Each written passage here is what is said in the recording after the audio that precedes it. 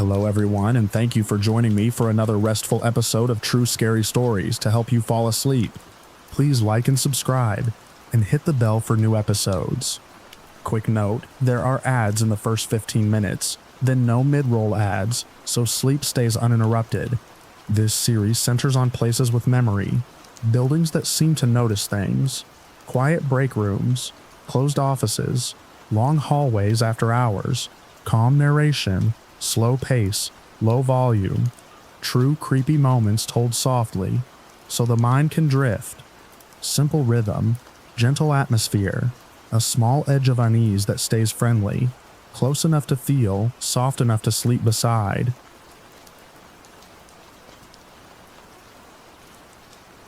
The building remembers you.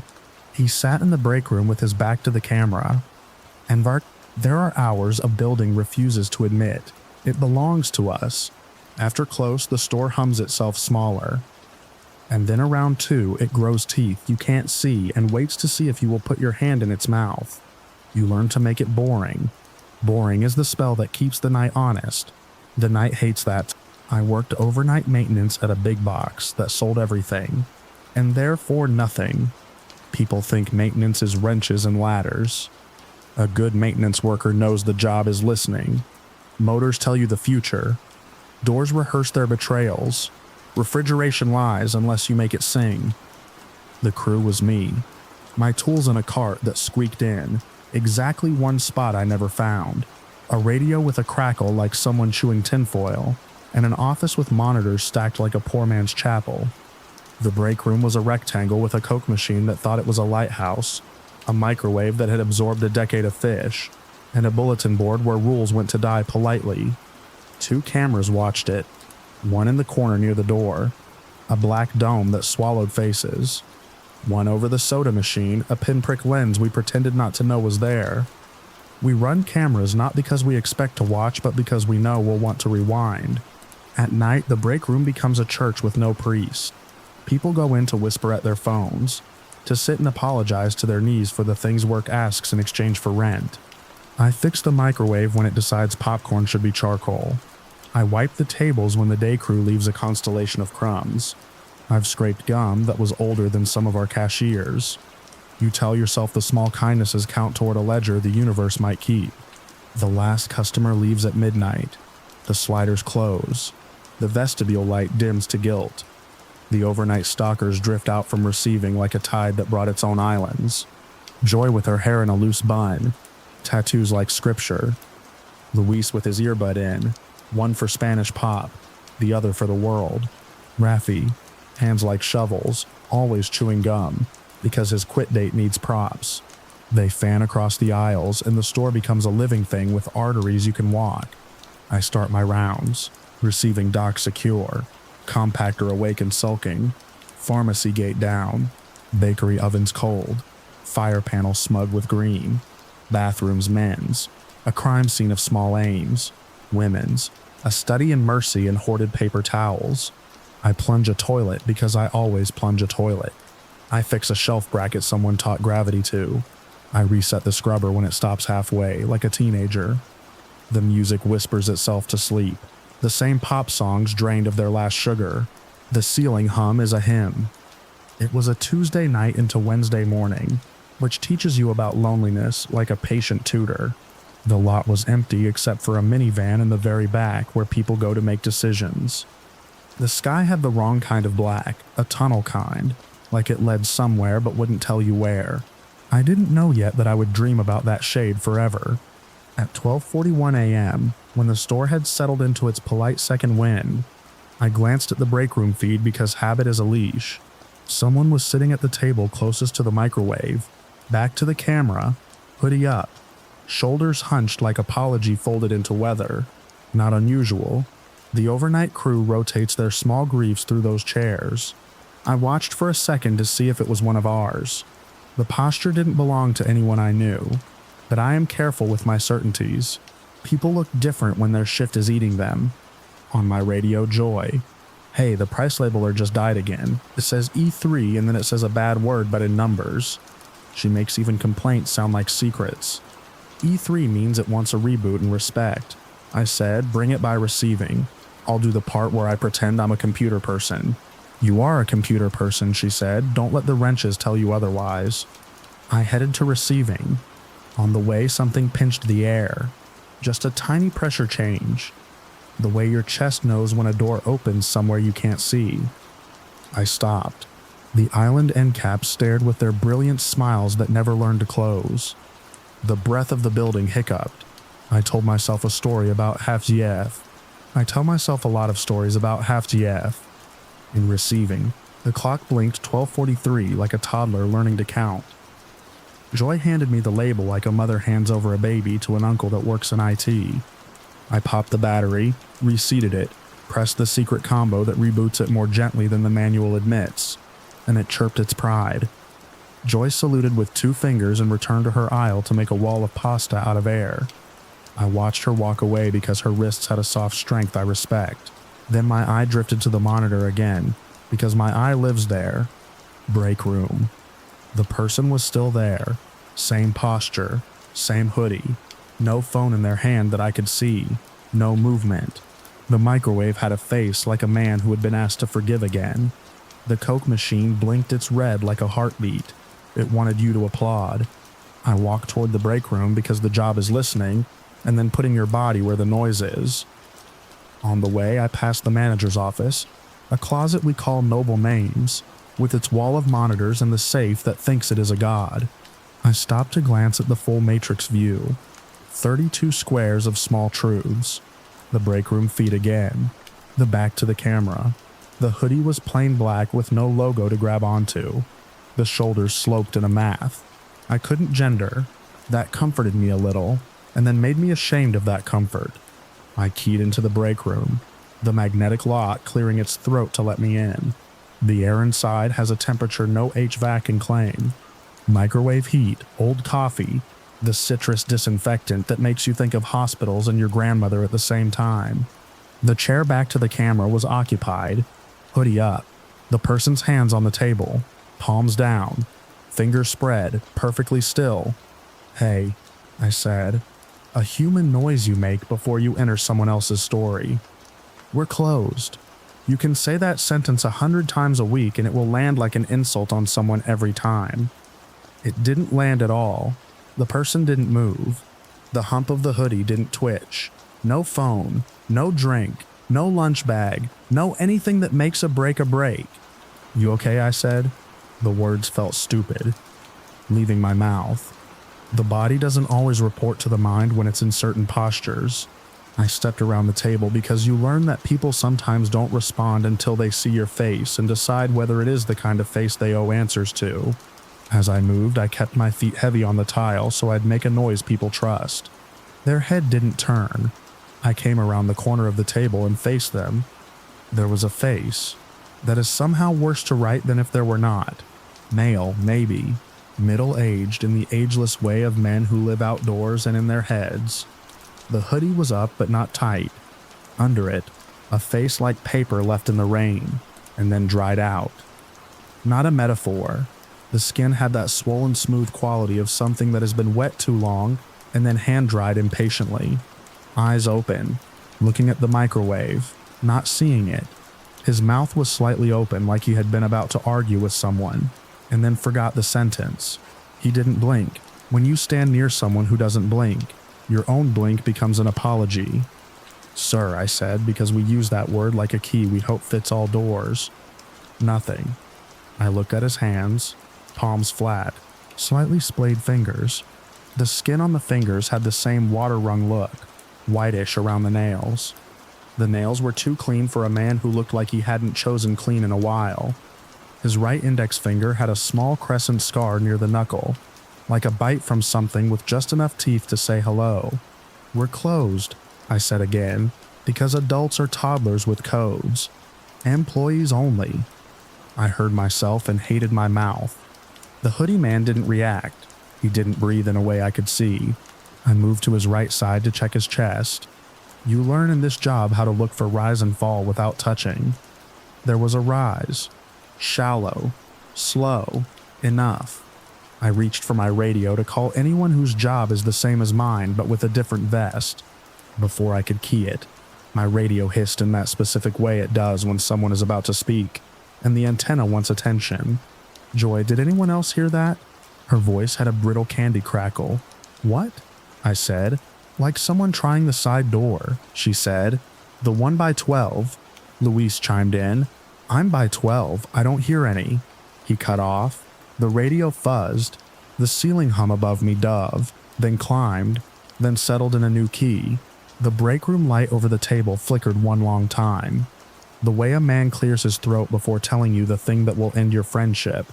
The hoodie man's head turned. Not all the way. A quarter. A lazy curve like watching someone you used to love walk out of a room. His eyes shifted toward me. They were wrong. Not white wrong. Not red wrong. Textured wrong. The irises looked like the underside of a leaf. A delicate map of veins that had grown the wrong direction. His pupils were not circles. They were narrow, like dough pulled by fingers. They contracted when the light did its trick, and then did not expand back in time with the rest of the world. Every instinct I own and a few I rented told me to back out of the room, to close the door, to find the manager and let their salary earn something tonight.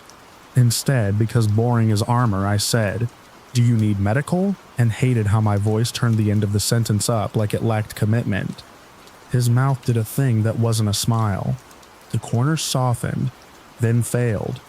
The lips were pale in a way that meant either cold or fear in any other context. In this one, it meant he didn't belong to either of those categories. He inhaled then, hard. A swallow of air that sounded like someone had put a shell to his ear and taught it to pretend. "Sir," I repeated. A man writing his epitaph. I did not touch him. I learned after an incident with a diabetic years ago that touching people in certain states invites the universe to throw knives. He exhaled. The breath smelled like rain and cardboard. You expect other answers, and sometimes you get the exact thing the building can supply. He said a word. Wait. The voice felt like gravel under tires, felt if you could hear it as language. It vibrated my mouth. Wait for what? I asked. Because I am that kind of animal. He didn't say anything else. He looked back at the microwave as if it were about to comfort him. His hands stayed flat. The table under them had 3 faint, darker circles where his fingertips might have been if he weren't exactly where he was. The circles darkened to shade as I watched, then paled. My radio hissed again. Another voice this time. Rafi. Yo, boss, he said, trying to wrap the phrase around the fear in his throat. Aisle 4 end cap just leaned. Leaning is a verb. End caps should not know, Joy said. I'm serious, the jars moved. Like not fell, moved. He doesn't spook. He sounded spooked. I decided then that whatever was happening wanted us scattered and listening in the wrong directions. I said to the hoodie man, I'll be back, as if he would hear it and as if I intended to make it true. I backed out of the break room. The door's magnet took its breath back and clicked. I called on the radio for Rafi to stand clear of the end cap, which is a sentence you hope never to say. I told Joy to keep people in line of sight of other people. I told Luis to pretend to be a shepherd. I went 2 doors down into the manager's office and pulled up the break room feed full screen. The hoodie man had not moved, not a millimeter. I toggled to camera 17, aisle 4. The end cap looked like you could measure it with a carpenter's square. As I watched, 1 jar, pasta sauce, the good kind we put at eye level to teach you something about desire, edged forward 1/2 inch without falling. It halted like it had remembered something it had to confess, and then couldn't. Rafi stood 3 feet away with his palms out like a magician, refusing credit for a trick. On camera 1, the front doors were locked. On camera 2, the vestibule had a moth doing its work and failing at it. On camera 9, the pharmacy gate showed its gridded virtue. On camera 26, the office showed me watching. On camera 14, the break room had a man with his back to the camera sitting perfectly still with a posture I would dream about under a different sky. I'm calling, I told myself. Call who? I asked myself. 911 is a hammer we keep in a drawer for when stories stop pretending to be noise. I didn't have one to hit yet. I called the manager on duty instead, who was in the back doing paperwork that looks like a war crime. "There's a guy in the break room," I said, "who, not ours, doesn't respond. You need to come look so I can admit this is happening." He said, "The thing managers say when their heartbeat catches up to their paycheck. On my way." He stood with me in the office. We watched the break room feed for 8 seconds that felt like prayer. Then we went down the hall together with our keys like weapons we know are props. He pushed the break room door open because managers are allowed to believe in hinges more than I am. The man sat as before. The microwave stared at him. The Coke machine blinked like a lost spaceship. The manager said, "Sir," with a voice that can make moths apologize. No answer. The manager rounded the table faster than I had. He is taller and believes in his spine. He glanced at the face and his belief dimmed. "You okay?" he asked. "Because the script requires it." He reached to tap the man's shoulder. "No," I said, too loud in a small room. The manager stopped, hand hovering like an illustration in a pamphlet about what not to do. The hoodie man inhaled, that hard swallow of air again. He exhaled a word that sounded less like voice and more like a map. "Here." The manager flinched.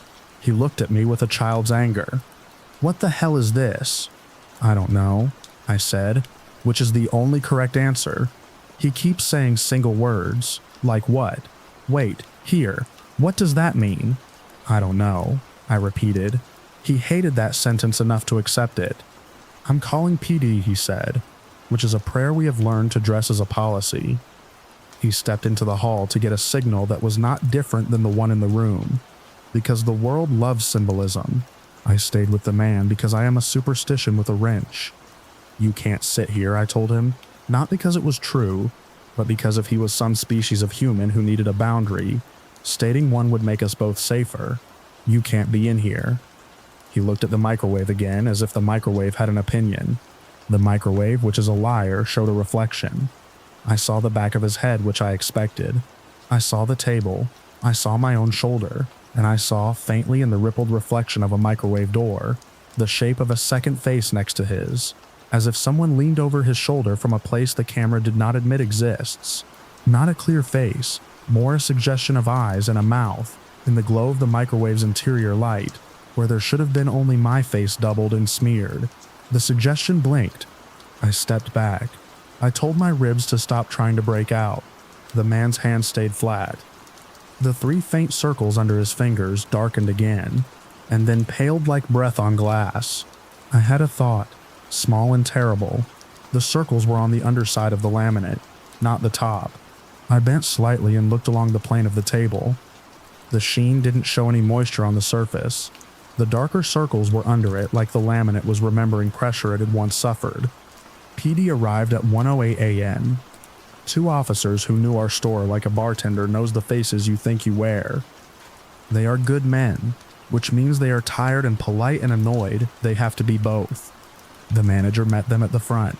He pointed them down the back hall. They came in with the shoulders of people who are about to meet something and hope it is human enough to write about later. "Evening," the older one said, a word that contains a whole philosophy if you let it. "What do we have?" The manager did his best to say trespasser without saying ghost. He led them into the break room. They stood across the table from the hoodie man. The younger one said, "Sir." The older one said, "Sir." The hoodie man inhaled and exhaled, "Wait," because he wanted us to share his clock. "Can you stand for me?" the younger one asked, and his voice did that swell that shows you someone paid him to sound like this. The hoodie man did not stand. The older one reached for his shoulder, slow, making sure we could all write that he had been slow. He touched the hoodie, fabric to glove. The hoodie felt like cotton. It depressed under his fingers a fraction. The man's hand under it didn't react. The older officer took that hand gently by the wrist and lifted. The man's palm came up. The table had no smear. The hand moved like there was gravity here, and he'd agreed to it. The fingers hung in a curve that reminded me of a question mark and also a hook. "Sir," the older one said, "we're going to have you stand." He looked at me as if to ask whether we had cut the chair out from under people before. I shook my head. The younger one went around and slid the chair back 2 inches. The scrape on tile sounded like an argument. The hoodie man stood. It took everything I have ever believed in for me not to take a step back. He was taller than he had looked sitting. He had the smell on him of rain, in a hallway that has never decided to be warm. His knees bent, and then didn't. He swayed once. The older officer took his elbow because humans help each other even when statistics tell them not to. "Let's go," the older one said, like a father talking to a child who fell asleep in a car and has to be carried inside. They turned him toward the door. He moved as if his shoes had remembered friction, and then had to be convinced to participate. He didn't resist. He also didn't comply in the way a man complies when he has weight in his choices. He moved like a thing being told a story. They walked him down the hall toward the front, because that's the only door to the world we offer people who aren't supposed to be here. The manager and I followed, because you follow when your night is being written by somebody else. The cameras saw us, each dome a little eye closing and opening in our wake. At the vestibule, the air met us with a temperature from another country. The automatic doors stayed locked and smug. The older officer turned the hoodie man so he faced the glass. And for a second I thought I saw the reflection show 3 figures, not 4. One of us missing until I realized the reflection wasn't keeping up. The older officer keyed his shoulder mic and told dispatch the 2 sentences that suspend one universe and try to start a new one. Subject removed without incident. Unknown identity. He pushed the bar on the manual side door, because they carry keys that talk to locks. The bar depressed, the door yielded, in a way that made my arms want to clap. And in that particular movement, as outside air met inside skin, the hoodie man said a third word. Home. He sounded tired. Saying it. Tired like people who have worked beyond their body's known hours. Tired like the store when you ask it to pretend to be a village. They moved him out. He didn't resist. He stepped into the night. The younger officer put a hand on his upper arm, like courtesy and also like warranty. The older one held the door. The hoodie man stopped on the mat just outside, under the sick yellow of the car lights. He stood there full. The older officer, still holding the door, said, "Move along." For a second the man did not. Then he took a step. The officers prepared their weight for the next step, as if dance partners. He took it out into the lot where we all turn into small facts and bigger stories. They guided him to the squad because that's what you do with stories you intend to document. The vestibule air went back to no temperature. The door shut. The glare on the glass turned the lot into a painting. We stood inside and watched the officers put the man into the back seat without a struggle. The younger officer bent to help with the seatbelt like he was going to prom with an old friend. They spoke into their lapel mics in the language cops use that makes radios love them. The lights on the car did not flash. The car pulled out slowly, in the way that makes a building exhale. "Okay," the manager said. Management's favorite lie. He looked at me. "Write it." I nodded. My hand wanted to do anything else. I went back to the office and began the necessary process of inventing sentences that would go into a system that would fail to be haunted by them. I wrote unknown male, mid-40s 60s, found in breakroom at approximately 0041 hours, sitting with back to camera, unresponsive to verbal prompts, no signs of intoxication, eyes unusual, skin appeared pale/edematous, responded to simple questions with single words, unclear context. PD called at 0108, subject escorted without incident, no damage to property. I did not write table. Remembered his fingers. I did not write microwave. Reflected a second face where there should not be one. I did not write the shape of his pupils. Made me want to confess to things I haven't done. Sometimes the point of paperwork is to let reality know how it is supposed to behave next time. The officers came back an hour later, after they had driven a small circle and decided how to end this story for their system. The older one stood in the office doorway and took off his hat because some thresholds make you remember your mother. "We dropped him at the shelter," he said, then added without me asking. He didn't say his name, only kept saying home and wait and here. He rubbed above his eyebrow the way men do when they're trying to convince their face to forget an expression. I've seen that type before. Walk-ins, sleepers. He'll probably be back somewhere. Not necessarily here. You know how it is. I nodded, I do. The city moves some people in circles because straight lines are luxuries. Thanks, I said, meaningless and true.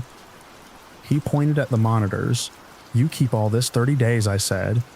He nodded like that was a number you could build a life inside. He left.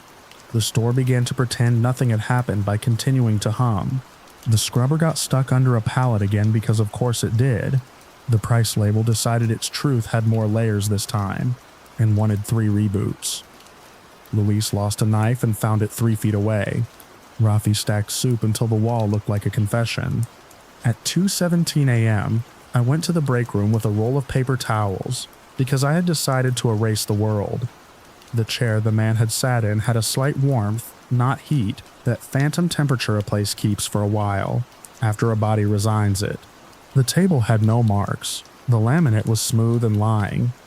I bent and put my cheek to it because I have known worse embarrassments. The laminate held its breath under my skin. I felt for a second a thrum like the inside of a seashell when you were a kid and believed that was the ocean. I stood quickly because self-respect is a muscle, and I like mine intact. I turned to leave and saw the Coke machine's reflection in the microwave door.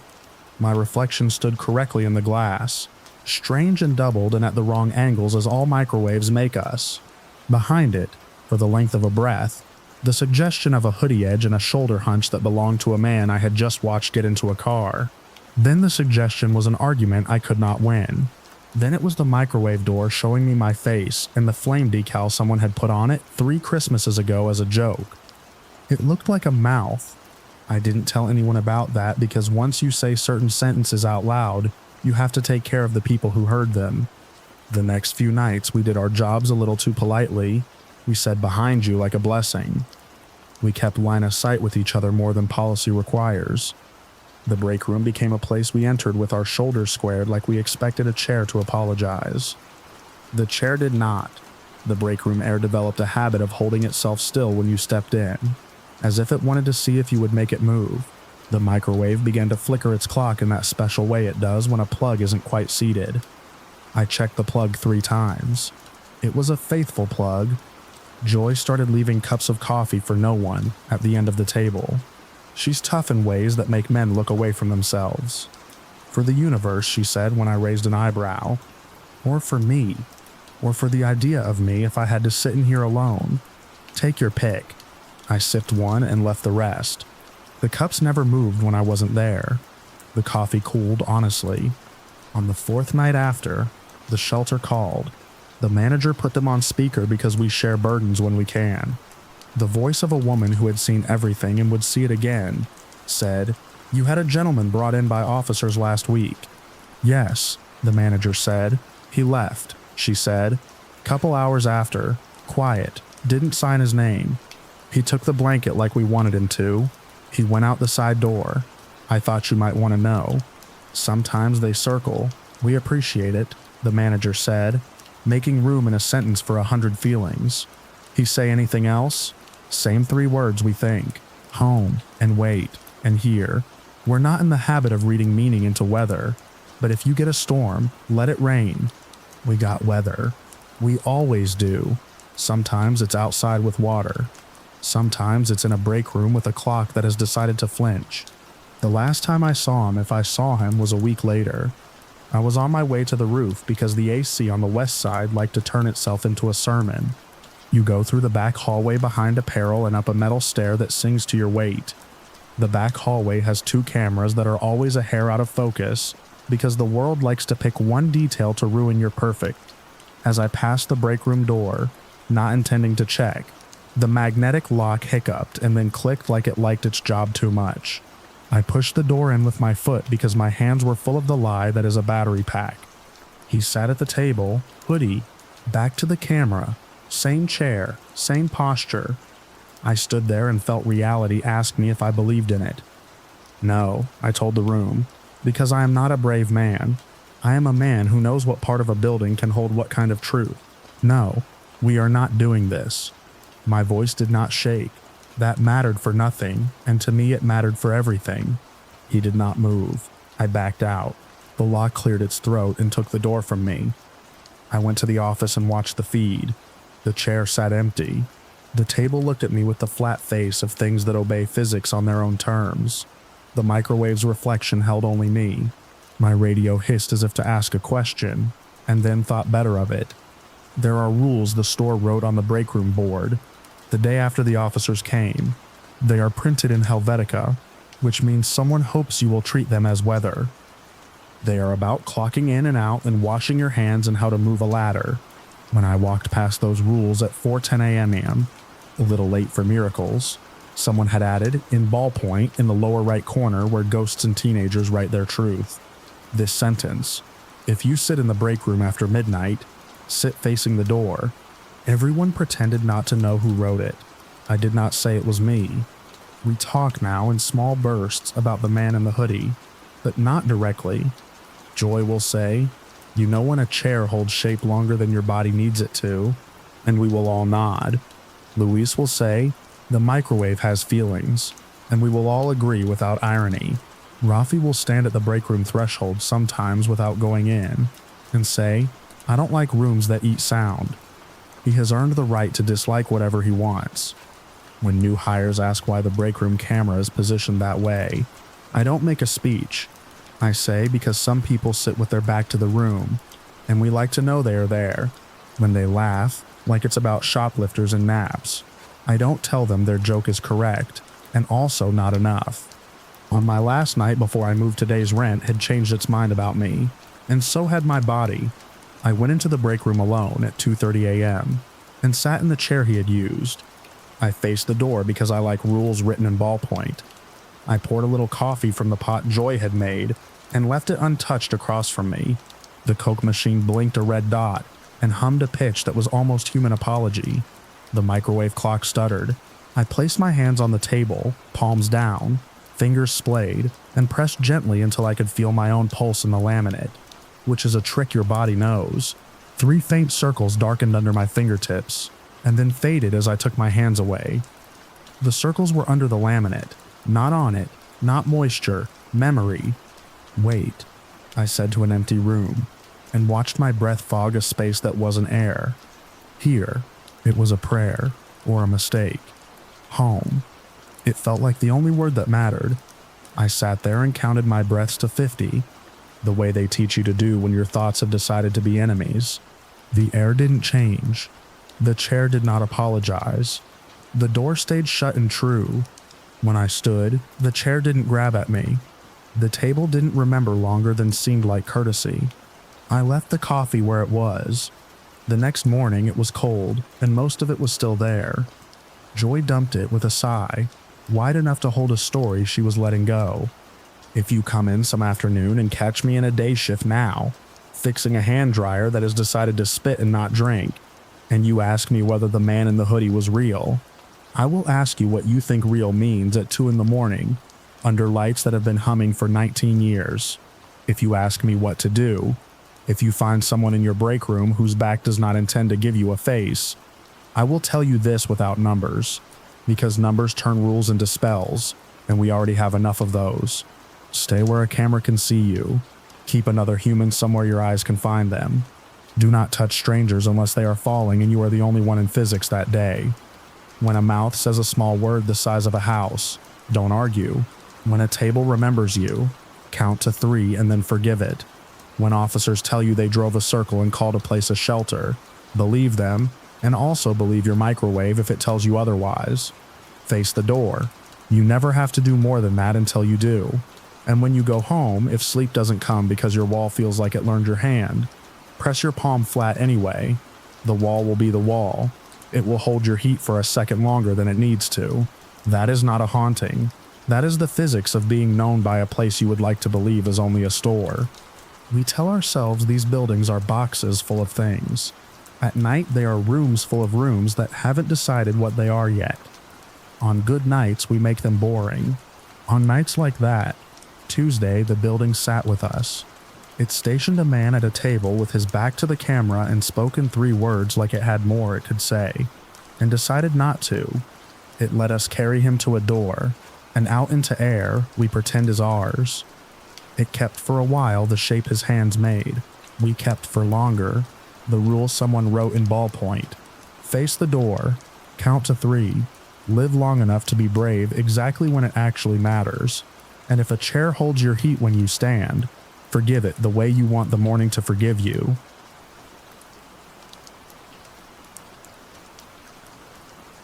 He was already calling from the store phone. Night makes a retail floor into a polite version of a forest. The aisles hold still until you look away. The ceiling hums in a single long note, like a creature trying not to be noticed. We dim the music after closing, but it keeps pretending it can be useful. Soft pop for the nobody who might need to forgive someone at 1:17 a.m. The store is a mouth we work inside. You learn where its teeth are. I took over nights because they paid $1 more, and because when the sun is up, I feel like a tourist in my own life. Loss prevention at night is a lot of screens and a little walking, and the occasional conversation with a man who has decided a cart full of protein powder belongs to his future. The day LP talks to managers about shrink like it's a personality.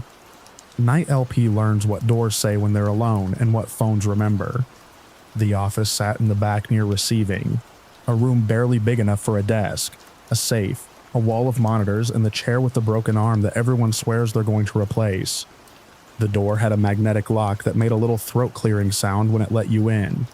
On the wall, scribbled in marker next to the camera map, were rules that had nothing to do with policy and everything to do with survival, collected from people with too many keys and good instincts. If you see it on a screen, confirm it with your feet.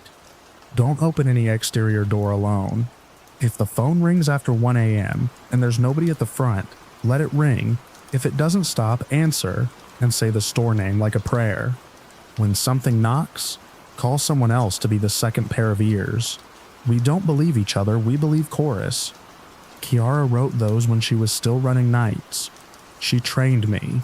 She has that kind of face that makes shoplifters tell her where they hid things just to make her happy again. She told me on my first shift, if the store calls you, don't pretend it didn't. I laughed because I thought she was metaphorical. We closed at midnight. It was a Wednesday, which means lonely people and coupon arguments and the kind of purchases that look like life decisions. The last man to leave had a cart with a single head of iceberg lettuce, and the expression of someone who had lost an argument with a radiator. The door slid. The vestibule went dim. Stalkers rolled in like a tide. Myrna with her bun held together by one bobby pin in rage. Evan with his beanie and a t-shirt that said "Sorry I'm late, I didn't want to come." Alonzo, who never spoke unless he could make it funny. They fanned out paper goods, canned, HBC, toys. The scrubber did its suffering whine, and then its bright hum, and then the whine again because it wanted attention. I did my first walk. Doors, bathrooms, pharmacy gate, under register camera that only sees cheeks and eyebrows. We have a panel by receiving that shows what doors think they are doing. The little green boxes were all the right kind of smug. I signed the close checklist with the pen that writes like a lie. I sat in the bad chair with the broken arm, and leaned until it bit my ribs. The monitors arranged themselves into 32 little stories and one big one. You learn rhythms. Garden is dead by midnight. Toys looks haunted because the boxes have eyes. The front doors on camera 1 and the vestibule on camera 2 are the feeds you keep in your peripheral vision, the way you keep your hands in your pockets in a neighborhood you don't know. The parking lot is a black rectangle with planets for lights. The liquor cage is a kind of religion.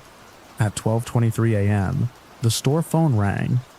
There are 2 lines. One is the number everyone can Google.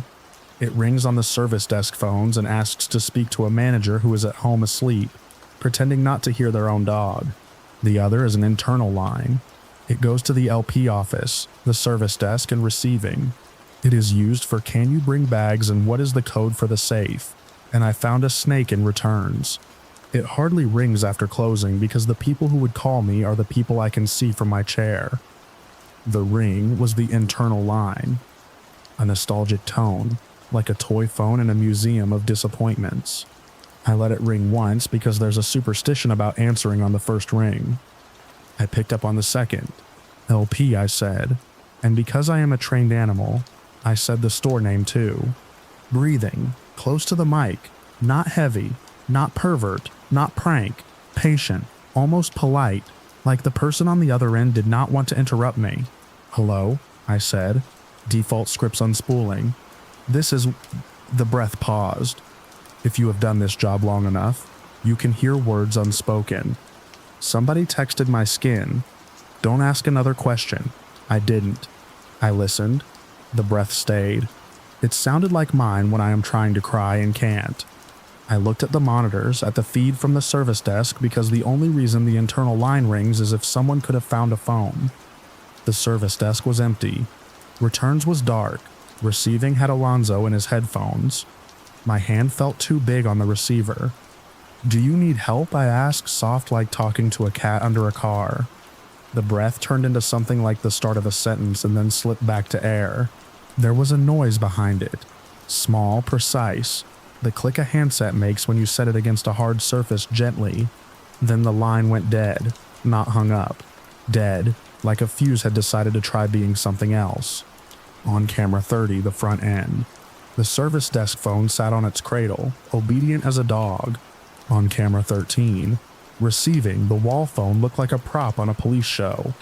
I toggled to housewares. There's a courtesy phone there by the blenders. Nothing. HBC has one too.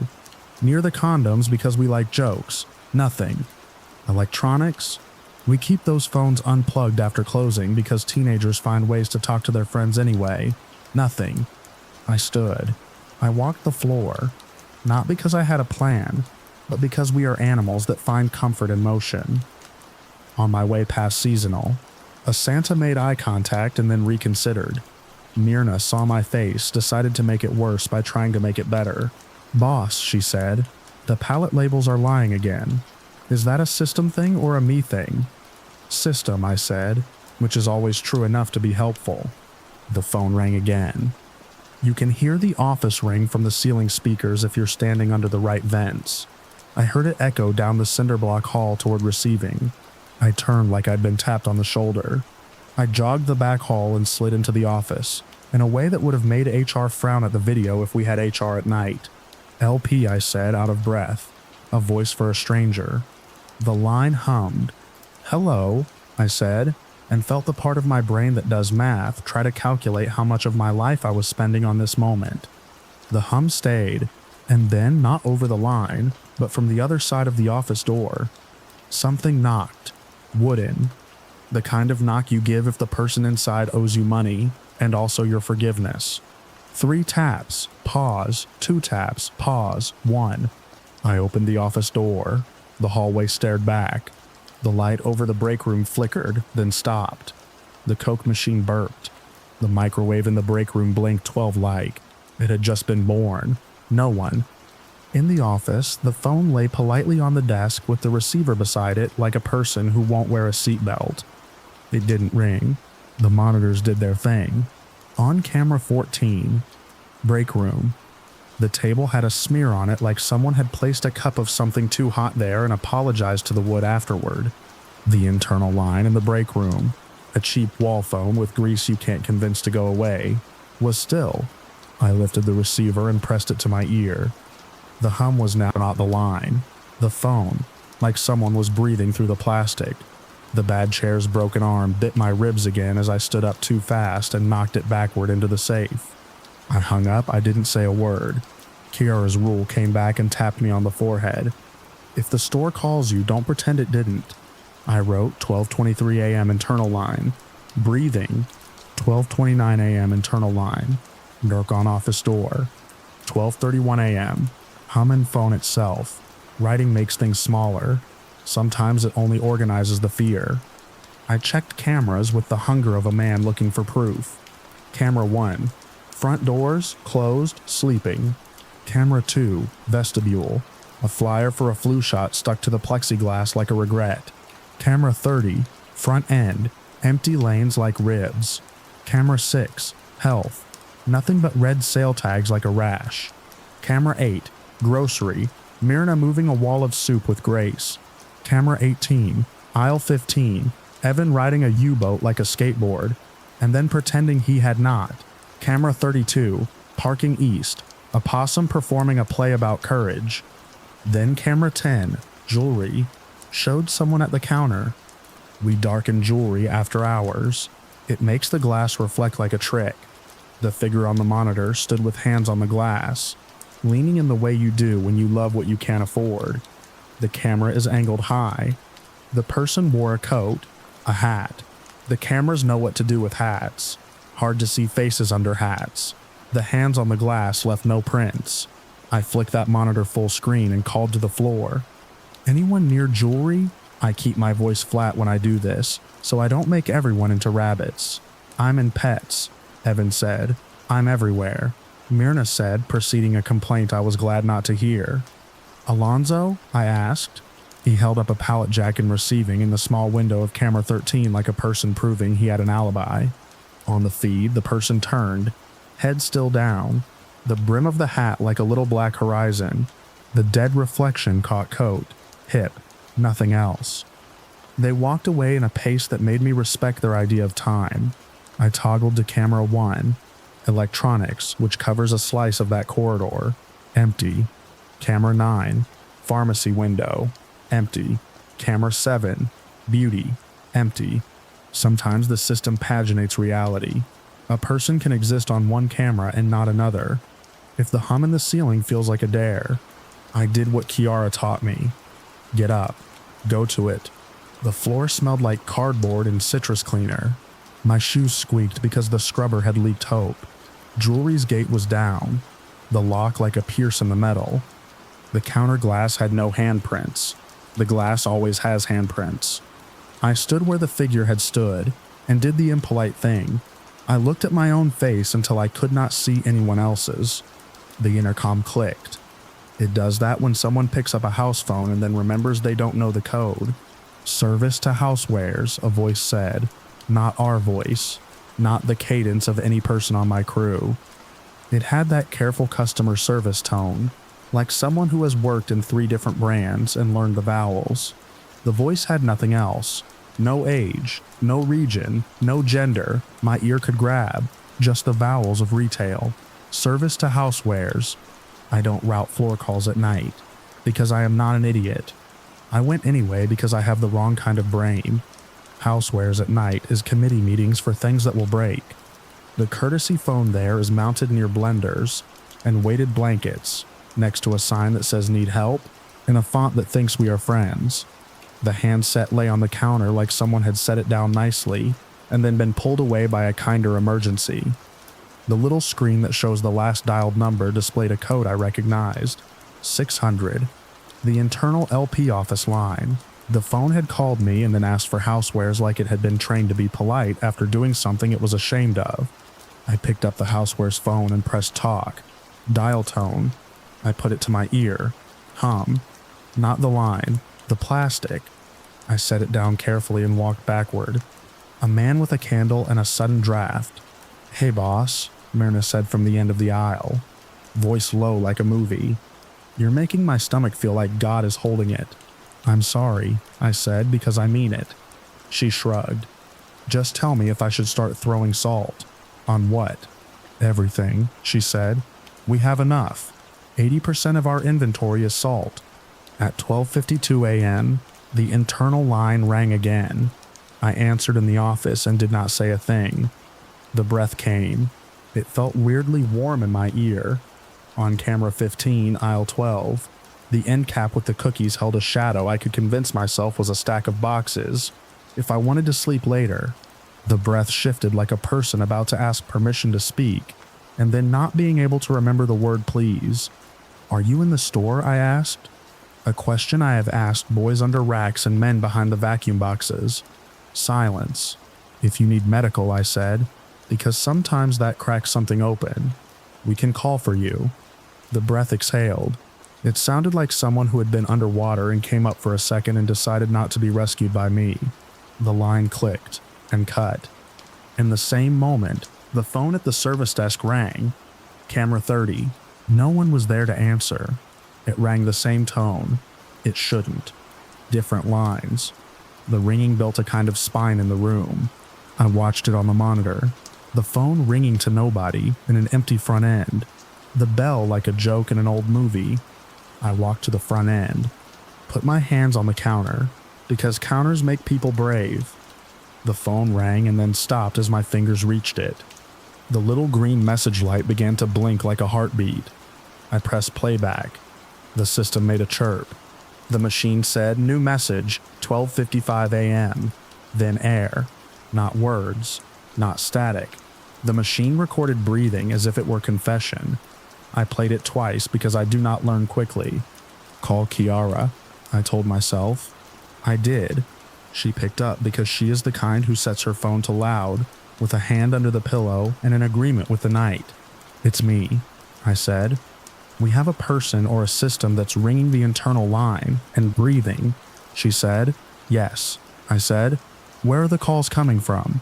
"Everywhere," I said, hating the drama of that. Houseware's phone dialed the office. Service desk phone left a breath on the machine. I heard a knock at the office door. "You alone back there?" "No," I said in the tone you reserve for truth you wish were true. "Stay where the cameras see you," she said. "Document. Don't touch any door you don't have to. If it talks, don't answer questions you don't want to admit to." She hung up like a manager. One sentence more than you needed, and exactly the right one to make you hate your life less. I wrote 12:58 a.m. VM with breath. 1:02 a.m. Houseware's phone displays 600. 1:06 a.m. Internal line rings. No words.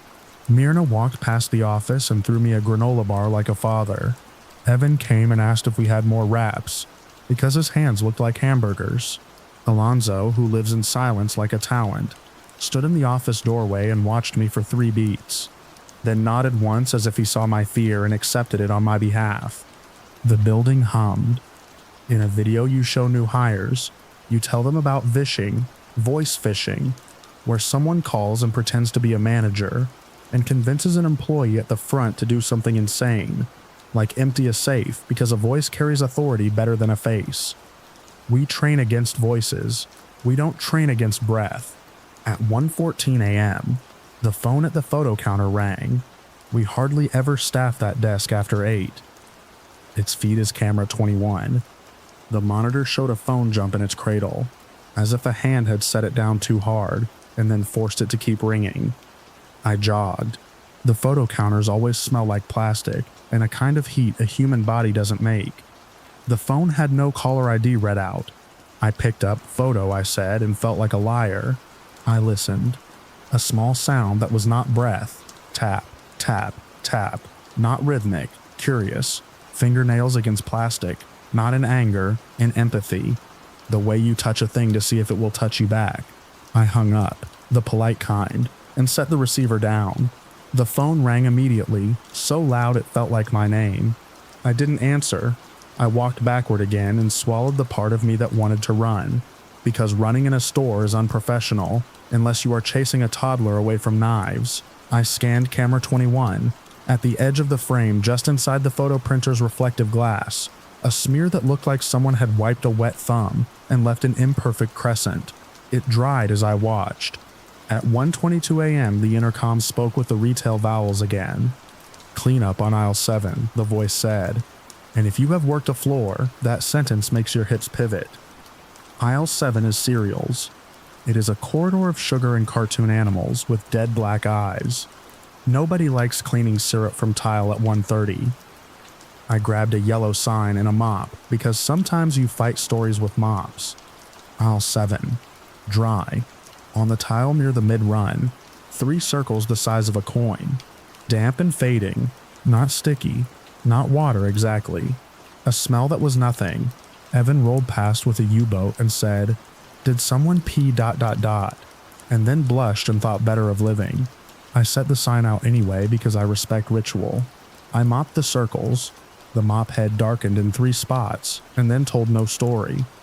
In the office, the voicemail light blinked again, though I hadn't left the front end more than a minute. I played it, a single word this time. On exhale, a syllable that could have been here or just a mouth learning how to shape itself around the idea of wanting. "Okay," I said to the empty room, because sometimes you answer even when you ought not. I don't know how to tell you the next part without making it sound like a trick. I'm not trying to be dramatic. I am trying to be correct. At 1:29 a.m., the internal line rang. I answered. Because I have not yet learned to love myself enough to let it ring forever. I said nothing. The breath came.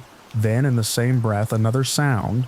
My own voice, tiny and tinny, from a half second ago saying LP, caught on a loop and feeding back. I pulled the receiver away, heart going like a man in a bear costume. The handset in my hand buzzed with small electricity. The monitor for camera 5, toys, flickered like a fluorescent about to tell you to move. The internal line on the service desk lit up, as if someone had pressed the intercom button there. The ceiling speakers clicked. From them, my own voice echoed in a perfect, slightly delayed mimic, LP. Then the breath over the speakers. Not loud, more humiliating for how quiet it chose to be. You can make a building talk with its own mouth if you know the right phone code. Teenagers do it to make you announce their names so their friends can laugh. The person who was doing this to us was not a teenager with a sense of humor I could envy later. The system had decided to admire itself. Alonzo, I said into my radio in the calm voice you use when moving a lawsuit, kill the amp. You can cut the in-store PA with a breaker. Alonzo clicked the mic twice to say he heard me. The ceiling speakers exhaled and went dead. The phone on my desk stopped trying to be a throat. Call it, Kiara said when I texted her exactly what had happened. Call PD? I typed. Because some nights you try to recruit authority. Not yet, she wrote. Call our tech line, they'll tell you it's a loop. It's not, but write a ticket. Then pull a second person into the LP office and let the store watch you ignore it. I asked her why. Because, she wrote, whatever this is, eats attention. Don't feed it. I pulled Myrna in because she is the kind of person who will tell a building to screw itself and mean it. She sat in the bad chair and crossed her arms and glared at the phone like it had killed her father. The internal line rang twice while she was there, and she let it go until the little voice in my chest that hates loose ends shriveled. We watched the monitors. On camera 12, garden, nothing. On camera 28, entrance west, nothing. On camera 31, parking north, a fox trotting like a poem. This is boring, Myrna said, and I wanted to kiss her on the forehead for making the correct thing be the mean thing. The line rang a third time. Don't, she said when my hand moved. I didn't. The machine took it. New message, the lady said. We played it back. The single syllable again, breath-shaped and not quite a word. Myrna leaned toward the speaker like she was going to bite it. You don't get to be vague, she told the air. Pick a noun or shut up. The machine blinked and said end of messages in a way that felt like okay girl. At 1:47 a.m., receiving's wall phone came off the hook by itself. We saw it on camera 13, the cord stretching, the handset sliding, then dropping. Not a dramatic jerk, a gravity decision. It left the little plastic wedge, swung a half arc, and stopped. Alonzo was on the other side of the bay, headphones around his neck as if he'd been listening to something too loud earlier and was giving his ears a chance to reset. He watched the phone swing and went very still in the way men go still when they're deciding whether a thing that just happened belongs to this universe or the next one. He picked up the handset and set it back in its cradle. In the office, the internal line rang. He looked up at the ceiling as if it had accused him. He laughed without humor and went back to breaking down boxes. At 1:52 a.m., the phone by the pharmacy window rang. I was 2 aisles away. I could hear it. I could see it on camera 9. The gate was down. The little brown wall phone with the pharmacy extension, which is supposed to be disabled after closing, lifted itself enough that the hook switch depressed, and the line could make noise. It rang and then set itself back down. I think I saw that. I might be admitting to a hallucination. The cameras saw what I saw. The machine took a message. It was the breath. You can make fun of me for writing breath into an incident report. I did. At 2 a.m., the universe we share changes shape. The stalkers slow and get quiet or giddy. The scrubber loses courage. The temperature in the building dips so that your little hairs, which have had nothing to do all shift, decide to rise and take credit. I made coffee that tasted like a dare. I went to Foods and stood with the freezer doors open because cold makes me honest. I came back to the office with my skin reading the air like Braille. The internal line was ringing. I didn't pick it up. I let it ring. It rang for a whole minute. The machine clicked to greeting, it stopped. The green light blinked. I pressed playback and did not lean forward because my body wanted to. The lady said, "New message, 2:06 a.m." Then the breath, then a knock through the little speaker. Not a sound bouncing around the room. A knock transmitted into the line like a sonar ping in our small ocean. 3. Pause. 3. The same patient knock someone uses when they are standing in the rain at your front door and believe you to be a better person than you are. I paused the playback and said to Myrna, "If I die, tell my mother I was only an idiot sometimes," and she said, "No, I will tell her you were a lot." I laughed and in the laugh heard myself. "Do not go to any door," Kiara texted without me asking. "I'm not," I wrote. "Good," she wrote. "If it wants you, let it want you where there are cameras and witnesses and nothing you can open by accident. If you work in a place like this, you know where your body feels safe in a fake way." Front end, under the dead eyes of the lane domes, with the light from the vestibule making a square. There is less room for the store to invent you there.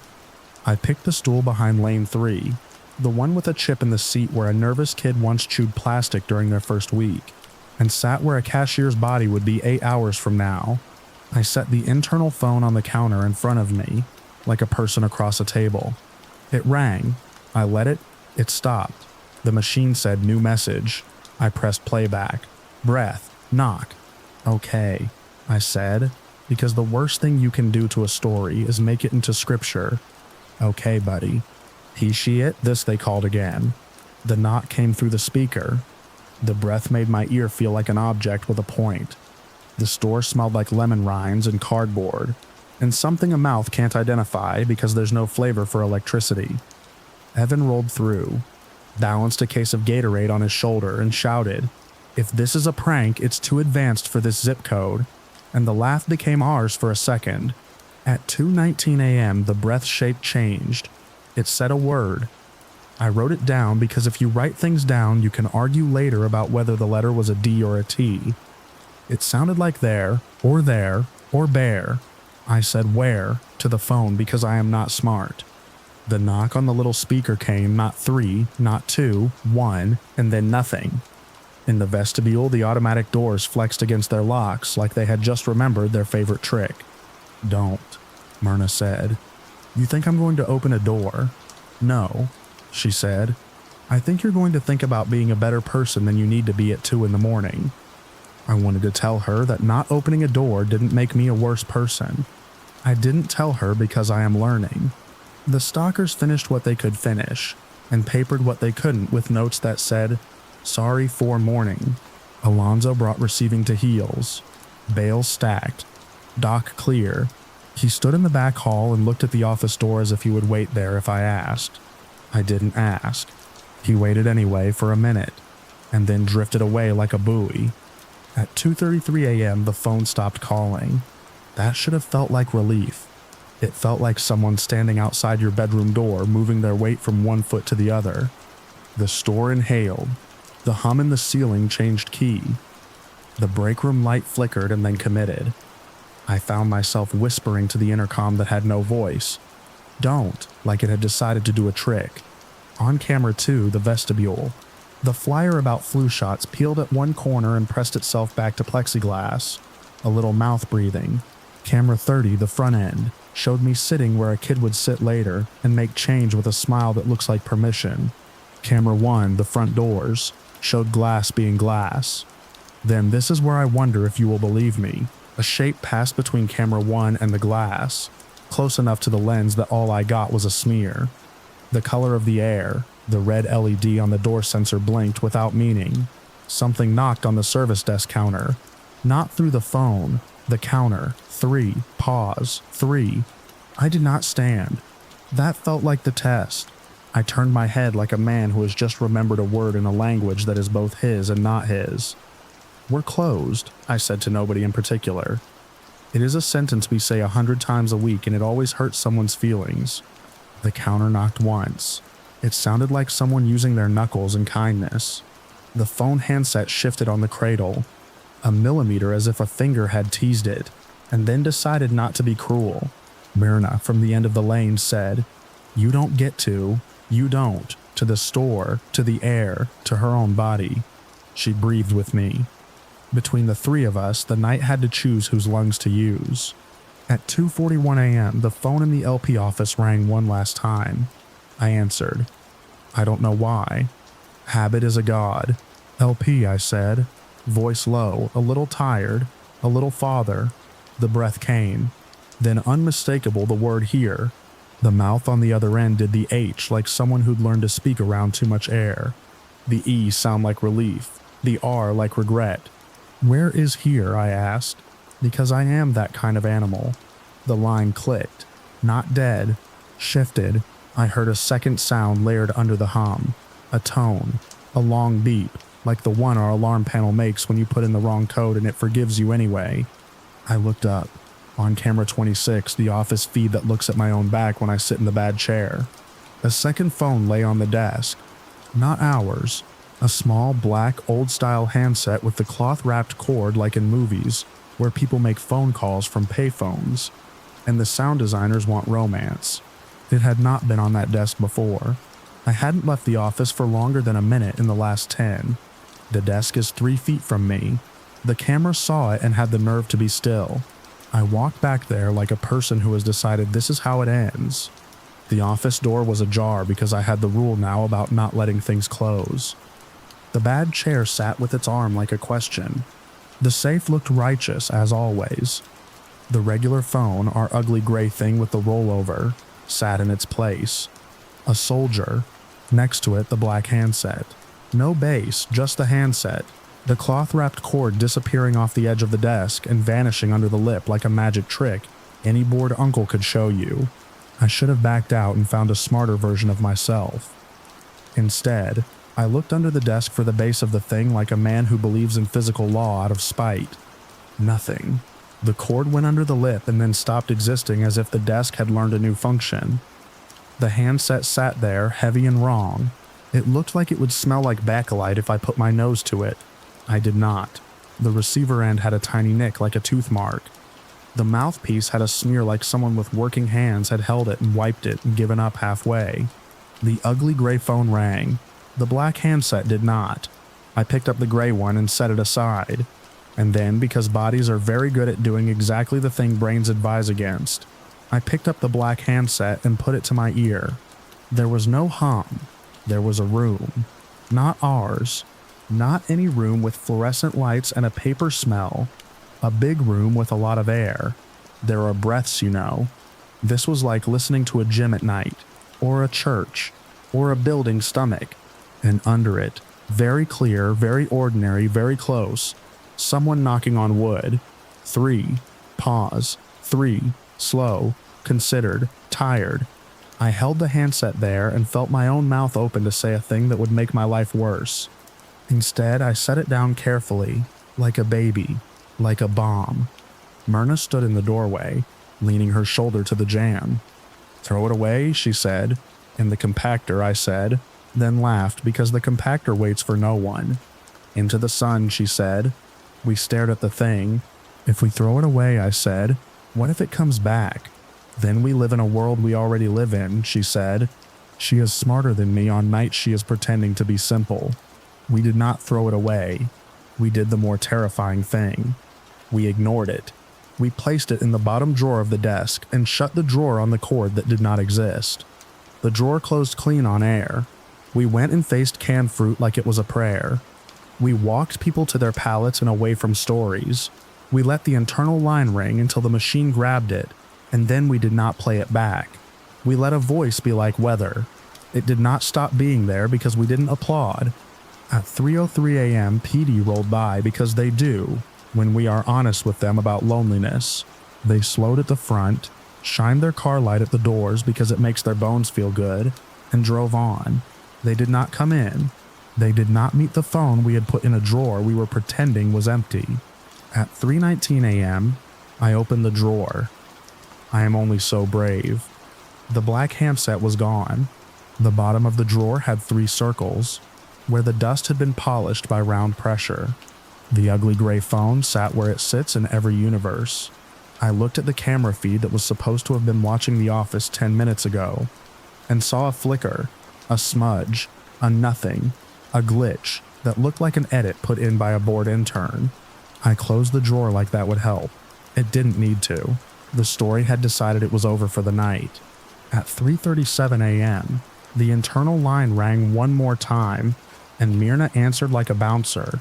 "No," she said. She hung up. It didn't ring again. I went home. I put my head on my pillow. I stared at the wall like it had asked me a personal question. I slept bad and dreamed small. When I came back the next night, I checked the drawer first, empty except for the pen that never writes and the paperclip that always cuts the tips of my fingers. The machine light was not blinking. The internal line did not ring. The store only asked for normal things. The scrubber hummed. The doors behaved. The phones were phones. It came back sometimes. Not like that first night. Little things. The internal line ringing twice at 12:23 a.m. and then stopping, like a man who had finally learned to be polite. The breath once in a while on a voicemail like a tide you can schedule. The knock through a speaker so small you could crush it between your thumb and forefinger and still not hurt the thing that made it. The courtesy phone in housewares displaying 600 and then resetting. The LP office phone vibrating like a cat when nobody was touching it. We didn't answer more than we did. We wrote it down the way you write down what you ate when you're trying to figure out why your body hates you. We didn't call PD because what would we tell them? Arrest the air. There is a story the vendors tell. A guy at the soda company who swears he heard a payphone ring in a store that hasn't had one since 2009, and when he answered it, his grandmother said, "You've gotten thin," in a voice he hadn't earned yet. There is a story teenagers tell. Call this number at 3:33 a.m., and the store will call you back from inside. There is the truer story. Buildings with phones learn who we are, better than we do, and sometimes when they're bored, they remind us we are here by asking the only question that matters, and then not waiting for an answer. If you work nights and the internal line rings after 1 a.m., and you answer and hear your own breath, here is what I think you should do. And I will not number this because numbers make it a policy and it isn't. Listen for a second, not more. Don't invite. Don't interrogate. Let the machine take what it wants. Do the work you can put back on a shelf. Write it down so your future self will believe you were kind and honest about being scared. Don't open any doors to make a phone feel heard. Do not put your ear to things. Rest your palm on counters that have heard worse than you. When a voice says here, do not say where unless you want to spend the rest of your life listening to every room in your head answer. Some mornings, right when day shift is clocking in and the store looks honest again, with the light too bright and the children already sticky, I will walk by the service desk and press my 3 fingertips gently under the counter where the phone sits. The laminate is warm. The machine message light is not blinking. I think of the black handset with the cloth cord, and how it felt over my ear, and the way some knocks sound like patience. I think about Kiara's rule. If the store calls you, don't pretend it didn't. That doesn't mean you have to pick up every time. It means you have to admit you live in the mouth. You asked for a horror story. This is as close as I can get at 2 a.m. with a legal pad and a pen that works too well. A breathing phone isn't a monster. It's a courtesy. It reminds you that the building remembers you, and that is almost worse than being forgotten. It means when you pick up, someone, something knows your name without needing it. It means when you hang up, the line still hums for a while, a sound you hear with your teeth, a promise that the mouth will open again when it wants to ask the only question it has learned. Here? And if you're smart, you answer like this, out loud or inside your own body. Yes, I'm here. And then you get up and face the crackers.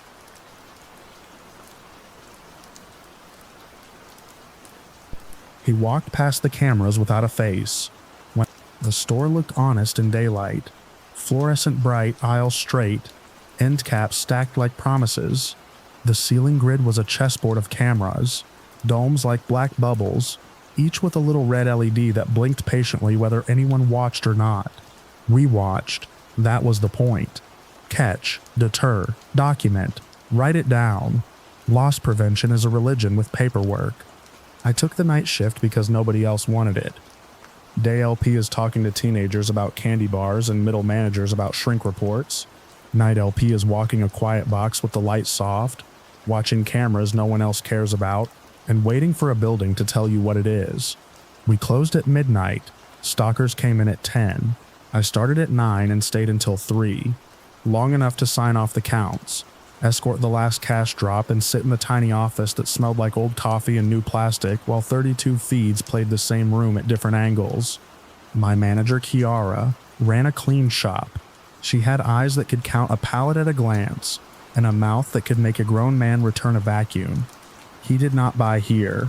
Her rules were simple. Cameras don't lie, but people do, including you. If you see something on a monitor, check it on the floor. Do not chase anyone alone. Document everything. If something is wrong with a door, fix it now, not later. The doors are how the building learns your habits. The office was at the back near receiving. It had 2 chairs, one that respected spines and one that didn't, and a desk with a keyboard that had lost the E keycap in a moment of crisis. The monitors stacked in 2 rows. A keyboard let you swap feeds and a joystick ruined your thumb. There was a handwritten list taped to the wall with the camera numbers and the names of what they saw. 1. Front entry. 2. Vestibule. 3. Cart corral. 4. Seasonal. 5. Toys. 6. Health. 7. Beauty. 8. Grocery.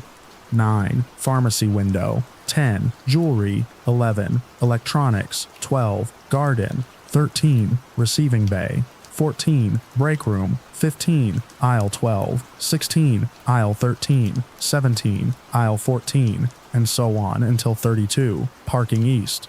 The floor after close is not quiet. It sounds like breathing through teeth. The scrubber hums and squeals and hums again. Pallet jacks bark at you when they back up. The radio says things you do not need the whole world to hear. The compressor behind Frozen repeats a short story about work. The stalkers talk without looking up, and their hands move like they practiced all day and got their performance notes already. The intercom plays music at half volume for nobody. The same 4 songs as if the building had favorites. At 12:06 a.m., the last customer pretended to leave something on the belt and argued with cashiers about a coupon we didn't take. At 12:11 a.m., the doors slid and locked. The vestibule lights dimmed. The cart pusher returned his train and saluted the night like a kid. I signed the deposit for Register 1 and 4 and put the envelopes in the safe beside the small LP office, where all the cameras looked into themselves. At 12:19 a.m., I sat. The monitors arranged themselves into my field of vision like an organized lie. You learn the rhythms fast. Stalkers move like clock hands. They sweep the aisles forward as teams. Garden is dead after midnight. Toys becomes eerie because the boxes have eyes. Pharmacy is a wall. Electronics has a cage. The live feeds from the front doors and the parking lot are the ones you let sit in your peripheral vision. After we lock, nobody comes to those doors, except employees and the few customers who treat doors like conversations. The thing started as a smudge. Camera 1, front entry, showed the automatic doors closed and dark beyond the glass. Camera 2, vestibule, showed the maps of weekly ads stuck to plexi and a red cart left behind like an apology. Camera 32, parking east, showed a line of sodium lights in a wet shining lot with no cars except a late forklift guy's pickup. The smudge was on camera 1. An arc of gray slid through the bottom edge of the frame. Too close, at a height that made no sense if it was a person. It swept from left to right like a sleeve passing near the lens. The red LED on the dome on my ceiling blinked. The timestamp in the corner counted. Honestly, the office smelled like coffee and old cardboard. I wiped my eye. The smudge had been and gone. I flipped camera 1 full screen. The doors looked like doors. Their rubber seams met and held like a handshake. The sensor bar above them sat like a bored eyebrow. The wind outside picked up a loose receipt and tried to teach it to fly. Camera 2, vestibule, showed the same receipt's cousin flip once and then press itself to the mat like surrender. Nothing else. On the floor, the scrubber whined and made an aisle clean enough for a surgeon. On camera 5, toys, a stalker in a beanie stood up too fast and hit his head on a shelf and laughed like a man crying. On camera 9, pharmacy window, a cardboard display leaned, then caught itself, then decided to be straight after all. I wrote smudge 12:23 a.m., cam 1 on the pad because writing it down made it small. At 12:31 a.m., camera 10 jewelry showed someone standing at the counter. The counter was dark. The lights above it go to half during closed hours. The gate was down. The thing on the monitor was a person-shaped absence. It stood on the customer side of the glass, still as mannequins on holidays. I flipped camera 10 full screen. The figure had no face. It was not a blur. It wasn't a hood. The camera saw a head, shoulders, arms, and then where a face should be, it saw the idea of light. It was a smooth, pale oval, like someone had masked the features with a piece of paper. No eyes, no mouth, just the right amount of brightness for skin in that light, but no information. The person leaned forward. The oval tilted toward the glass, as if to see its own reflection in the dark. Behind the counter, the black velvet stand sat empty of the cheap things we lock up like they are precious. The camera stayed fixed. The figure's head knocked gently, a small motion you could call a trick of frame rate if you wanted to sleep later.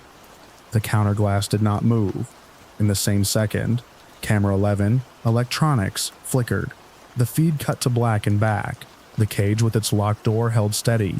The monitors on display glowed with paused images of beaches and abstract city scenes. For 2 frames, every face on those stock images erased. In the next, the faces returned. Javi, Kira's voice said in my memory, the way a voice lives in your bones after the mouth is gone. Don't chase your screen. Go find your floor. I stood. I took the small radio and said to no one and everyone, LP to floor. Meet me at jewelry. The way you talk when you want your voice to be a normal thing other people can lean on. No one answered because the stalkers were on grocery and they hated jewelry. I stepped out of the office, hit the light, and let the darkness of the back hall teach me the shape of it again. The store is different after you look at it through a screen. Aisles you trust go on longer than they should. End caps lean in. The overhead speakers whisper nothing. The smell of cardboard conjoined with cleaner makes a kind of throat in the room. I walked past receiving, past the break room into seasonal, and down toward the jewelry counter which sits like a small island next to Beauty and the Impulse coffee machine with the broken pay slot. The counter was the counter. The gate was down. The glass was dirty in the way glass appears clean, until a light decides to be rude. There was no one. I stood where the thing had stood, and saw my own reflection in the dark pane. Faces do odd math in glass. Mine was thin and older than I tell anyone. I tapped the glass with a knuckle out of a compulsion I could not own. The knock came back to my ear as a small, precise sound in a big room. From the end of aisle 6, someone cleared their throat and then coughed in the small way you cough to see if anyone will scold you. I snapped the beam of my flashlight that direction. A pallet jack sat with its tongue out. No person. The radio crackled with static. Then a voice, LP, said Myrna from grocery. You need something? Her voice was far away and normal and saved me a little. I said, we're good, just checking a gate. She said, copy, and went back to cases of soup. I walked electronics. The cage was locked. The TV showed beaches. No faces blinked away while I stood there. I looked at the ceiling domes. Their red LEDs blinked. The domes look black out, but they are plastic. If you put your face right under one and stare, you can sometimes see your reflection in the curve. I did not do that. I went back to the office, sat and watched all the screens at once, the way you do when you have learned you cannot afford to blink. The figure showed again at 12:46 a.m. on camera 7, Beauty. It stood with its back to the lens, looking at a row of lipsticks behind locked plexi, the silly vault we make for pigment. It reached up in a smooth arc that was either hours of practice or a shortcut on time. The hand hovered over the lock. The knob did not turn. The oval of the head tilted, as if listening to something I could not, and the hand lowered. For one frame, the head turned toward the camera. There were no features, not blurred, not blocked, present and denied detail. The exact level of nothing a camera uses to erase a face for court.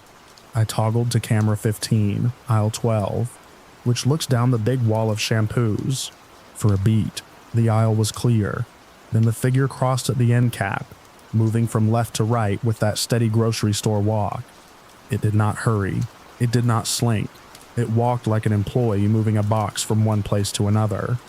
The oval turned as it crossed. No face. The small part of my mind that likes to explain things whispered heat shimmer, or a dropped layer in the feed, or a reflection from the domes. The rest of me answered with the sound a chair makes when you stand up too fast. I left the office again. The store greeted me with its stale joy. I cut across Pets to shave 3 aisles off my route because I am a coward and also efficient. In aisle 12, big wall of shampoos. The smell of fake mint and coconut aspirational. No one. The overhead speaker whispered the chorus of a song about a woman who loves no one. The floor under my shoes squeaked because a mop had done its work too well. "Hey boss," said Evan, a stalker, rolling a U-boat past me loaded with paper towels. He did not look up. He was 20 and exhausted, and had learned to keep his eyes on the next box. "You seen anyone come through here?" I asked. He said just me, and smiled because he thought that made it a joke. At 1:02 a.m., camera 3, Cart Corral, showed a man walking past the doors on the outside. Trench coat dark, head down. For 2 steps his face lifted toward the glass. His features were gone. In the same minute, camera 32, parking east, showed nothing. The man not there. Camera 2, vestibule, showed the man pass from right to left in the space between doors like a shark in an aquarium. The automatic doors did not open. The sensor did not register. The man did not look at me. His face remained an erasure. Something happens to your idea of proof when a screen starts to lie. You want to scream for another witness. The store gives you people, and none of them are where your eyes are. The cameras are my witnesses. They are a bad jury. I paged Kiara. I never page Kiara overnight unless a cooler line breaks or a person is unconscious near frozen. She answered sleepily and beautifully unpleasant. "Yes," she said. "We have a person on cameras," I said. "Describe," she said in a tone that made my shoulders straighten. "Male-shaped. Walks like he knows this place. Cameras do not show a face. He is at the front sometimes and inside sometimes. We are locked," she breathed. "Call PD," she said. "Don't be a cowboy. Keep the stalkers out of his way. Stay visible. Document." I said I would. I did not call PD because some part of me did not want another set of eyes to make this real, and because by the time the police arrived he would be a story. At 1:19 a.m., camera 8, grocery, caught him in the back corner near bulk. He stood where a person stands when trying to decide between beans and beans. The oval of his head tilted down. He raised a hand, placed it on the plexi of the lock for the razor blades. And then, only then, did the cameras pick detail. Not of him, of his hand. The fingers were normal fingers, the nails short and clean. The skin had a small scar at the base of the thumb. The cameras loved that scar. They made it crisp for me. I zoomed. The scar was a thin white line like a childhood accident. The oval above remained a void. The hand lifted. 3 fingertips touched the plexi. Left 3 little damp ovals, like breath pressed into a flat thing. He removed his hand and the damp stayed a second and then thinned, and then disappeared, the way anyone's would. He walked away, and my body made the decision it makes when a storm passes your house and does not touch it. It pretended I had survived a thing. The stalkers started to notice I was walking the floor in loops. Myrna asked if Loss had found us a party. I told her to keep people in pairs and away from the front as much as possible without panicking the new kids. She shrugged, used to men who invent rules. At 1:37 a.m., camera 14, break room lit with motion.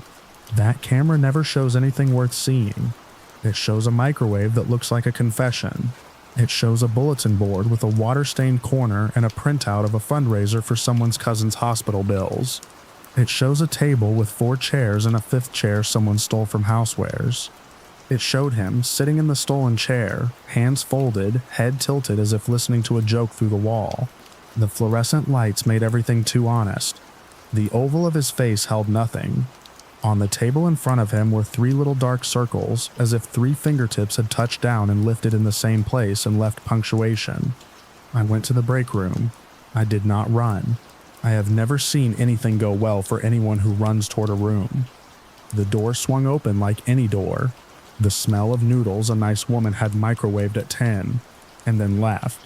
The table, the chairs, the bulletin board. On the table, 3 darker little circles of damp that faded out while I watched. I touched the surface. It was cool. The radio breathed. Not static, not a voice. The little sound a person makes when about to start a sentence. Copy, I said to it like an idiot. The radio kept its breath. In the ceiling, the HVAC coughed once, the way old men cough to see who will ask if they are okay. When a building decides to show you a trick, it wants you to applaud. I did not. I made my notes. 1:46 a.m. cam 14. Subject seated. 1:47 a.m. table shows 3 damp prints, evaporated by 1:48 a.m. I wrote like a good churchgoer at a sermon. I did not understand. At 1:53 a.m. the office monitors all flickered. One by one, not all at once. Camera 5 went to black a quarter second, returned. Camera 12 took its turn. Camera 30. The overhead of the registers showed the lanes empty, and then showed a version of the lanes full. A daytime feed misrouted for a beat, then returned to empty. In the daytime feed that leaked through, a woman with a cart laughed and her eyes were erasures. I know that trick. The privacy feature sometimes misfiles a mask and bleeds into another channel. We call tech. Tech says power cycle. We power cycle. I did not touch the system. He started to walk with me, not beside me, not behind. He put himself at the ends of aisles I was going to pass. Camera 16, aisle 13, caught him pause at the end cap with the cheap candles. Camera 18, aisle 15, showed him cross behind a stalker who did not look up. Camera 19, aisle 16, showed him stop at the drink cooler, press his palm to the glass and leave nothing. I stopped in aisle 16 and leaned my knuckles white on the cart with a busted wheel that we keep because we are monsters. I said out loud, to a row of iced tea bottles that will outlast me, "You have to go." It was the stupidest sentence I have ever spoken. Behind me, the overhead music cut out for 3 seconds. In the 3 seconds, I heard someone knock on something wood. 3 times, slow. The music returned, a different song. A man telling a woman he will change. Time crawled, then pooled, then sprinted. The store bent its night around the idea that morning was possible. The scrubber did its last proud lap. Myrna pushed her last pallet to paper. Evan stacked a waterfall of toilet tissue with the grace of a dancer. I watched the cameras with the tension of a quarrel. He came and went. He stood in seasonal and looked at a fake tree until I wanted to light it on fire. He passed the pharmacy and paused as if to consider whether to knock on the closed window. He stood at the front doors, inside them, one hand on the metal seam, waiting for them to notice he was a person. They did not. The sensor stayed blind. He stood there probably 2 minutes. My thumb hurt from pressing save. At 2:24 a.m., Kiara texted, "PD in 5. I replied with a thumbs up. I did not feel. I walked to the front to be a person near the doors when uniforms arrived, and because being a person near the doors had started to feel like a job other than mine. The vestibule lights lifted a little because dawn thinks about dawn starting around. Then, the glass reflected my shop like a mistake. He stood to my right 4 feet away at the impulse rack, looking down at batteries. It is very important that I say this carefully. He stood there in the air, not a reflection. A person-sized volume of space, with the shape of a man in a coat. A head with a smooth oval, where the camera refuses detail, but my eyes are not cameras. My eyes saw something, not features, not absent features, a shimmering where a face would be, as if someone had filled that space with water and light, tried to have an argument with it. It moved as he moved. It made no sense. He turned his not face toward me.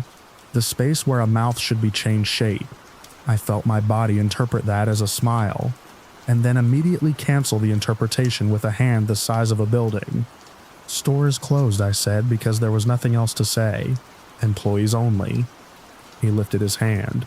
The hand was a hand. The little scar by the thumb shone pale. He pressed his 3 fingertips against the top of the battery rack. 3 damp prints. I watched them darken and then fade. He lowered his hand. He turned toward the doors again, like someone listening to a child inside a wall. From the parking lot, the reflection of red and blue.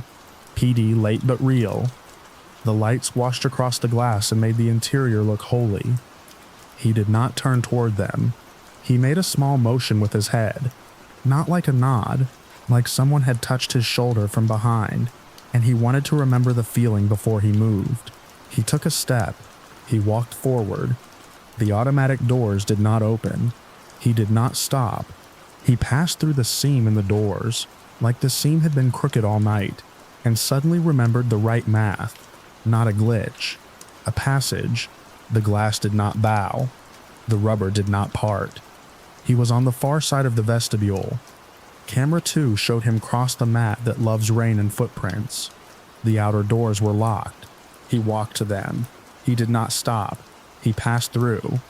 Camera 32, parking east, did not show him. Camera 1, front entry, showed him pass out of frame to the right, then nothing.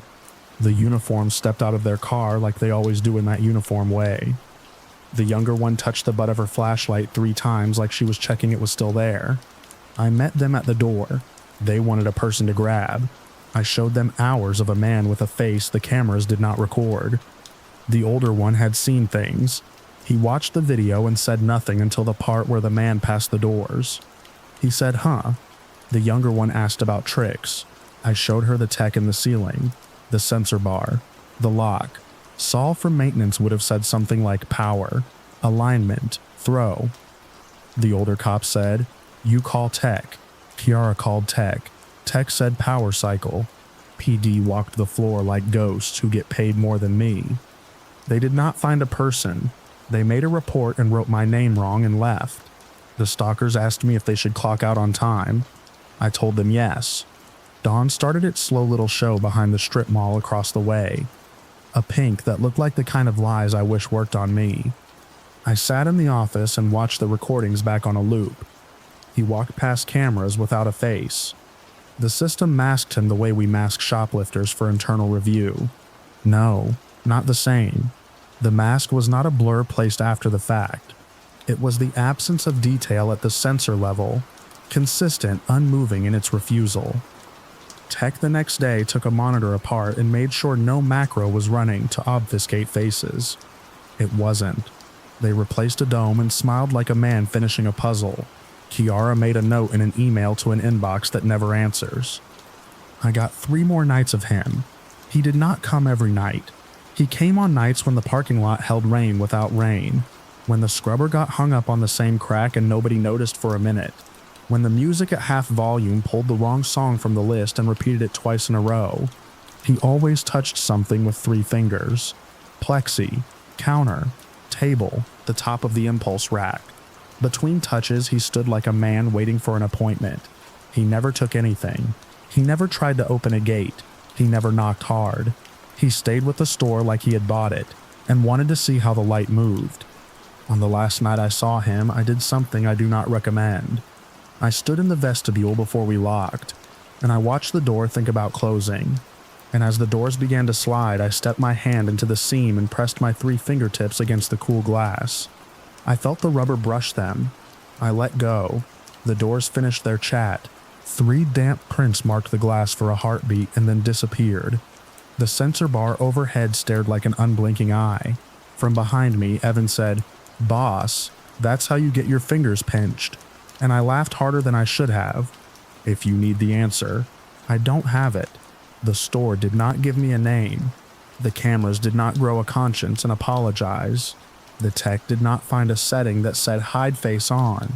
The doors did not confess to liking some men more than others. The cops did not arrest a shadow. Kiara did not write a memo that made it all into a training. The stalkers kept stalking. The scrubber hummed. The building learned another small thing about me and kept it. I left that job for a warehouse because paperwork fills my mouth with cotton. and I wanted to drive a forklift until my hands had better stories. Sometimes at a grocery on the way home, I watch the front doors while I put my basket down and dig for my wallet. If a man walks past and the camera over the vestibule would not show his face, how would I know? Sometimes I tap the battery rack with 3 fingertips without meaning to. A little religion. Sometimes I look up at the domes in the ceiling and wait for the red LED to blink for me and tell me I am real. If you work nights in a place with cameras, here's what I learned, and I will say it plain. No lists. Do not trust or distrust the screen. Use it and then use your feet. Say things out loud to the room so your voice learns the shape of it. Do not chase shadows into aisles that have no exit. Do not assume a door that is closed is capable of keeping anything out that wants in. When the system says a person is not a person, remember that the system is a mouth that forgets names. Keep notes. Write the times. Later, when someone asks you what you saw, you will need the numbers to remember the shape of the fear.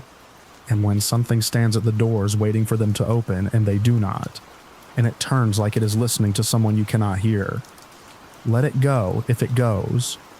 Do not beg the doors to be different. Do not put your hand between the panels at the last second like you are a hero in a movie.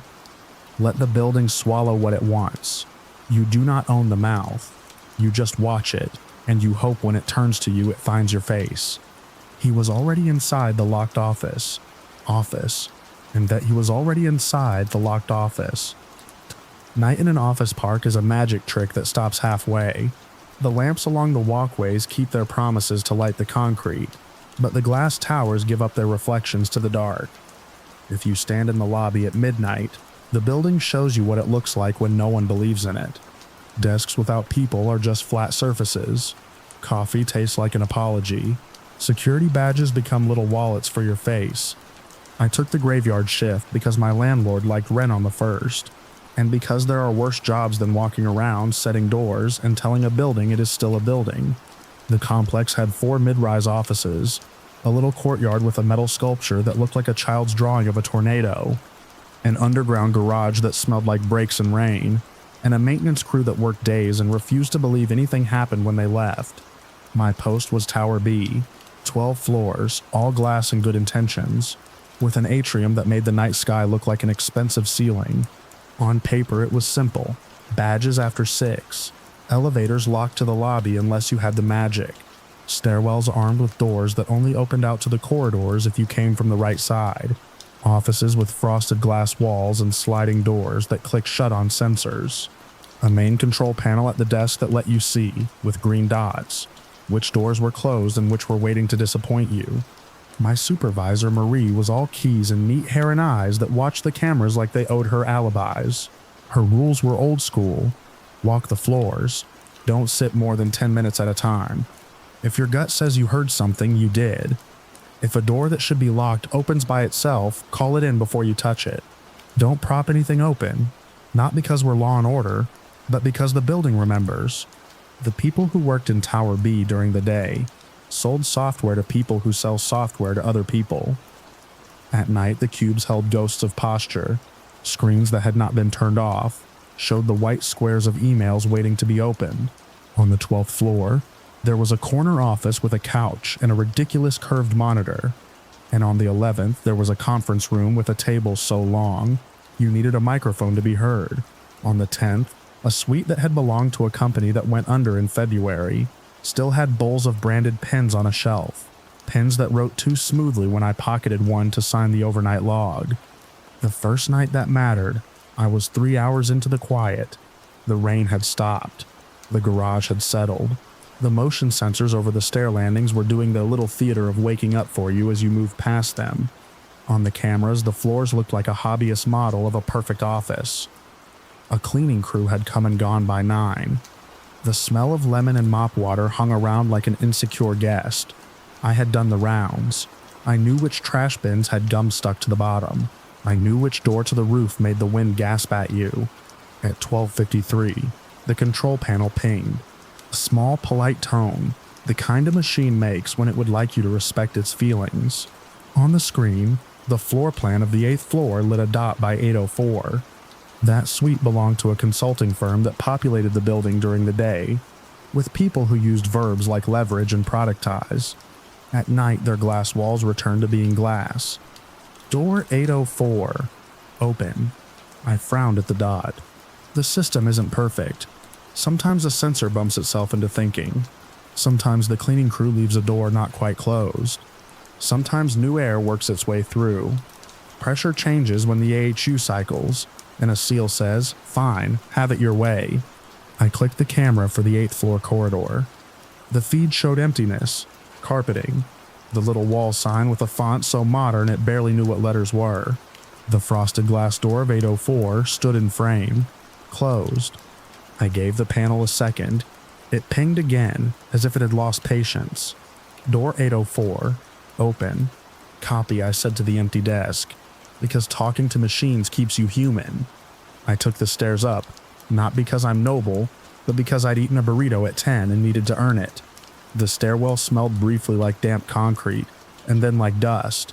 The landing sensor clicked on and then off behind me as I pushed through onto 8. The 8th floor corridor for that wing is a good 100 feet of runner carpet and framed motivational art that looks like someone fell in love with a font. I know every picture. A hand pushing a rock up a hill. Perseverance. A bird on a branch. Balance. A waveform that might be sound and might be stress. Measure. Door 804 had a logo on its frosted panel. A triangle pretending to be a mountain. The handle had a badge reader. The lock inside clicked when you presented real plastic. The panel had said open, the door looked shut.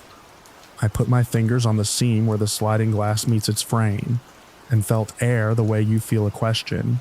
You can feel when a door is lying to you. I presented my badge. The reader flashed red. Inside the suite, something shifted. Not the big movement of someone walking, the little shift of a chair you are not expecting to hear. I tried the handle out of habit. The door didn't move. It was locked. I took a breath, stepped back, and called Marie.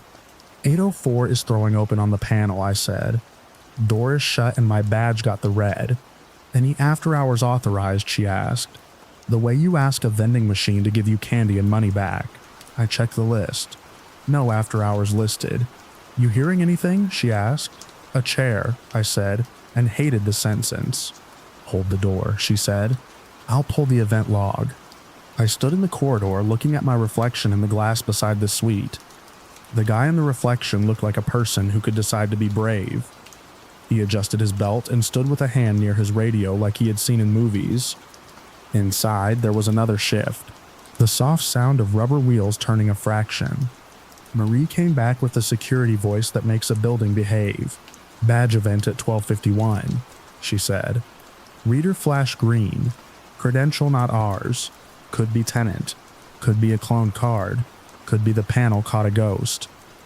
I didn't like anything about any of those words. Camera, I asked. Nothing, she said, and I could hear her swallowing a curse.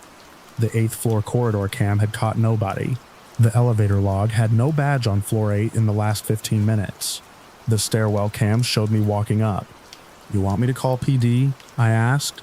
There is a tone you use when calling the cops at 1 in the morning for a building that costs more than you'll make in your life. Marie was quiet. She weighs things. She knows what cops do when bored. Hold, she said. Let me try something. On my radio, a tone. Then her voice. Tinny. Door 804. Unlock override, she said into the system like she was casting a spell. The badge reader light on 804 went yellow. My own badge reader tone answered from nowhere. The lock thunked. Back up, she said, because she knows how people die in corridors.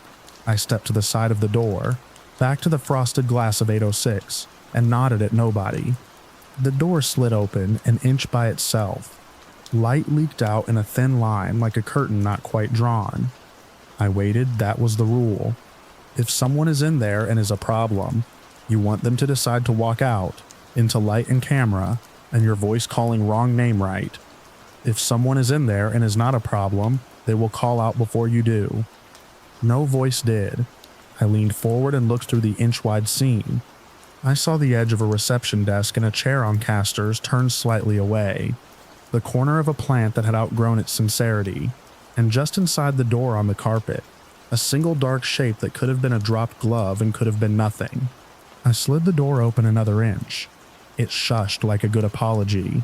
Inside, the air had that just vacuum smell. The overhead lights were off.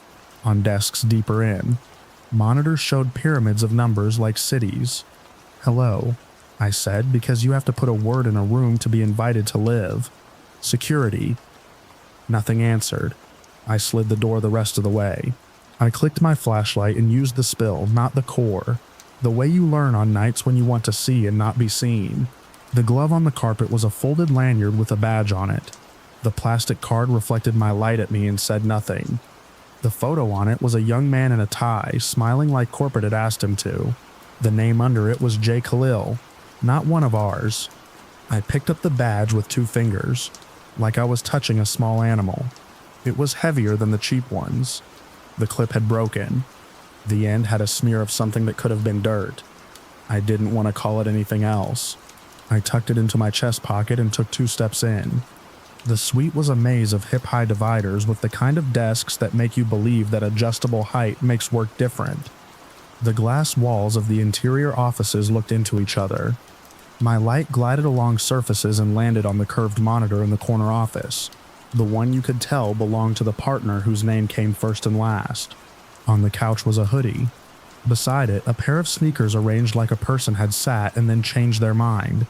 The faint smell of cold coffee and citrus hand sanitizer. Behind me, the door slid shut. It whispers, the sound. It could be a breath if you wanted it to be. The click at the end could be nothing.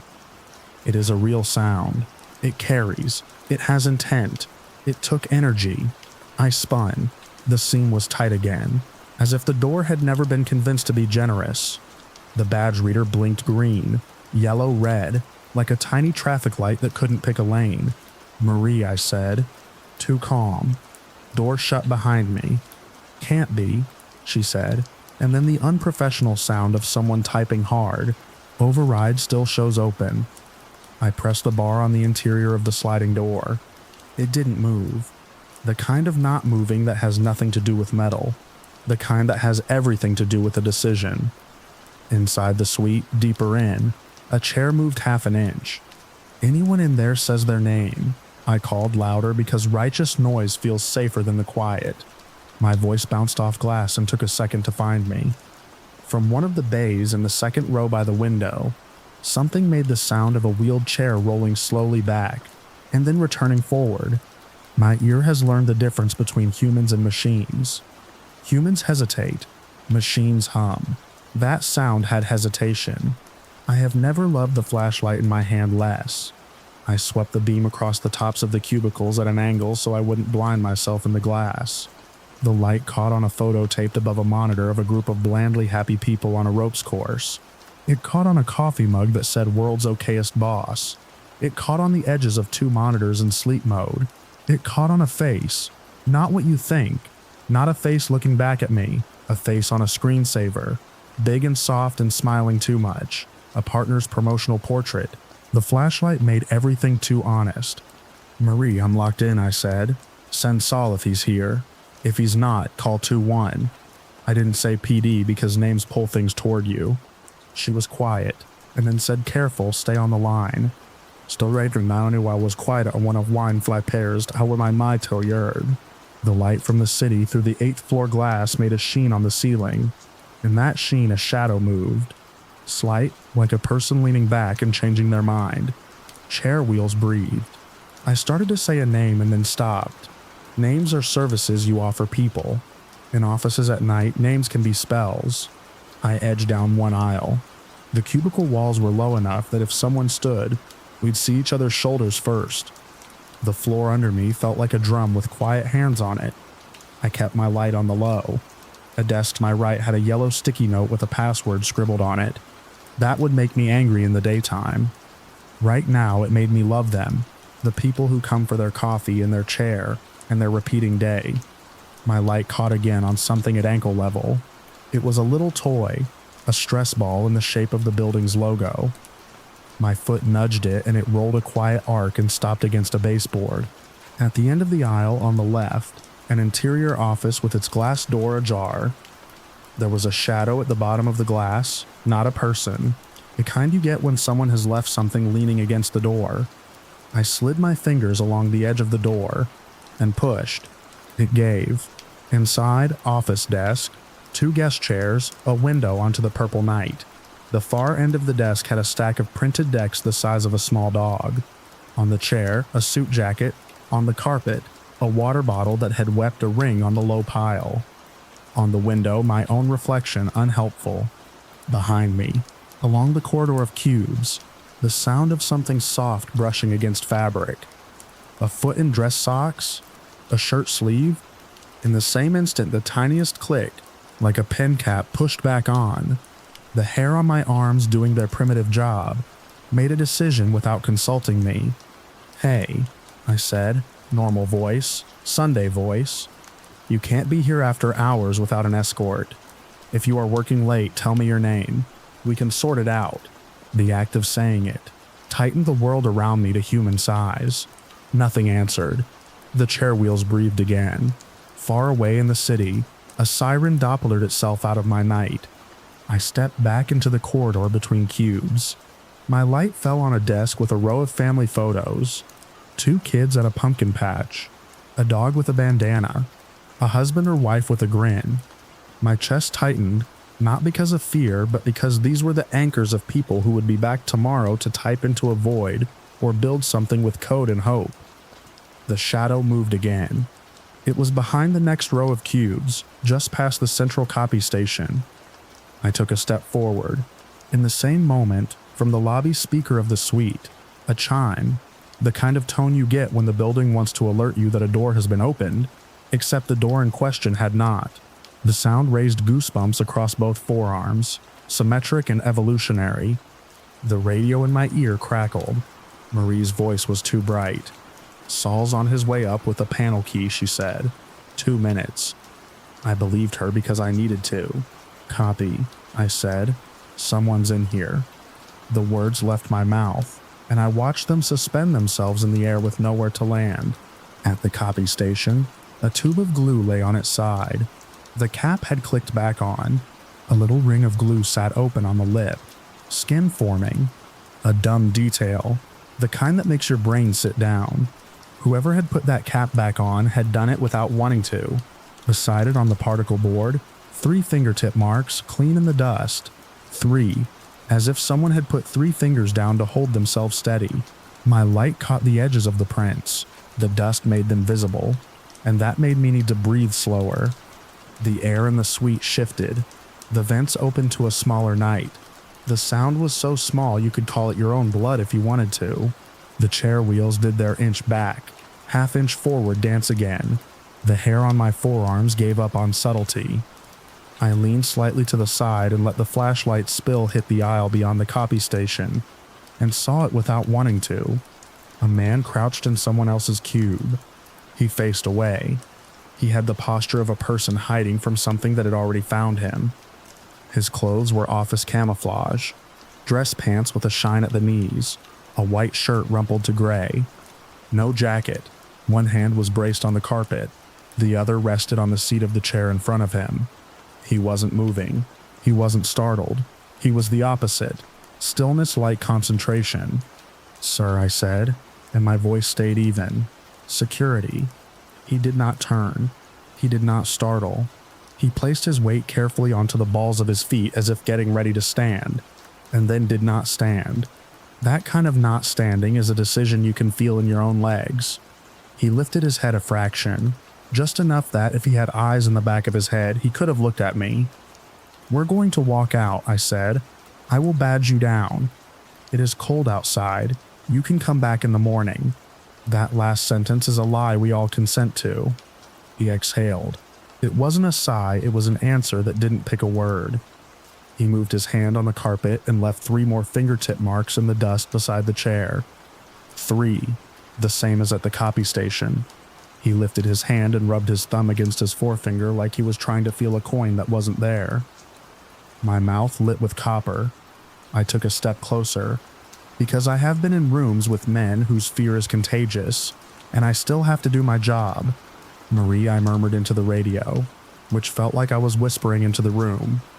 He's crouched in cube row C, third bay. He isn't responding. A clank in the hallway outside told me Saul was trying to get through the suite service door with a key that had opinions. Got it, she said. Hold position. Sir, I said, and then I thought of a name. Mr. Khalil. The badge in my pocket swung a cold rectangle against my chest as if to argue. He stilled. That stillness had style. He hadn't moved much to begin with. Now he moved the tiny muscles that decide a person's idea of Monday. He turned his head a fraction toward me. I saw a slice of cheek in the shadow of an eye socket. He was not young and not old. His skin had the pallor of screen time. His hair was damp at the temples. There was something on his shirt where the pocket would be that could have been spilled coffee and could have been something else that dries darker than coffee.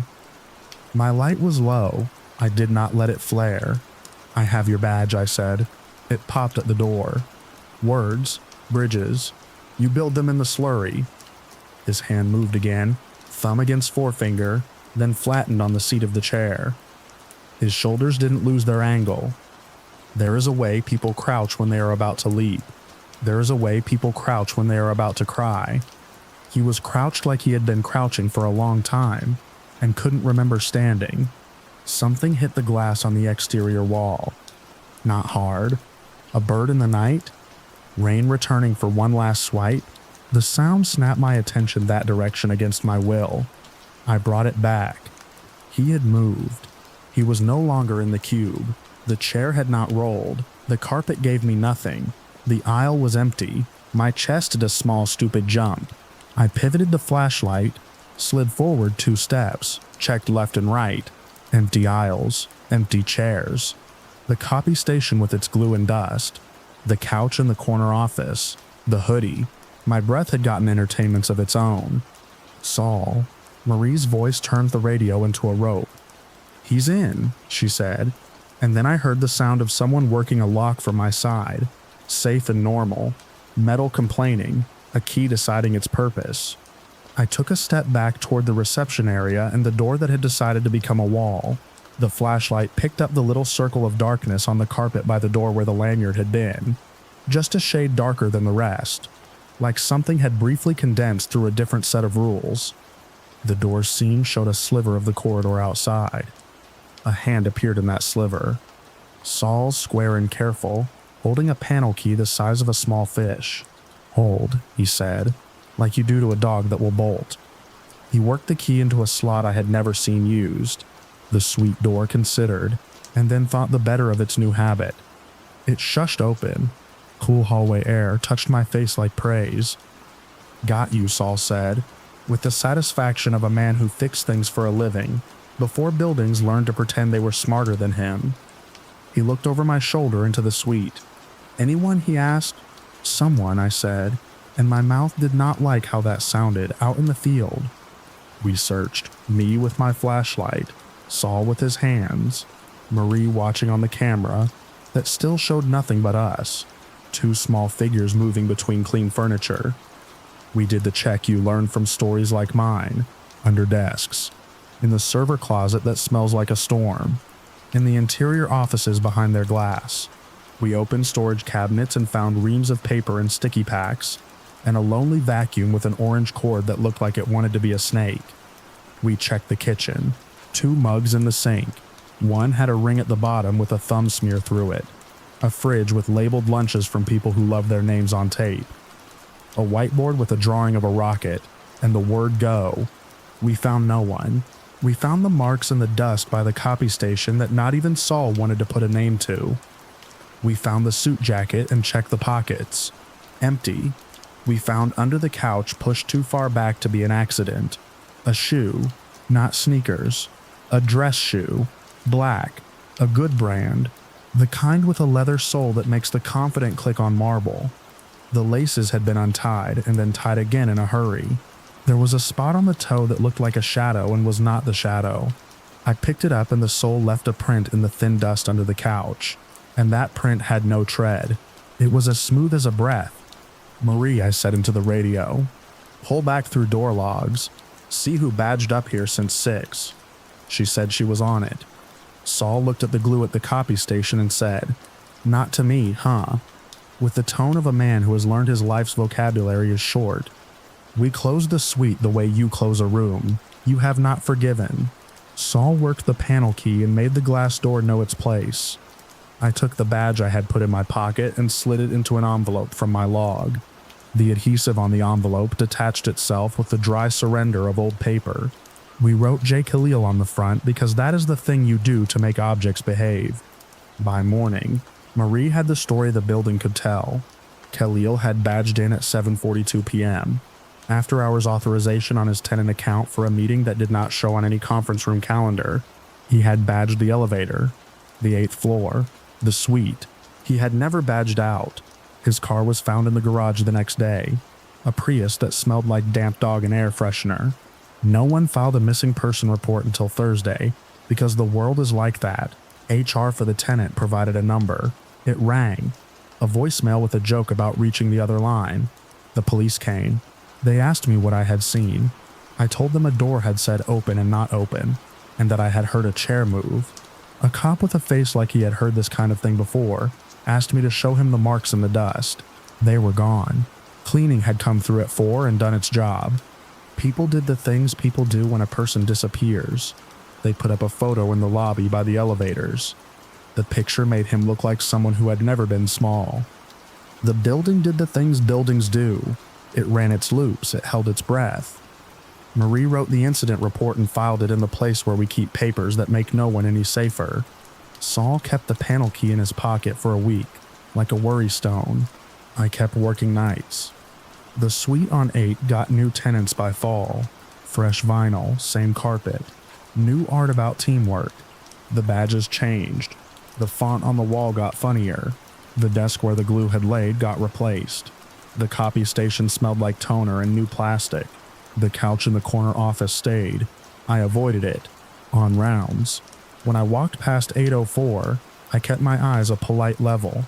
If the door showed me my reflection, I nodded to myself like a man trying to be a better man. Sometimes after midnight, the panel would ping, "Door 804, open." I would look at the camera and see the corridor empty and the door closed. I would take the stairs up and put my hand on the seam and feel nothing. Once, standing at the seam, the frosted glass showed a shadow that wasn't mine moving past the reception desk. It could have been my will. It could have been the AHU. I did not open the door. I did not call Marie. I touched the glass with the tips of 3 fingers because I am not a smart man, and because my hand had learned a habit from the dust. The glass felt warm. A few weeks after it happened, I was finishing a round when the radio spoke without pushing. Not words, breath. The sound of a person 2 feet from your ear deciding whether to talk. My body forgot every muscle except the ones that make you stand. Unit 1. Marie's voice said, calling my number because someone had to use a word. "You good?" I said I was. I held the radio away from me like it needed to go in timeout. I started putting sticky notes on the back of my hand while I worked. Stupid stuff. Lock stairwell 2. Check roof latch. Walk through 10 after 2. It gave my fingers something to do besides count 3. It gave my brain something to see besides the image of a man crouched, not standing because he had forgotten how. It kept me human enough to use my key when a door decided it was tired of me. There are rules for nights, and nobody writes them on the go binder. I learned mine, and they are mine alone. Always announce yourself when you open a door into empty. That is a performance for you, and for anything listening. Do not get between a person and the exit if you can help it. Even if the person is an idea, do not crouch down to a posture you cannot stand up from. Shine your light low, and let the spill tell you what the beam doesn't. If you have to say a name, say it gently or not at all. When a door that should be locked opens by itself, call it in. And when a door that should be unlocked closes behind you, do not pretend the building is your friend. It isn't. It is a mouth you work inside. If you need a better ending, you will not get it here. The police never found Khalil. His desk got reassigned. His name came off the directory in the lobby. First from the tenant list, then from the suite map. The bowl of branded pens dried up. The glue at the copy station belongs to someone else now. The 3 finger marks have been wiped. then made again by different fingers for different reasons. The couch holds other jackets. The suite door slides and sighs and shushes open and closed for people with better places to be late to.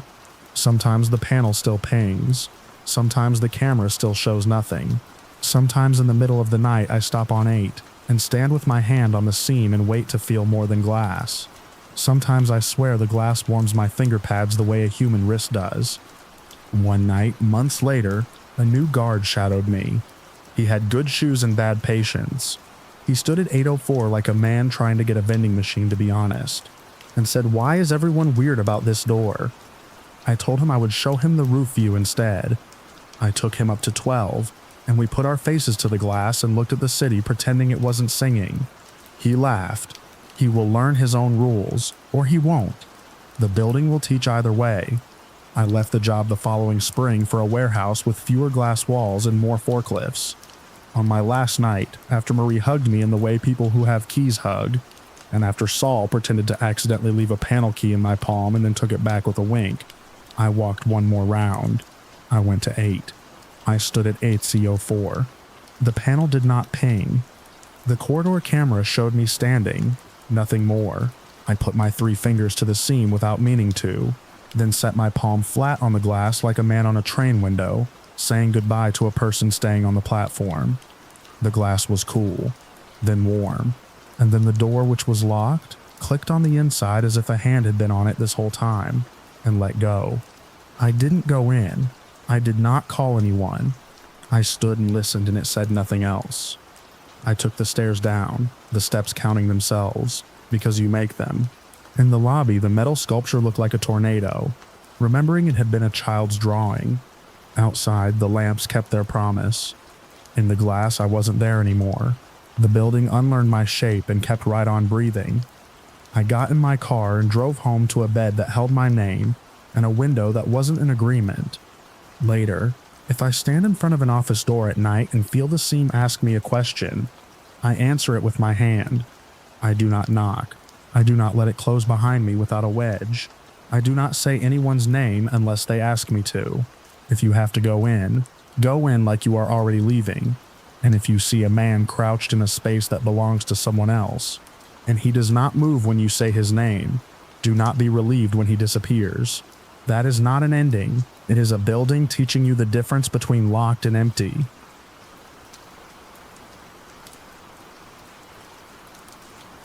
Cold room, closed door. Closed door. Finger how does E be unto. Night in the diner was a bright kind of tired. The chrome held onto light and threw it back in slices. The grill wore a polish of heat, even after the knobs turned to 0. The room was scrubbed and humming, the way a place hums when it expects to be used again before dawn. There was a bell at the pass, and it rang with the kind of grace that makes a cook stand up straighter even when no one is watching. I worked the line. Tano ran fry. Denise handled the window and talked to the register like it was a stubborn cousin. Rami lived in the dish pit and came up for air only when the bus tub was empty, or the alley cigarette called him by name. The manager existed as a name on the schedule and a voicemail that began with, "We value you." We did not close on weekends, and on weeknights we pretended to at 1. Pretending is a skill in restaurants. After midnight, the orders got simple and personal at the same time. The truckers wanted coffee poured heavy and eggs that remembered the pan. The night shift nurses wanted pancakes and quiet. The bouncers wanted meat and a place to put their backs. Couples came in and looked at menus while deciding to forgive or not forgive. Sometimes cops sat under the television and let the news talk to them without moving their faces. We fed them all and counted our fingers when we were done. The walk-in stood at the back as steady as a thought you do not argue with. The door had a big metal handle. Inside were shelves of milk and eggs and tubs of things that could be story problems. The floor was ridged metal that ate the soles of your shoes. The light was a cold square. The compressor hummed its long sentence through the walls. It was a good walk-in. It did its job. It was a place you could step into and feel the shape of your own breath. That night the rush thinned fast. We cleaned the flat top to a shine. Tino skimmed the fryers and talked about basketball like the sport had wronged him personally. Denise rolled silverware and told the pie domes which slice would go next. Rami smoked in the alley and came back inside, smelling like night and wet cardboard. I checked the prep list and told myself we were fine. Grab me a case of half and half, I called toward the dish pit. Rami yelled back that his hands were underwater. I went to the walk-in myself. The cold was immediate and honest. My cheeks stung. The shelves vibrated a little, because the compressor had started another part of its song. I found the case and tucked it under my arm. Behind me, the door moved. I felt the change in pressure before I heard the click. I turned and saw the door was closed. It happens. The door likes to close.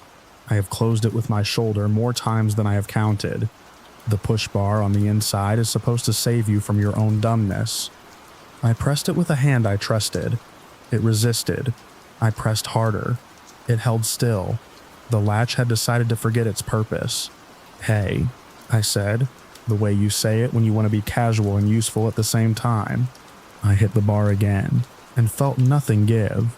"Rami," I called, then listened to the water in the dish pit roaring like it was being paid to ignore me. "Denise." I heard the bell up front and the murmur of her voice smoothing out the shape of a complaint.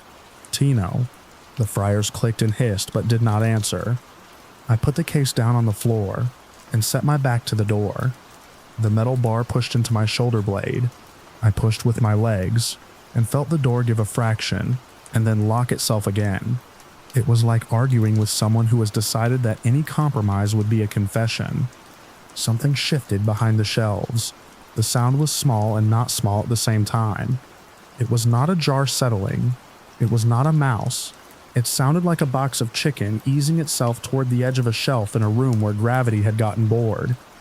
I turned my head and saw a corner of cardboard jutting out a thumb's width too far. I told myself it had always been there. I told myself a lot of things. "Not funny," I said to the empty air and the idea of coworkers who play jokes, and to anything else that might like the idea of a man breathing fast in a cold room. My breath fogged the light. I pounded the door with the side of my fist in a pattern that in any other room would have meant attention. The bar did not change. The air behind the rubber drape at the back of the walk-in moved. It was a small breeze like the room had sighed. I have lifted that drape countless times with my shoulder while carrying stock. Behind it is a wall. The cooling fins up high. The seam where the machine meets the building. It should not feel like that. The drape lifted an inch, then settled. The box on the shelf nudged a little more toward foolishness. I picked up a bent sheet pan that lived against the steel like an elder, and held it in front of my chest without deciding to. I kicked the bottom of the door near the seal where sometimes the rubber sticks. The seal stayed stubborn. I tried the bar again, now with my palms, and then with the heel of my hand, and spoke a word I would not want my mother to hear. The bar moved a hair. It was a kind of mercy. I shoved my weight into it, and felt the door think about opening. On the other side, the bell rang and Denise called out an order that did not exist. That happens when the printer hiccups, or when she mixes table numbers in her head, or when the room decides to lie. Tino shouted at me to drop baskets and then laughed like he had just realized I was not where I should be. His footsteps slapped tile. The gap at the door widened a finger's width. Cold air from the kitchen slid in like a new thought. A hand pushed through, tattooed and familiar. Tino grinned at me through the space like a man at a magic show. "You stuck," he said, as if I had done it to make him smile. I said no and yes in the same breath, and he pressed from his side while I shoved from mine, and the bar remembered its job. I slid out with the case under my arm, and the sheet pan still held up like an idiot. The door closed behind us with a soft click like it had said enough. "Latch is catching," Tino said, and ran a thumb over the outside handle like he could talk to it through skin. He opened it with 2 fingers and let it swing wide just to prove he could. The hum of the inside rolled out to meet us and settled back. I should have told everyone that the door had held me in like a grudge, and that something behind the shelves liked to move when my back was turned. I should have made a joke big enough for everyone to hide in. I put the half and half in the lowboy and picked up my spatula and pretended the cold on my shirt was only the cold on my shirt. We ran tickets, and the night kept its balance. A man wanted pancakes and asked for them to be wet. which means different things to different people, and all of those meanings are wrong. A couple sat in a corner booth and held hands across the sticky and did not speak.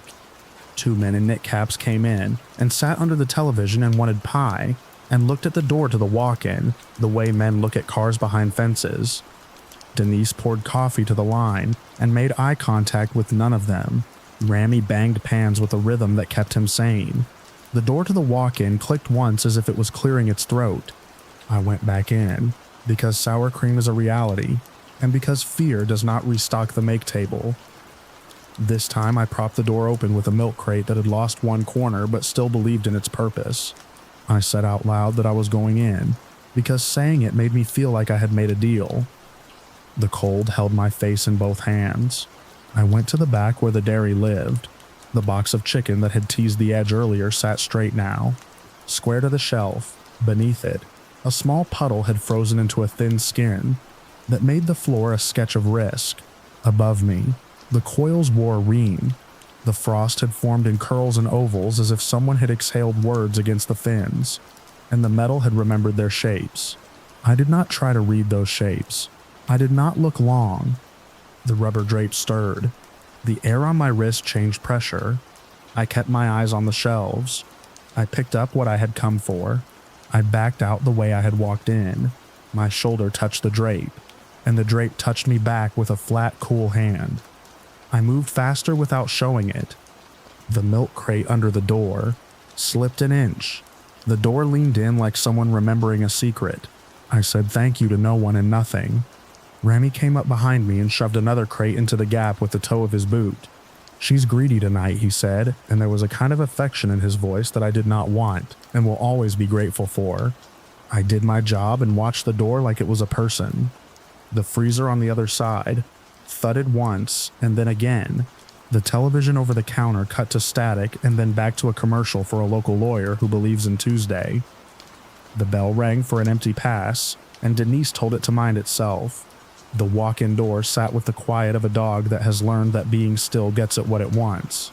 When the alley door opened, I could taste the city.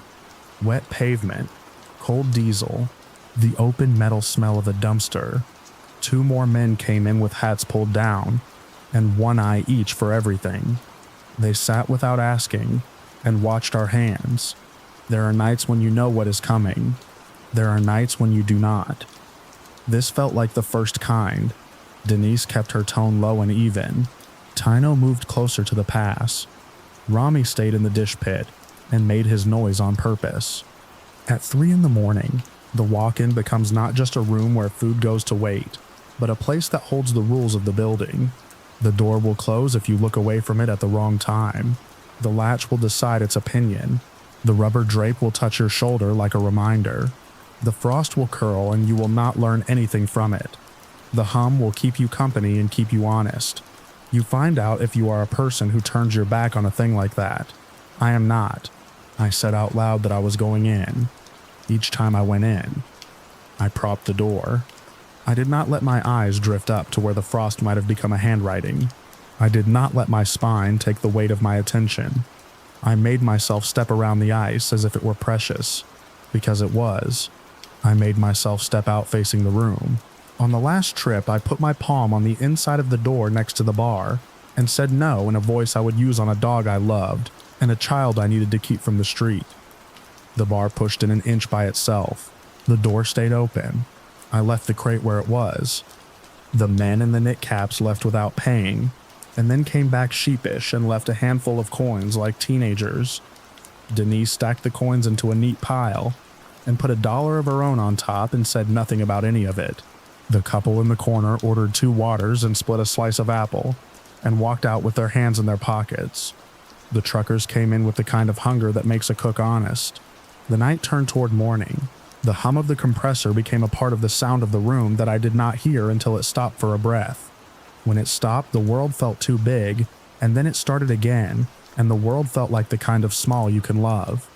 When the morning cook came in, he took one look at the line and smirked as if I had left him a mess on purpose. I surrendered the spatula and wrote the numbers that make someone else able to pick up where I left off. I wiped my station down twice, and then a third time because I could not stop myself. I walked to the back, touched the outside of the walk-in door with the back of my hand, and felt the cold come through the metal and into my bones. I said, "I will see you later," without moving my mouth. There are stories where the door slams on a person's hand and makes a clean line. They can show a doctor. There are stories where someone gets trapped and the lights fail and the air gets used up and something else gets in. There are stories with faces formed in frost and knocks that repeat a count you heard in a different building when you were 5. This is not any of those stories. This is a kitchen. In kitchens, the hauntings are useful. They teach, they keep you alive by making you nervous. You can call it a latch problem and be right. You can call it a building that breathes and be right. You can say that boxes slide and air moves, and rubber drapes lift because vents push and pull and shelves flex. You can say the frost curls because hot air does what it always does when it meets cold metal. You can call it nothing and still feel a hand on your shoulder when you should not. You can call it something and still be the kind of person who props the door and announces yourself and does not turn your back. I do not use bullet points when I tell it.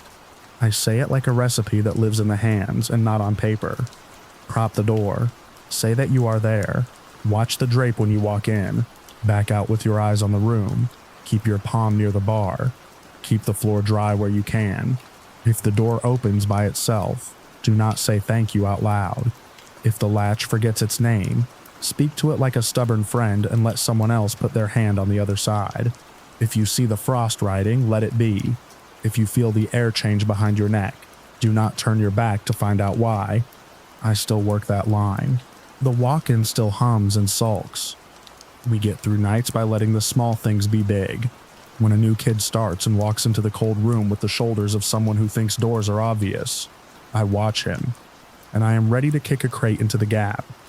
If he asks me for advice, I tell him this: do your job, be quick, announce yourself, be kind, be careful, and when you are inside and you feel like you are not alone, do not turn your back. That is all the sermon I have.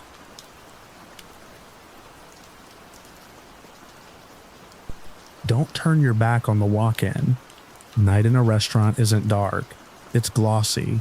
Stainless steel steals the light and throws it back at you with attitude. The tile keeps secrets in its grout. The fryers sleep like tamed monsters, heat pouring off them long after you've turned their knobs to 0. The line, stripped of tickets, looks like a city skyline after an evacuation. You can hear the hum of the walk-in through the walls, the steady, consoling thrum of a machine that knows how to do one thing and has decided to do it forever. We were a late-night diner on the edge of the highway, the kind of place that looks exactly like the idea of a place when you're a little drunk, a little sad, and a little in love with bad choices. Red vinyl booths, pie domes with slices that never get smaller, a bell that rings when an order hits the pass that turns men into dogs. The sign out front had a woman holding a tray and a neon wink. We called her Sally. Management called her an asset. On nights, it was me on the grill, Tino on fry, Denise on the window, and Rami on dish. The manager, if there was one, was a voice on a phone. The overnight crowd was a mix. Truckers who trusted us more than sleep. Nurses and scrubs with the quiet ferocity of people who had intervened. Bouncers who tipped well in proportion to the kindness they had failed to receive. Couples starting fights they were going to finish in cars. Sometimes cops, who would sit and watch the room like they were off duty from the world and on duty for something else. We closed at 1 a.m. on weeknights, and never on weekends, which is a lie a restaurant tells because it hates itself. When you work a line long enough, you become a set of hands with a person attached. My hands knew the grill like a map, where the heat was truest, where the cold spots sulked, where you could rest a steak to think about its life. They knew bacon from the sound it makes when it lies. They knew the lazy way eggs try to run. After midnight, the orders are simple in theory and outrageous in practice. 3 pancakes, extra butter, no butter. Can you make French toast not like French toast? Do you have avocado? We did not. The walk-in was its own country. Chest-high metal strap handle. Rubber gasket that did its job with resentful excellence. A push bar on the inside that was supposed to make it impossible to be locked in. Supposed to has a particular flavor in our building. Shelves of dairy. Tubs of mayo that could have been lifeboats. boxes of lettuce that tried so hard. The floor was diamond plate that ate the soles of your shoes. The light inside was the color of lies. The compressor's hum came through the wall and through your bones, and told you this: I will outlast you. By 1:30 a.m., the rush had eaten itself. We cleaned the flat top like priests. Tino skimmed the fryer, mouth set. Denise rolled silverware like a gambler praying to the god of two. Rami smoked behind the dumpster where he pretended the camera couldn't see him. The walk-in door sweated softly, a humid halo on the tile. I did the ritual, checked the prep list, counted the steaks, topped off the butter well, told Tino to pull a case of fries because the lunch crowd tomorrow would want to bathe in salt. Get me a case of half and half, I called to Rami, because coffee never sleeps and neither do the people who think the half and half jug is a suggestion. He flicked his cigarette to the wet in the alley and came back in, smelling like a truck stop with a better childhood. You go, he said, chin at the dish stack. I'm drowning in forks. I could have pulled rank. I am not the kind of person who uses the small amount of power a baseball cap with kitchen embroidered on it bestows. I grabbed the handle. The walk-in air hit me like the back of a hand that loved me. Cold that is clean. The smell of onions remembering the knife. The smell of milk daring you to argue with the concept of cow. I breathed, and for 3 seconds I loved my job in the way a person loves the thing that is slowly taking everything else from them.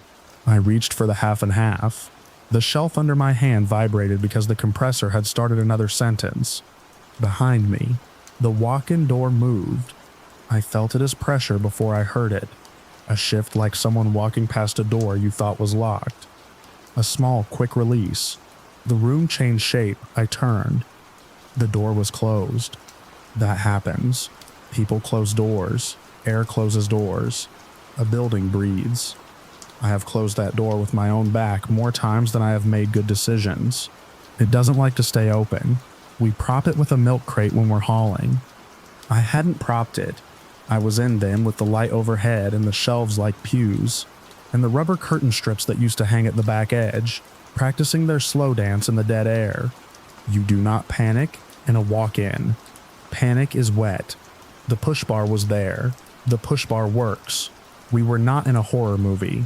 We were in a service economy. I picked up the case, put it under my arm like a child, turned, and pressed the bar with my other hand. It did not move. It has a safety latch, one of those little atoms of engineering that keeps good intentions from killing the people who have to use them.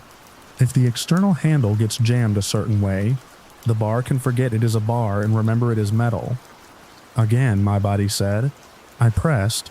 The bar did not move. The door did not move. The latch sat there like an apology it had decided not to deliver. The rule you learn long before anyone teaches you. Don't be dramatic in front of the walk-in. The walk-in can smell it. Yo, I yelled, because efficiency is kindness. Door. I pressed hard enough that my wrist made a noise. Rami, I called, and then thought of the water running in the dish pit and how it drowns all debts. Denise, and thought of the dining room music insisting on its chorus. Tino, and thought of the fryers clicking to themselves like fat thinking. The hum of the compressor didn't change. The light overhead didn't decide to flicker to help make a better story. My breath came out white. I put the half and half down gently because I am not a monster, and pressed my back to the door to get the weight of my body behind the bar. It pushed in a millimeter and then found something that was not physics. Something like a hand the size of no hand had decided to hold it. Behind the shelves, something moved. That is a sentence my brain has barred from the part of itself that believes in checks and balances. Box shifting, settling, a jar expanding because heat is a liar. The walk-in contained sounds. It ate this one and still left me a bite. It was not a small thing. It was not a mouse. It was not the gentle complaint of plastic. It was the sound of meat deciding it had an opinion. Not funny, I said to the universe and to my coworkers and to any dead thing that had elected to learn a trick. My breath fogged the air, the small cloud a child draws. I knocked. The sound was flat. From beyond the door came kitchen. The real world with its clang and its soft swears, its bell and its laughter people use to keep from folding. When you're in a walk-in and a door decides to throw a tantrum, you have a list. 1. Hit the bar in the center, not the edge. 2. Kick the bottom. Sometimes the seal sticks like a kiss. 3. Feign indifference. Speak to no one like you are filing a grievance with God. 4. Pound with the heel of your hand to the rhythm of an insult. They hear insults at the pass. I did all of it. The bar stayed still. The bottom made no wet little belch. The world beyond did not answer. The insult was creative. The door was a gentleman. The breath in the room changed. A current of air moved over my sleeves like the ocean, remembering it as a system. It came from the back, where the rubber drapes had been cut short years ago to keep us from tripping while carrying 10 gallons of pickles. Behind the drapes is not another room. Behind them is the back of the walk-in, a wall, a scene, a place where the cold bleeds into building and buys it a few more years. The air moved again, a soft shiver like someone exhaled. The shelves ticked as their metal understood something about flexion. A box on the far left, marked chicken, last night's marinade if we're talking about honesty, shifted a centimeter closer to me. We did not prop boxes like that on the edge. We are poor but not foolish. The corner hung like a toe over a diving board. "Tino," I yelled, and banged with my whole body this time, the bar biting into my shoulder blade. The door's answer was none. The move in the back was yes. You can be the kind of person who believes in ghosts in the walk-in. You can be the kind of person who believes in men who like to play. You can be the kind of person who believes in cold physics. All of those beliefs will get you exactly the same return. I grabbed the nearest thing my hand could love, a sheet pan that had been retired to hold lemons, because someone had twisted it in a fit 2 managers ago. I held it like a shield. I pressed the bar again with my butt and begged my spine like a gambler. The bar gave me another insult of movement, and then set its jaw. The box slid an inch. The corner kissed air. I do not know what I expected to come out of the back of the walk-in. Not a face. I have seen faces, and I can work with those. Not a hand. Hands are in my job description. Not even a rat. Rats are warmer than this was. It felt like the room itself had decided it would shuffle forward a tiny piece of itself to see what my mouth would do. My mouth did what it always does when a part of me thinks I am going to die. It made a joke. "You need to order something," I said, and I hated what I sounded like. A man pretending to flirt with a door so he doesn't cry. On the other side of the door came the bell. Denise had hung a ticket. Tino yelled, "Drop 4 baskets." Rami yelled, "He's in the box," because he has learned to narrate his job to make it a job. The walk-in pressed my back. The bar did not push. The shelves hummed. The box moved a little more. I held the sheet pan up higher because in every story like this, someone holds something in front of their face, and the thing that eats them doesn't get to look them in the eyes. I braced my feet against the diamond plate and did the math of my muscles. The door opened an inch. I did not make it do that. The bar engaged, some mercy in the hinge that had been withheld returned. An inch is an insult and an invitation. The rubber seal made the noise of a tongue deciding to be dry. Cold air from the kitchen kissed my calves. I pushed. The bar moved like a person learning their native language. Another inch. The box behind me slid again. A small test. I shoved my shoulder into the door and felt something on the other side shove back. Not strong, just present, like a man leaning with his palm. The door recalled that it too had a job. It went another inch. A hand appeared in the gap. I screamed. Of course I did. The hand belonged to Tino. Tattoo ink, grease under nails. The silver ring he wears to pretend he is still a different man. "You stuck," he grinned, and I could have kissed him with hatred. "Bar," I said through teeth. His hand went away. The door's pressure eased like a sigh, time to make me hate physics less. The gap widened. I slid through sideways with the half and half under my arm and the sheet pan like a doorman. The door shut behind me of its own will with a soft thud. The world was loud in the way love is. "You propped it," I said to Tino. "Because blame is a vest." "Propped what?" He looked at me like someone who had never finished a sentence he started with honesty. "Door," I said. Didn't touch it, he said. He looked at the door. He pressed the outside handle. It moved. She's fine, he said. He pushed the door open with 2 fingers.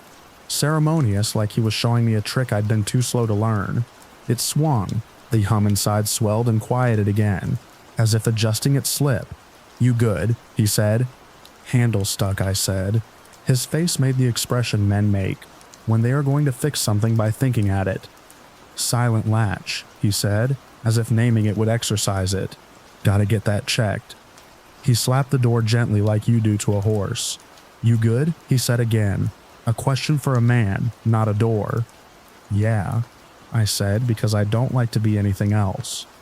Denise hollered that my tickets were dying. I slid the half and half back into my reality.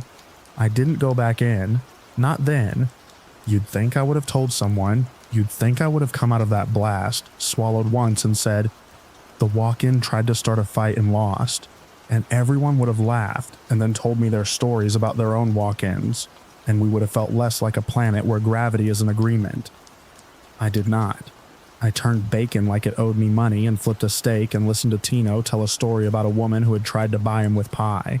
I watched the door, every time I turned around, as if doors like to be watched. I did my job as if the thing behind the shelves had put a hand on my shoulder and blessed me. At 2:03 a.m., the door clicked. That click has a meaning like a word in a language that does not translate into yours.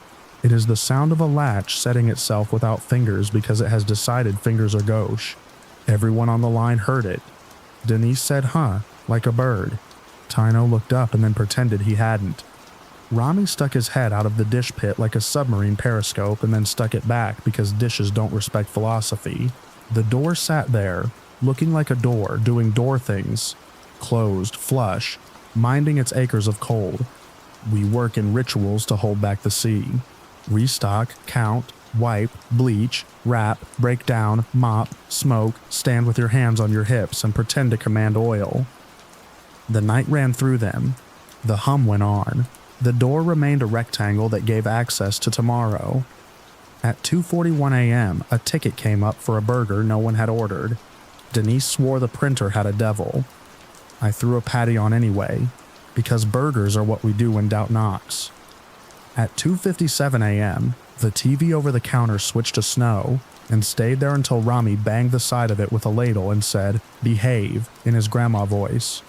At 3:12 a.m., the bell rang for an empty pass like a cough. Denise apologized to it like you do to a thing that you hope will have grace for you later. At 3:19 a.m., I went back in. Not because I am brave, because the prep list is a tyrant, and because sour cream will not restock itself. I propped the door this time with the milk crate like a person, and told myself I had learned. I told the walk-in it could hum at me and I would hum back. I told my breath to be patient with my ribs. I went in past the soup tubs, past the eggs that looked like possible mistakes, to the back to the dairy shelf, and reached for the sour cream and the shredded mozzarella that becomes glue when it is sad. There are corners in a walk-in that never feel like they are entirely in this building. Behind the reach in pain you take out when you want more pain. Up at the top near the cooling fins where frost grows like beards. You don't look up there. If you do, your eyes get the idea they can talk to the idea of cold, and they don't keep it to themselves. I looked up. The frost had a pattern, not a picture, not a face. A pattern you get when breath hits metal and decides to practice cursive. It curled. It had direction. It wrote nothing anyone could read. I pretended it was a draft. I pretended a lot of things. On the far shelf, the chicken box that had slid earlier had been moved back. Not by me, by someone with a better sense of placement than men who throw boxes around at 3 a.m. It sat square and proper, bearing the weight of its future. Beneath it, a puddle had become ice. The diamond plate had a coat of skin. That happens. Condensation thinks it can be architecture. The shape of the ice was a shape you get when a foot walks through a thing and makes that thing change its mind about being flat. I stepped around it because I don't like to be the person who slides while carrying dairy. My shoulder brushed the rubber drape, and the drape brushed me back. An intimacy I would not have accepted at a bar. Behind the drape, something sighed again. Not the compressor, not me. The kind of sigh you make when you finally remember the word. I told it the word in my head was no. I took what I had come for and backed toward the door like a child who has been taught how to leave an old dog alone. I did not turn my back on the drape. The milk crate under my heel shifted because in the real world, milk crates are right bastards. The door swung an inch toward closed like a mouth, remembering its manners. "Hey," Rami said behind me and jammed another crate in with the toe of his boot like a goalie who will die before he gives you the satisfaction. "Don't marry it," he said. He was smiling like a man who has named his fear and keeps it in a pocket with a picture of his kid. He held the crate with his foot until I was out. We didn't look at each other. We put the sour cream where sour cream goes, and the mozzarella where we pretend to respect it. "Door's hungry," he said, and the way he said it made me want to kiss his forehead and feed him something that wasn't fries. The thing about nights is they are good at pretending they are inevitable. You ride them like a bull. You don't look down if you can help it. Rami went back to dish. Tina went back to telling a story about a cheap tattoo. Denise went back to making friends with well vodka. I watched the walk-in because I could feel it watching me. That sounds dumb. It is dumb. But I have been in rooms with people who wanted me dead, and I know what it feels like to be the object of attention that has decided not to be kind. And the walk-in had borrowed that feeling for an hour. At 3:42 a.m., the freezer on the other side banged. Different beast. It seals harder, bites deeper, tells you the kind of cold that can move through plastic. We call it the coffin. The handle on that one is an afterthought from a time when lawyers had thicker teeth. The bang could have been frost, shifting. It could have been the guilt of a pizza. It could have been the thing that lives in the walk-in, reminding me there are other countries in this building. The back door opened and let in street. Not the sound of it. Street at 3 a.m. is immoral. Cold that you can taste because it sits in oil. Voices that belong to people who are very awake and people who are almost dead, and sometimes the same person. 2 men came in. Not cops, not anything you can report. Snow caps, beards that had started 2 days ago. Eyes that had chosen to be lots of things rather than one thing. Denise squared her shoulders because she has a sense for when men are going to be greedy without money. They asked for coffee. She poured. One said, "You got pie?" And we did. And he pointed. And she cut it. And Tino told me with his face to keep my hands near the things that can be hands. And we all resumed our jobs inside a movie that the building had decided to project on the calendar we call Wednesday. I did not go back into the walk-in again. I am not brave and I have no desire to audition for an anecdote on someone else's mouth. We got through it. We got through the turns. We got through the late cops and their eggs. We got through the couple who cried, and the man who thought paying counted only if I could see his cash. At 5 a.m., the truckers arrived with eyes like dogs. We didn't own, and asked for coffee as if coffee were a sacrament. I had earned the right to dispense. At 6 a.m., the morning cook came in and looked at the line like I had cheated. I surrendered the spatula the way you hand your child back to its other parent. When I got home, I smelled like grease and snow and my own adrenaline. I took a shower with water that felt like it had something to say about the night, and decided to say it directly to my scalp. I slept. I dreamed of being inside a box and someone tapping on the outside with the sound of their name. The walk-in doesn't get better. It doesn't get worse. It becomes personal. You learn its specific shame. You learn that if you prop it, it will wait until your hand is occupied and then gently make its case for closure, like a friend asking you to go home. You learn to prop it harder.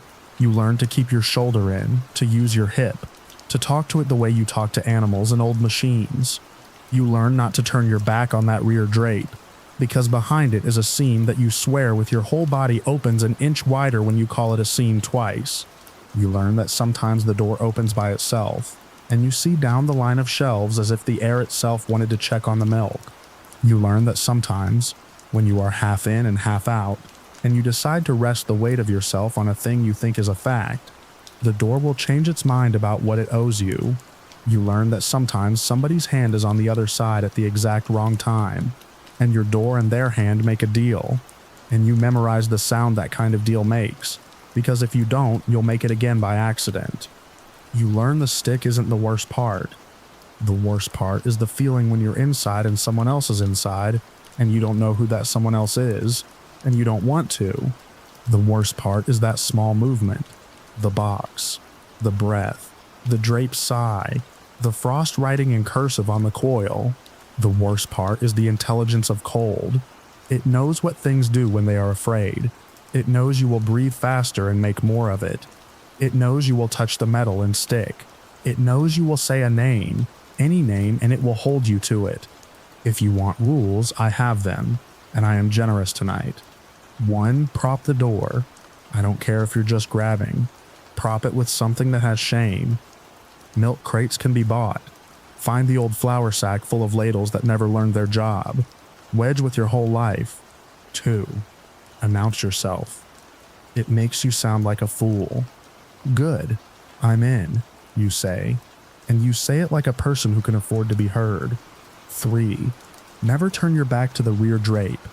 I don't need you to believe in anything. I need you to do this one assertion. Back out. Face it. Your spine is not brave. Don't make it. 4. If the push bar sticks, do not learn what your fingers feel like between a door and a fact. Call. Yell. Kick low. The seal is a liar. Your foot knows it. 5. If the frost writes, do not read it. There are languages that do not want your American. 6. Don't bring your phone in. It will become a mirror you didn't ask for. 7. Do not be the lone hero who says, I'll run in. Make pairs. People think buddy system is comedy. It is a treaty. 8. If the door opens by itself at 3 a.m., do not thank it out loud. You can thank it in your heart if you have one left. But do not teach the door that you have a mouth. It will ask for more. There was a kid who started with us a month after the night I got stuck. College kid with a good heart and the kind of fedora you forgive if you want to be the kind of person who gets forgiven one day. He worked dish. He had hands that wanted to be useful. I watched him go into the walk-in with the shoulders of a person who believes doors were invented to be graceful. I watched him brace the door with a bag of onions that had aspirations. I watched him come out happy in the dumb way I envy. Rami watched him too in some other way. And later, when we were alone at the dumpster, he said we should tell him. I nodded like a man who wants to be the good version of a father, and then didn't tell him. I am selfish. I wanted to keep the treaty intact. You say the thing out loud, it wants to be a story, and stories eat rules. Maybe that was the mistake. Maybe he would have been less brave if he had known. Maybe that would have been a kindness, but you can't live forever in an idea. He found his own rules. We all do. The last time the walk-in decided to speak to me directly, it was subtle, and I do not reward subtlety with more than this confession. I was inside. I turned my head to listen to the drape because something behind it had remembered that it existed.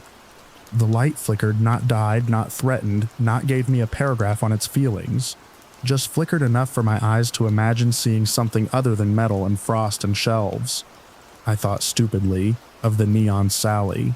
The wink, the tray, the way the cold catches your tongue when you laugh at the wrong time. I thought of how I was one person in a world that had arranged to feed people it cared about, and people it didn't, and how this room is why half the rest of the rooms can pretend to be a thing and not a mouth. I said as quietly as you can say a word and still have it be itself, no. The handle moved under my shoulder like an animal that had decided the rain was fine, and it will go outside after all. I backed out, facing the drape, like a dancer who hates choreography. The door closed against the wedge. It kissed the crate. The hum went on. The frost did not write my name. The day will come when I don't work there anymore. Maybe I'll save enough, or break enough, or your gods will align and I'll go. Someone else will stand at that grill and learn where the heat is. Someone else will hate the way the pancake batter clings to their good shirt. Someone else will say no to the walk-in because someone else told them to. If it's you, I want you to speak to the door once, at 2 a.m., when the night has announced itself as a person, and the bell is tired, and the dishwasher is on his phone, and the world has done what it usually does. Do not be polite. Do not be rude. Put your palm on the metal right next to the handle, on the outside where it has learned to love.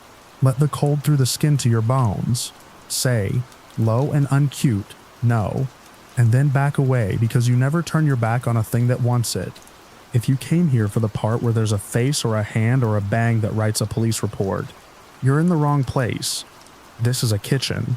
Our hauntings are small, frequent, and tidy. They make your knuckles go white for just long enough to make you a better cook or a worse person.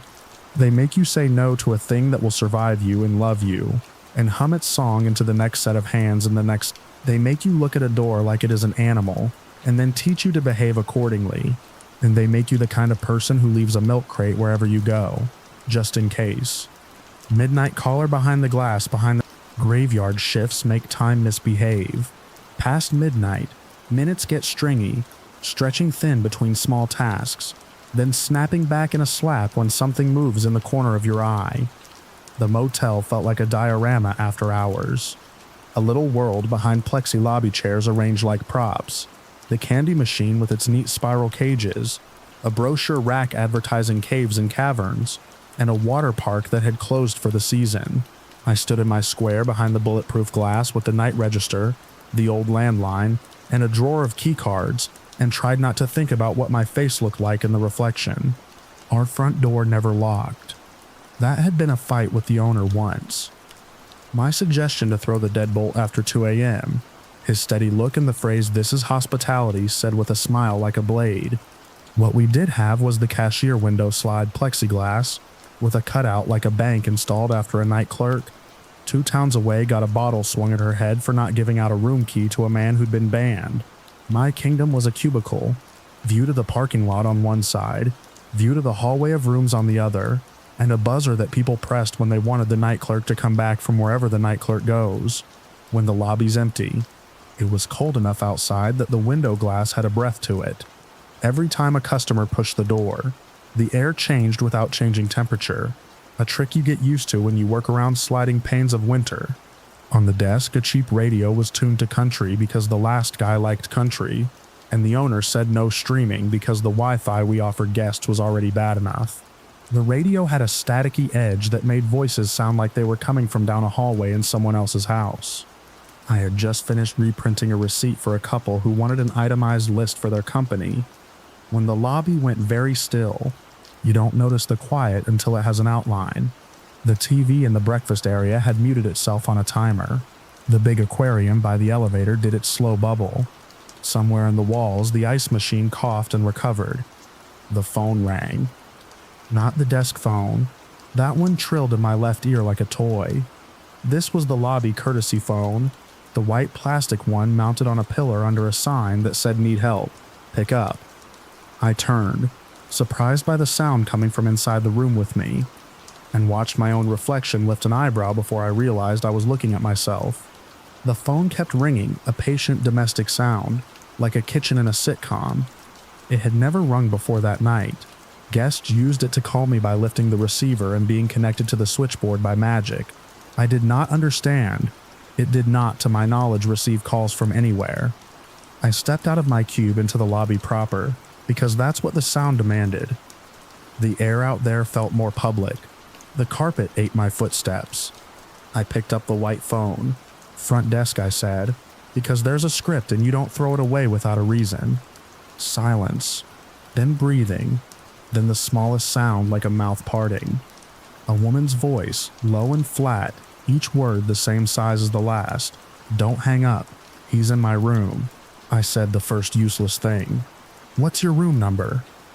My heart had already started counting without me. It does when your body decides you've been called to something dangerous. She hesitated long enough that I could hear the air over the line, a hum like electrical equipment. "He's in my room," she said again, as if room number were a trick and she did not want to be tricked. "Please don't hang up." "Can you tell me what room you're in?" I asked more carefully. I could hear my trainer's voice in my head. "Keep people talking. Move the words toward facts without poking the fear too hard." "What floor are you on?" She said a number that didn't fit us. 50-something. We had 3 floors, and none of them went over 315. I looked at the little laminated map by the fire extinguisher that I did not need, because I had walked those halls 1,000 times. "Which hotel are you calling from?" I said, slow, because sometimes panic throws people into the wrong script. She went quiet. I heard something in the background. a low murmur that might have been a TV or wind or a machine. When she spoke, her voice had sand in it, like she had been whispering hard and needed to push sound through grit. He has a key. He didn't knock. I felt my shoulders go up and never come down. I started to say, "Ma'am, you may have the wrong number," and stopped because that was one of those phrases people say to make themselves feel neat. "Where are you?" I asked, breathing in to keep my own voice flat. "What city are you in?" "I think he's in the bathroom," she said, not to me but to herself, a thought arriving in her mouth out loud. "I can hear the tile, that sound." "He went in there." "Do you have a lock on your door?" I asked. "Can you get to it?" My hand had moved without permission to the panic button under the desk, like the old stories about snakes and ladders and goats. We had a button wired to the sheriff's office dispatch installed by the owner after one of the bus tours full of elderly couples had a man stroke out at breakfast, and our call had to go via 6 different switches while he went blue. I pressed it because it was there, and because my body needed to do something that might mean. The button gave me nothing. No buzz, no click, no tiny red LED. The radio's soft static in the corner made the lobby feel more empty. "Stay with me," I said. "What's your name?" She did not answer that. "He had a key," she said again in the same tone, like a child narrating a memory to make it stay. "He didn't knock." The strange small anger you get when your job becomes something larger than you signed on for lit up behind my sternum. "I'm here," I said. "I'm not hanging up. Listen to me. If you can reach the door, lock yourself in the bathroom. If you're in the bathroom, barricade with what you can and call 911 on your cell." "Is that you?" she said suddenly, very soft. "Are you by the door?" "No," I said. "I'm at the front desk." I had the urge to look over my own shoulder as if my place in space might have shifted. My mind made a map of our bathrooms, the way the tiles clicked under a sole, the way the fan sang when it was on. The carpet under my feet felt like a mouth that had been asked not to speak. "I can see his feet," she whispered, and the sound of her breath made a small fog in my ear that matched the breath on the lobby glass in my peripheral vision. "I can see them. Don't hang up." "I won't," I said, and then, because my voice wanted something useful to climb onto, "Tell me something in your room. The color of your curtains, the painting on the wall." "A boat," she said without pause. "The painting is a boat that is not a boat. It is paint that thinks it's water. Please don't." The line went dead. I held the phone to my ear like an idiot who had not heard the tone we all know, and waited for it to become a different sound. The radio chose that moment to clear its throat and speak a burst of chatter from the night deputy in the county south of us, talking about a deer on the highway. The emergency button under the desk continued to be a button. I thought about the way the owner had once held it as if it were a relic, and how many times he had told the story of pressing it when an angry man had tried to come behind the glass, and how the deputies had arrived and how nothing had even happened because the man had left. It is hard to know if a miracle that happens without witness happened. I hung up and dialed 911 with my free hand and my own phone, because the desk phones route to a central line where you hit 0 and get the owner in bed and he sighs and you feel small. The dispatcher's voice was clean and businesslike in my ear. I told her what had happened before I could think that it might sound like a tale made for attention. "We just received a cutoff distress call," I said, words lining up like blocks. "Female. Said someone was in her room with a key, provided wrong floor number for our building, possibly misdialed into our lobby courtesy phone." "What's your address?" the dispatcher said. She did not call me hysterical, which was a kindness I would remember later. I gave it. "Do you have caller ID for the courtesy phone?" I did not. The courtesy phone was a relic from when the motel was new, and someone had chosen the font for the lettering on the bathroom towel cards. "Can you see any guests in distress?" she asked.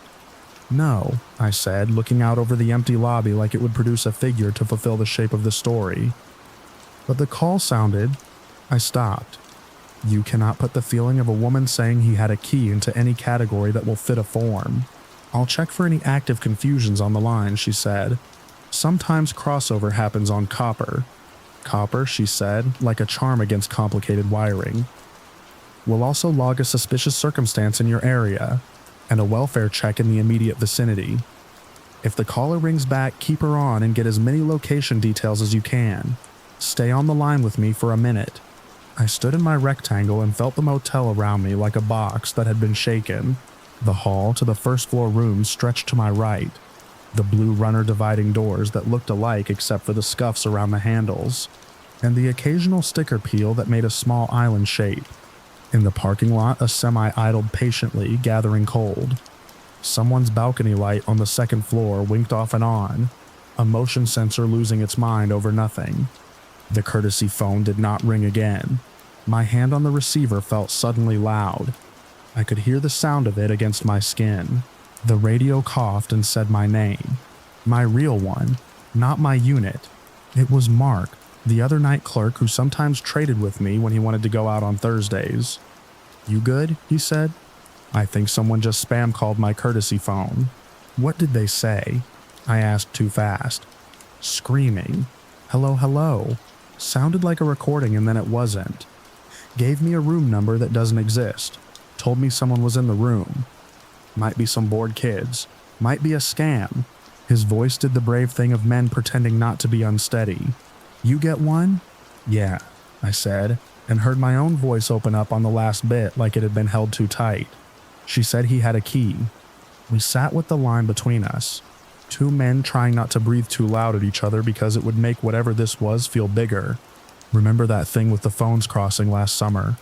Mark said, as if midway through a different conversation. "Storm took out the junction box by the freeway. People calling Domino's and getting City Hall." "That," he said, and let the giant read that hang like something you could hang your fear on. "The police did not arrive because nothing had happened at our address." The dispatcher checked back twice to ask about a callback, and when I said no, she said, "We have a separate report from a hotel. 2 exits north. Female called from a courtesy phone stating similar. Officers en route there." The world felt simultaneously smaller and larger, the same story repeating but not here. I thanked her like I was thanking someone for showing me a map of a place I did not have to walk. The night slowed again and got heavy as if something had leaned on it. I poured coffee and forgot to drink it. I checked the register because it is a thing to do.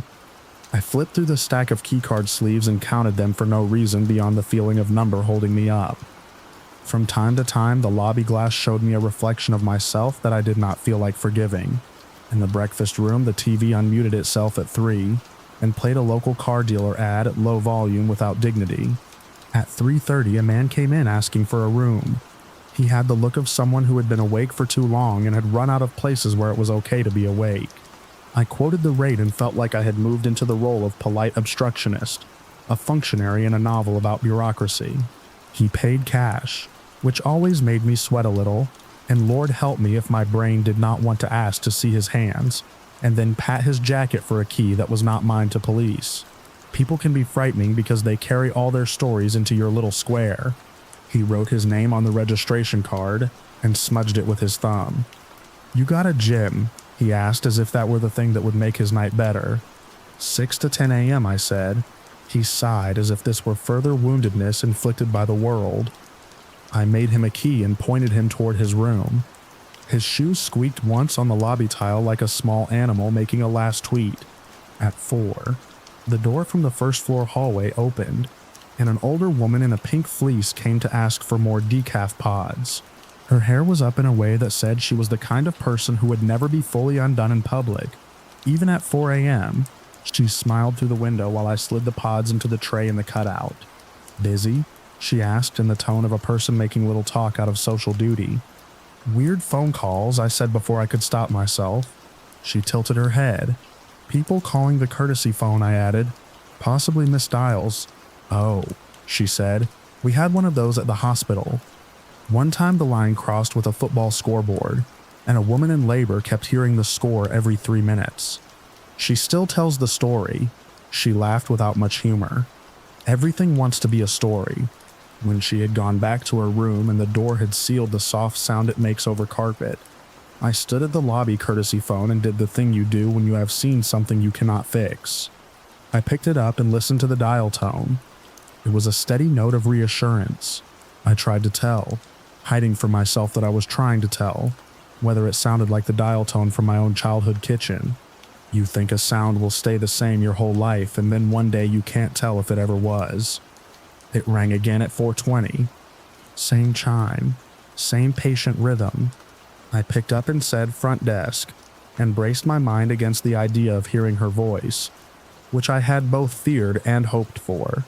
There was a second of empty sound, then a whisper so quiet that I had to put a finger in my other ear like a fool to hear it better. "He has a key," the voice said, and my chest did the same stutter like a misfiring engine. "Please." "What's your room number?" I said. "What city are you in?" Silence. Then I can't see him now. The whisper came in bursts, like she had her hand over the mouthpiece, or was buried under something soft. He went still. "Can you lock yourself in?" I said, and then tried a different tack. "Can you drop something heavy? I need a sound I can tell dispatch. A fire alarm, anything."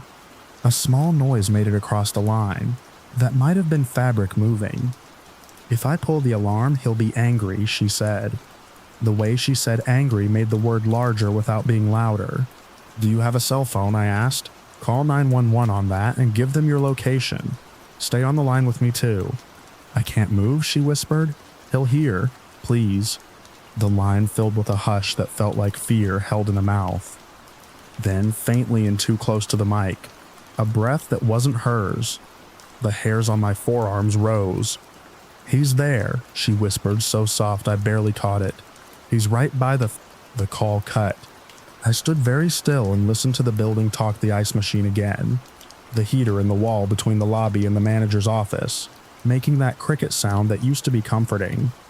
I called 911 again and repeated myself, a person who had become a sentence. The dispatcher said, "Calm. We've got multiple similar calls across the county. If you get a number, anything, give it. If your building is secure, stay put." After the second cutoff, something in my brain stopped hauling the same cart of panic back and forth and sat down. If there were multiple calls, if 2 other hotels were getting them, the geometry of it changed.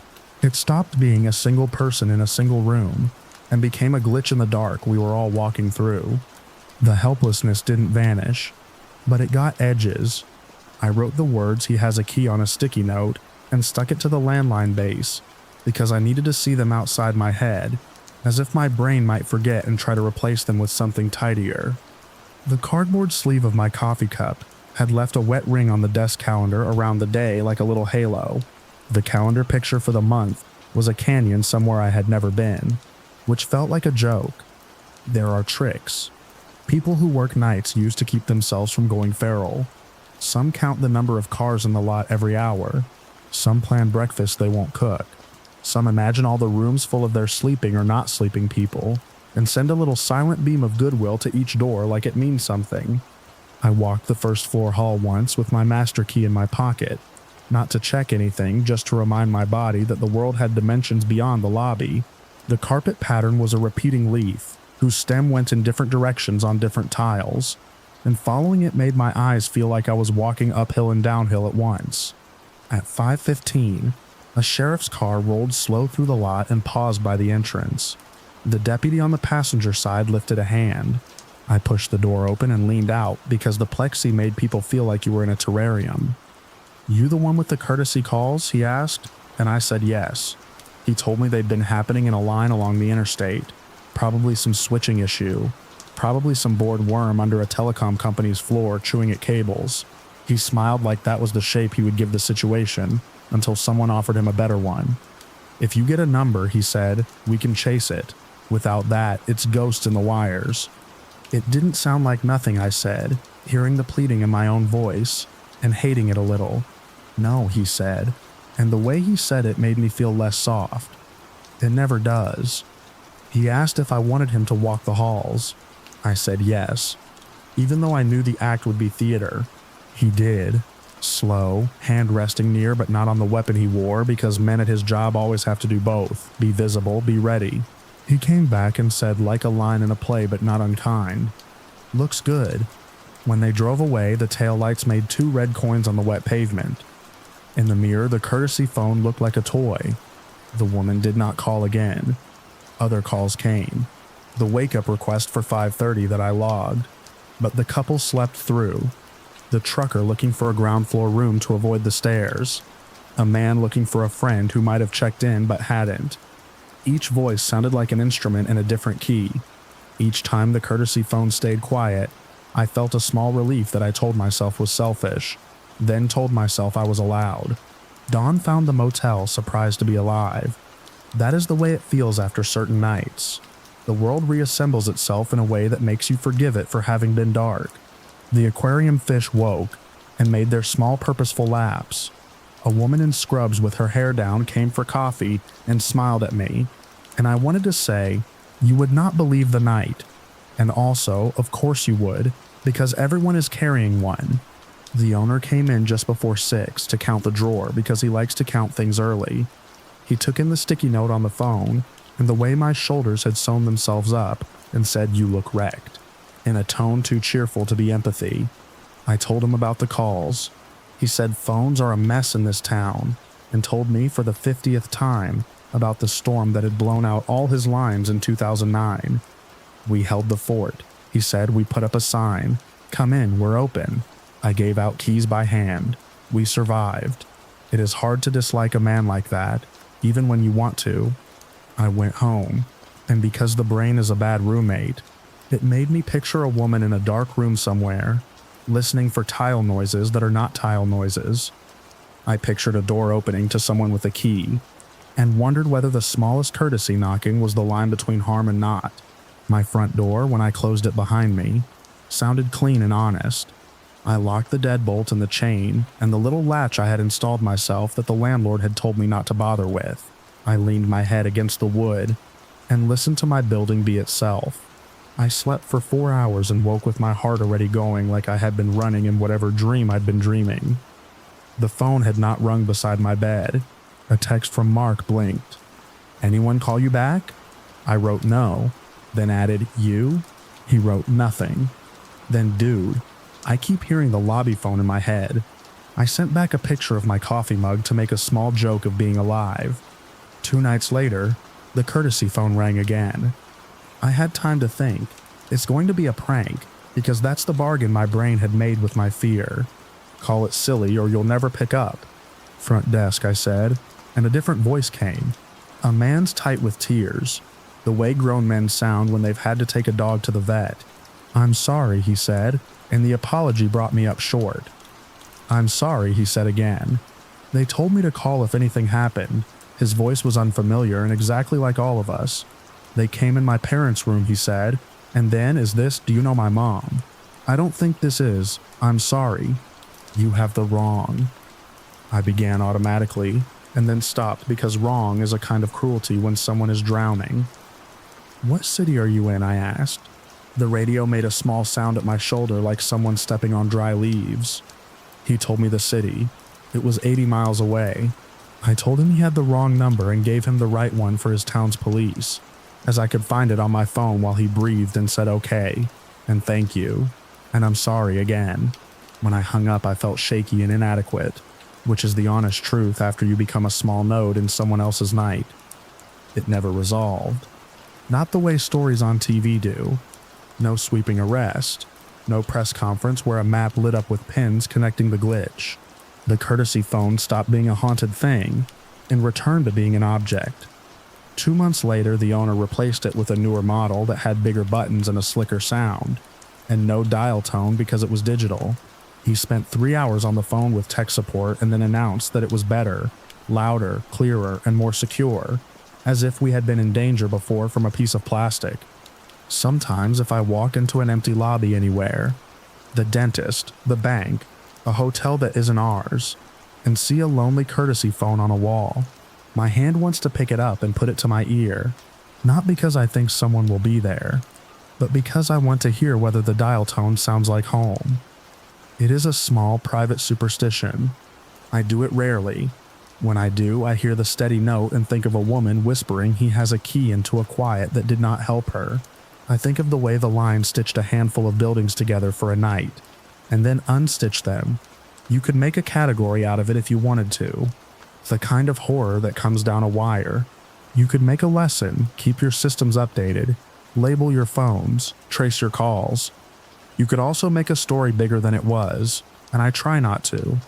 All I know is that in the dead hour, when the aquarium bubbles sound like a song you used to love, the lobby glass gives you back your face, and your job is to answer when something asks you to.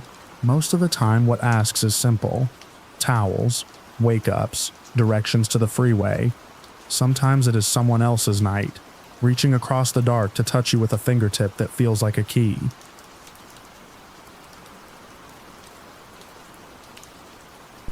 The knock came from inside. Night shifts at an urgent care clinic are stitched together from small mercies and loud mistakes.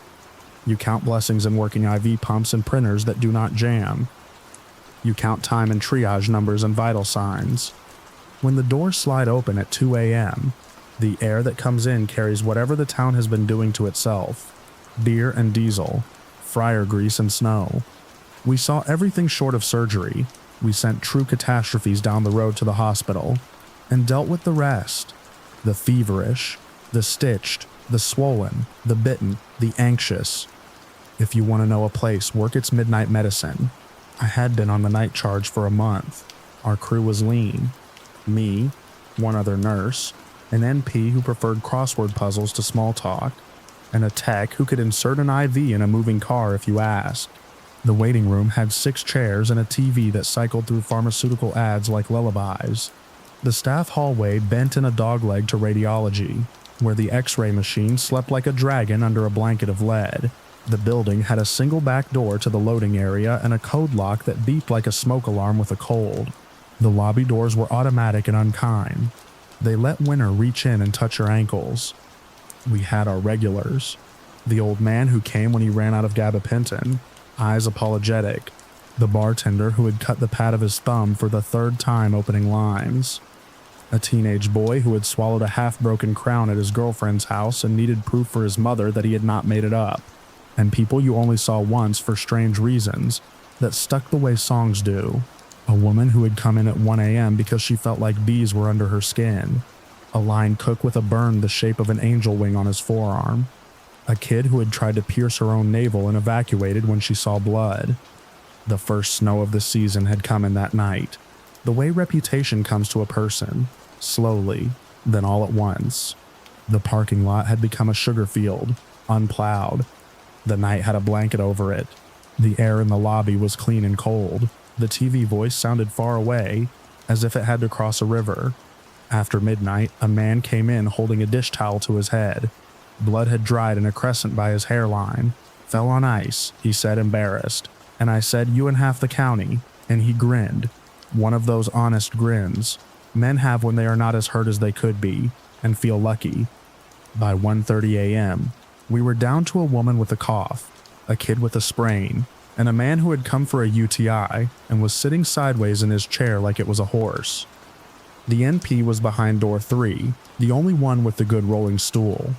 My coworker was on laundry duty because there is always laundry, and my tech was in the supply closet reorganizing the gauze, in a way that made sense only to him. I was at the triage desk doing the quiet math of staffing and imagining hot food. The clock on the wall read 1:41 in that digital font that always looks a little too crisp for real life.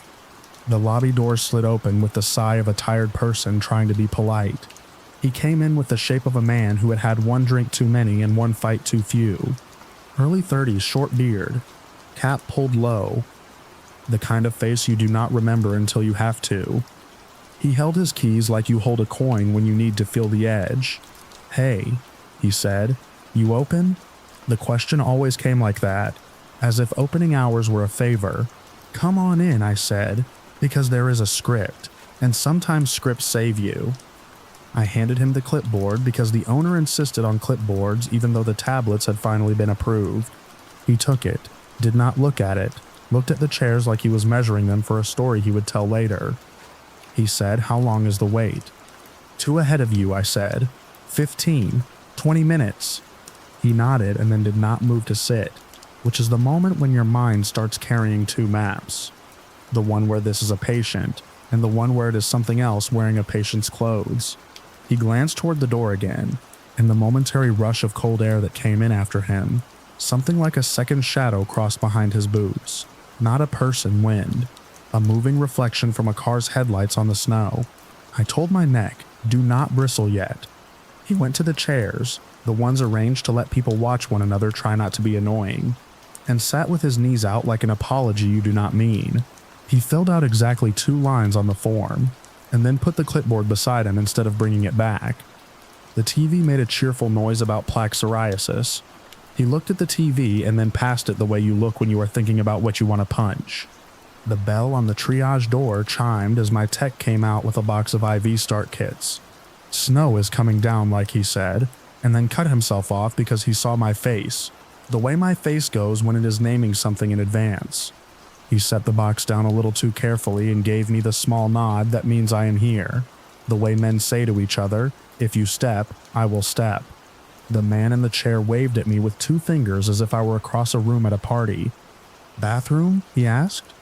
I nodded to the single-use bathroom off the lobby. Back there, I said. Left. He stood in a way that collapsed, and then reassembled his weight. The bathroom door shut. I heard the deadbolt click. A normal sound. A small sound.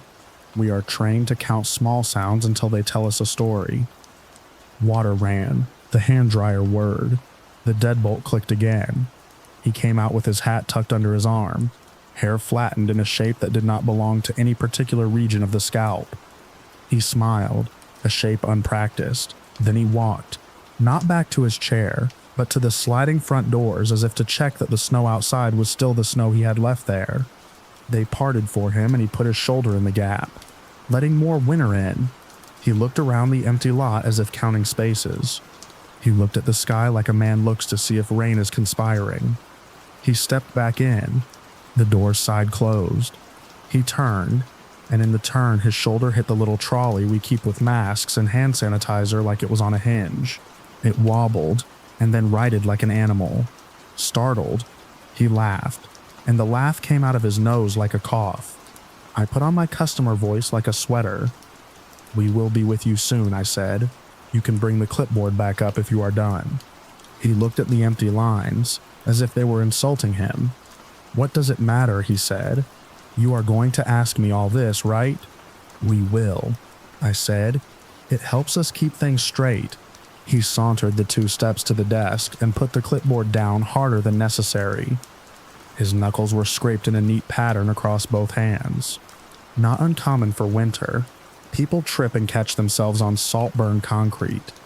He looked at my badge, at my face, at the opening between the low wall and the check-in door. The way you look at a fence to see whether it is high enough to climb. You got any cops in here, he asked. Not at the moment, I said, because you do not put a uniform between some men and their plans unless you have to. Is there someone you want us to call? He smiled without the top of his face. Nah, he said, just curious. He went back to his chair and sat with his foot out just enough to be a tripping hazard if you were not watching. I watched. The TV talked about a medicine whose side effects included the thing it was meant to treat. The cough woman coughed like a flat tire. The sprained kid looked at his phone the way teenagers look at their futures. When it was his turn, I called his name from the clipboard, the way you call a dog in someone else's yard. He came to the sliding door that separates public from clinical, and waited for me to buzz him in. He looked straight up at the camera in the corner, and smirked like it was taking a portrait. The door sighed. He came past me and his shoulder brushed the frame, and I felt that brush 3 hours later, the way you remember where you got stung. In triage, everything is measurement told in polite. What brings you in? I asked. His eyes tracked the blood pressure cuff, then my hand on the pen, then the door, then my face again. Cut my head, he said, which was not true. I could see no fresh laceration, only old. Fell. People say fell like a warding spell. Any loss of consciousness, I asked. He was watching me ask, not listening to what. He tilted his head to show he had heard the shape but not the content. Any nausea? I tried and he said no. He had the voice men sometimes have when they need you to believe they are fine. Any other injuries? He sat a fraction too still. He said no. The blood pressure cuff inflated, and the Velcro crackled. He watched the numbers on the monitor with a concentration that was wrong-sized for the moment. as if the screen might betray a secret. It popped my anxiety into one of its pre-labeled drawers. Is he waiting for someone to arrive who is not here? My hand wrote on the clipboard, calm as a librarian. "We will get you back to a room," I said. "The NP will take a look." My tech came to walk him to door 4.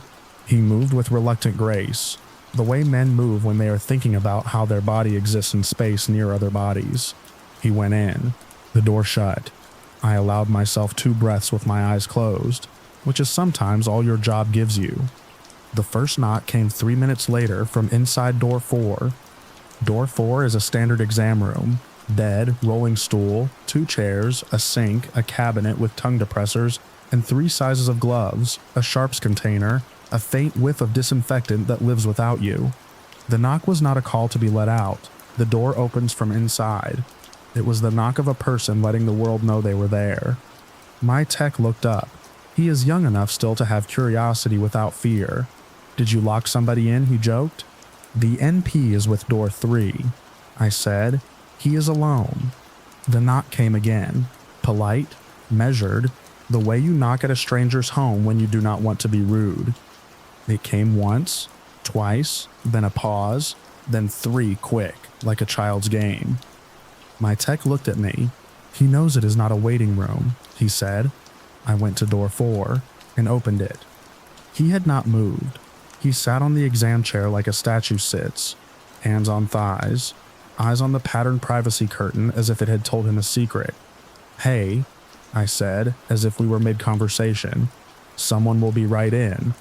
He blinked and then smiled with his mouth only. "Heard a sound," he said. "Thought it was the door." "What sound?" I asked, because curiosity is cheaper than calling the sheriff. He tilted his head toward the cabinet. "Knocking," he said, "from in there." I wanted to say, that is not how cabinets behave. Instead I said, "Pipes," and made the universal gesture for buildings. Hands open. Shrug. He looked at my hands like they were a trick. He reached out quick and not quick, and tapped the cabinet with his index finger. He knocked. Once. Twice. 3 times. Silence answered. He grinned, small and inward like a boy who had found a rock in a river and knew it would have a beetle under it.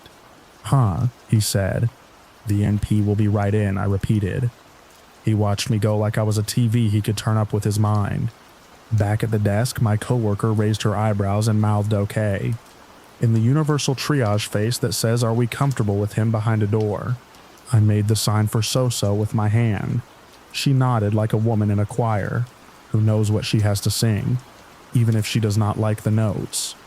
The second knock came from the wall between 4 and 5. It had depth in it. It was not cabinet-like, it had knuckles. It traveled along the drywall like a finger under a blanket. 1. Pause. 1. 1. 1. 2. My tech looked up, eyes bright. "That is not pipes," he said. "Radiator," I lied. "We do not have radiators," he said, which is a thing you should never let your staff say to your lies. The NP came out of door 3 and looked like a woman roused from a pleasant thought. "What is this?" she said. "Door 4 is creative," I said. She sighed, the sigh of a person who has been creative herself and lived to regret it, and went in. I watched the monitor that shows whether a room is occupied. Nothing changed, because that kind of information is unrelated to the knock you hear under your jaw. The knock continued, patient, like a teacher with no class waiting at a chalkboard. At urgent care, you learn to separate yourselves. One self smiles and dispenses forms. One self watches for posture and tells. One self lives under the floor and feels vibrations. That self, the one that had saved me from the wrong elevator at the hospital, from the man with the hoodie in the parking lot who stood between me and my car, and the building, that self was wide awake. It thought in long words. It said, "This is bad." It said, "Changing the geometry is better than changing the person." So I changed the geometry. I went and stood in the doorway of 4 with my shoulder against it, so it would not swing inward. The NP sat on the chair with her tablet. He sat on the exam bed with his hands in his lap like he had been told to. The 2 chairs were at human angles. The sharps container was at hand. The sink dripped once like a polite throat clear. The knock came again, from inside the cabinet this time, 3 short, then 2 long, then a pause, as if whatever was making it had learned the room. He did not look at the cabinet. He looked at the NP the way a person looks at a teacher who is deciding their grade. He said, "Quiet, hear that," without looking away from him. The NP said, "Buildings make noise in the tone of someone telling you the weather will break eventually. Do you have a headache, nausea, vomiting?" He smiled. "Nah," he said, "just a little dizzy." "Any neck pain?" He moved his head side to side to show off the absence. The knock knocked. The NP went on, and her voice made the room feel more normal. I thought, I am the hinge. If I leave, something will swing. So I stayed. We have panic buttons under the counters and in 2 of the rooms and in triage that go to a security company who phones dispatch, who phones the deputy who is closest. If you press them, a man will call and ask if you are okay, and a voice that will sound like a man you used to know, and you will want to tell him you are not, and he will ask you to repeat the address, because that is how the form is built. I did not press the button. I watched the man's hands, because hands are the first levers. They lay quiet, like animals pretending to sleep. The NP examined him with her hands turning into instruments. Pupils equal, round, reactive, no obvious deformity. Oriented to person, place, time, event, mostly. He made a joke about how he never knew what month it was, and laughed too long at his own proof. The knot kept time. The NP said we would get him a room to observe for a while and see if his dizziness meant anything, and I thought, I will not put this man behind a door I am not the other side of.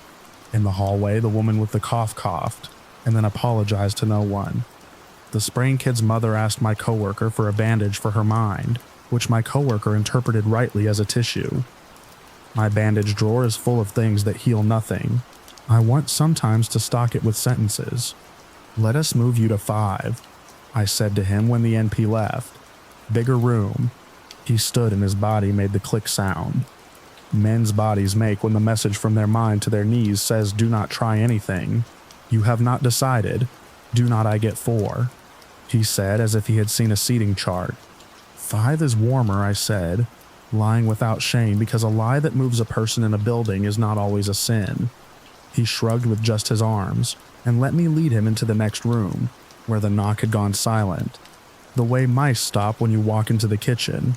The way people stop when you call out hello in an empty church. He sat. I said, "Water," he said, "No," then looked at the sink like he was asking it. I left the door open. In the staff hall, my text said, "Tell me I am not hearing the thing I am hearing." I said, "You are," because sometimes telling the truth is the spell that keeps you from the other thing. We stood. The knock came again.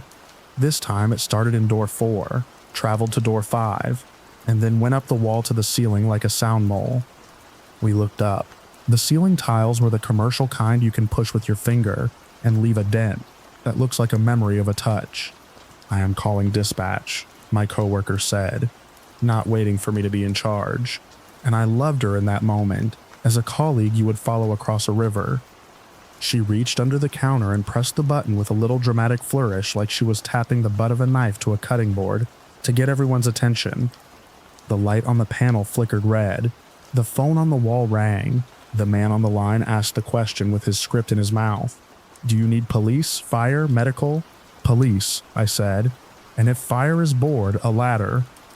"What is the nature of your emergency?" he asked. And I said the knock is coming from inside the walls. Because if I had said a man is about to become a bad story, it would have been poetry, not reportable. The deputies rolled in quiet 10 minutes later. Because snow, 2 of them, one young, one my age, they wore the faces of men, called to a thing they do not understand yet, and would prefer to. The young one said, "You got mice," and the older one said, "Show me." And I took them into the staff hall and stood under the scene between 4 and 5, and listened with them, and then the knock knocked, and the older one's face did a little chisel chip near the eye that said, "Okay." He rapped the wall with his knuckle. Men do this, then put his ear to the scene. "You got an attic?" he asked. A crawl.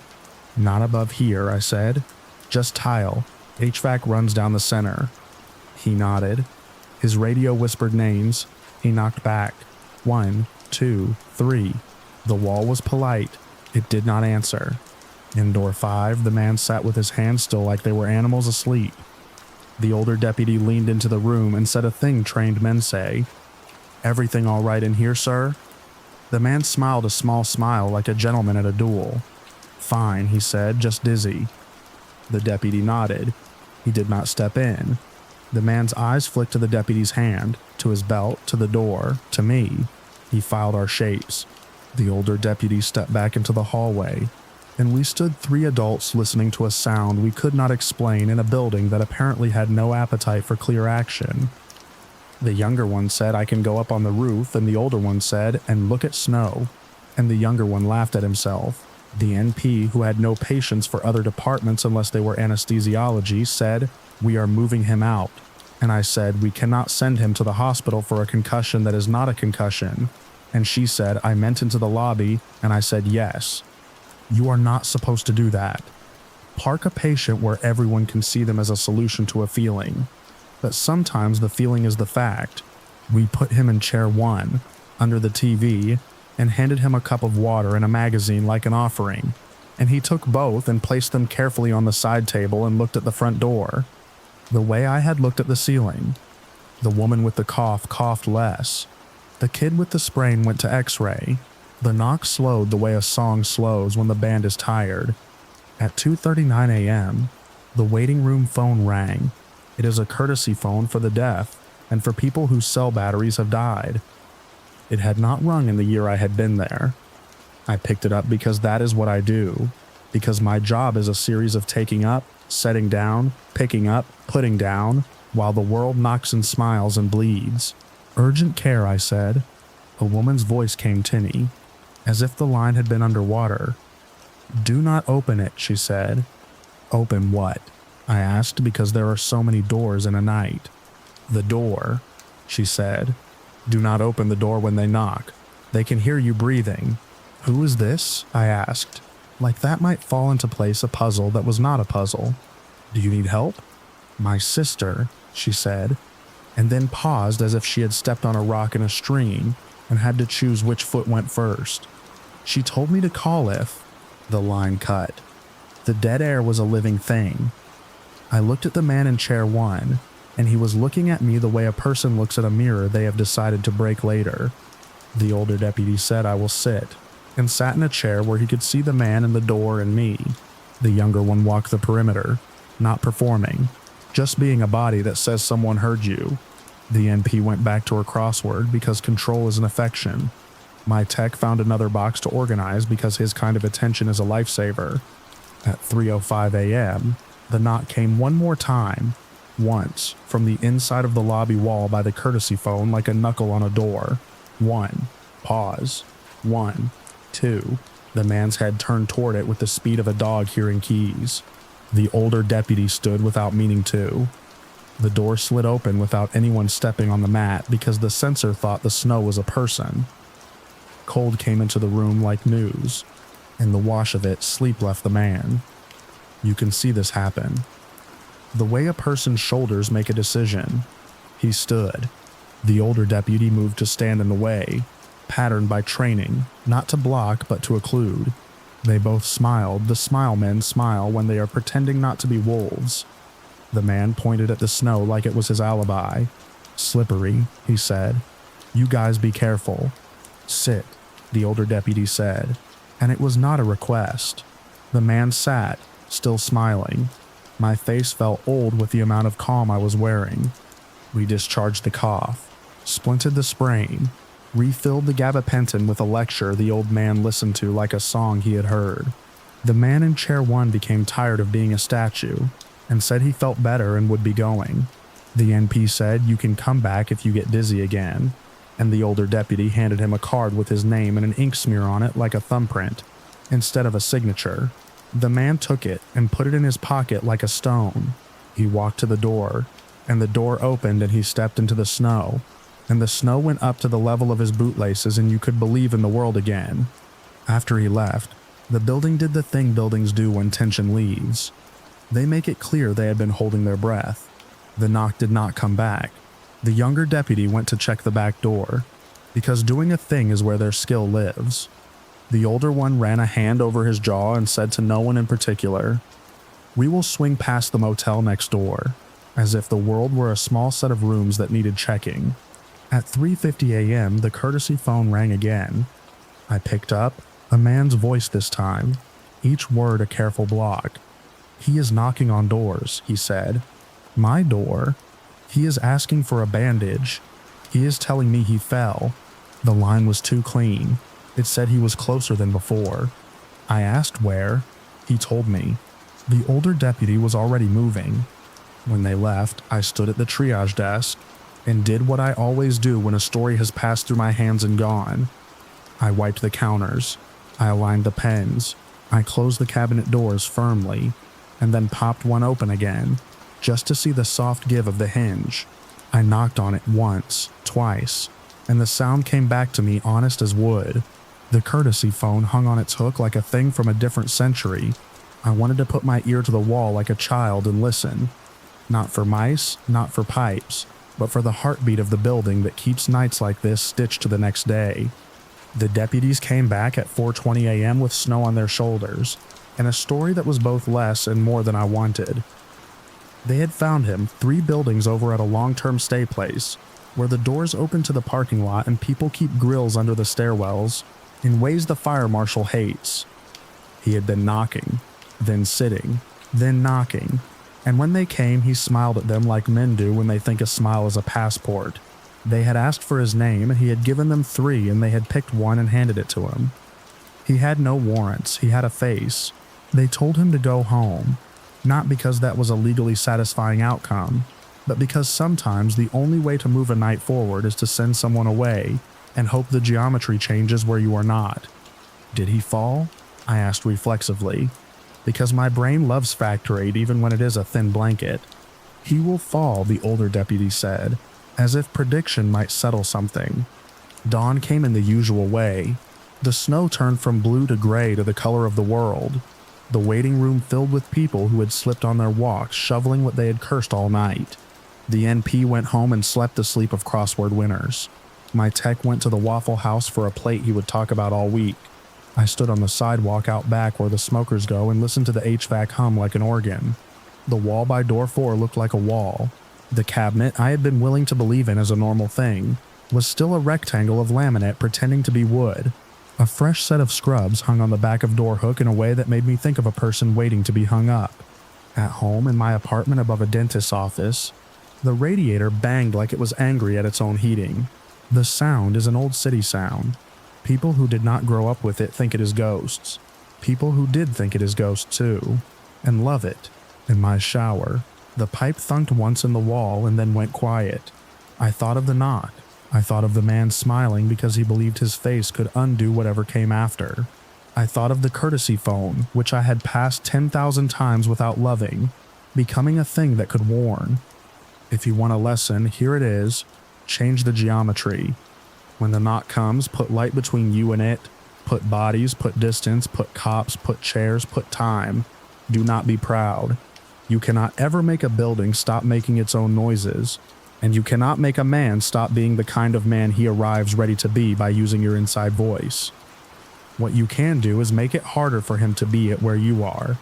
Sometimes I pass the urgent care on my day off, and look at the wall between rooms 4 and 5, and think about how sound travels better through certain materials, and how fear travels through the rest, and how in a small county in winter, the roads all circle the same handful of buildings and the same handful of men.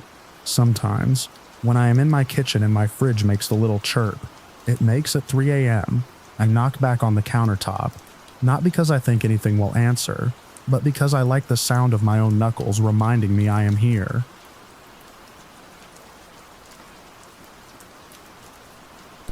Food courts are the last places to go quiet. Even after closing, the smell hangs around like memory. Fryer oil, sweet dough, onion, the varnish of 1,000 trays. At 2 in the morning, the skylight over ours made a pale square of winter sky.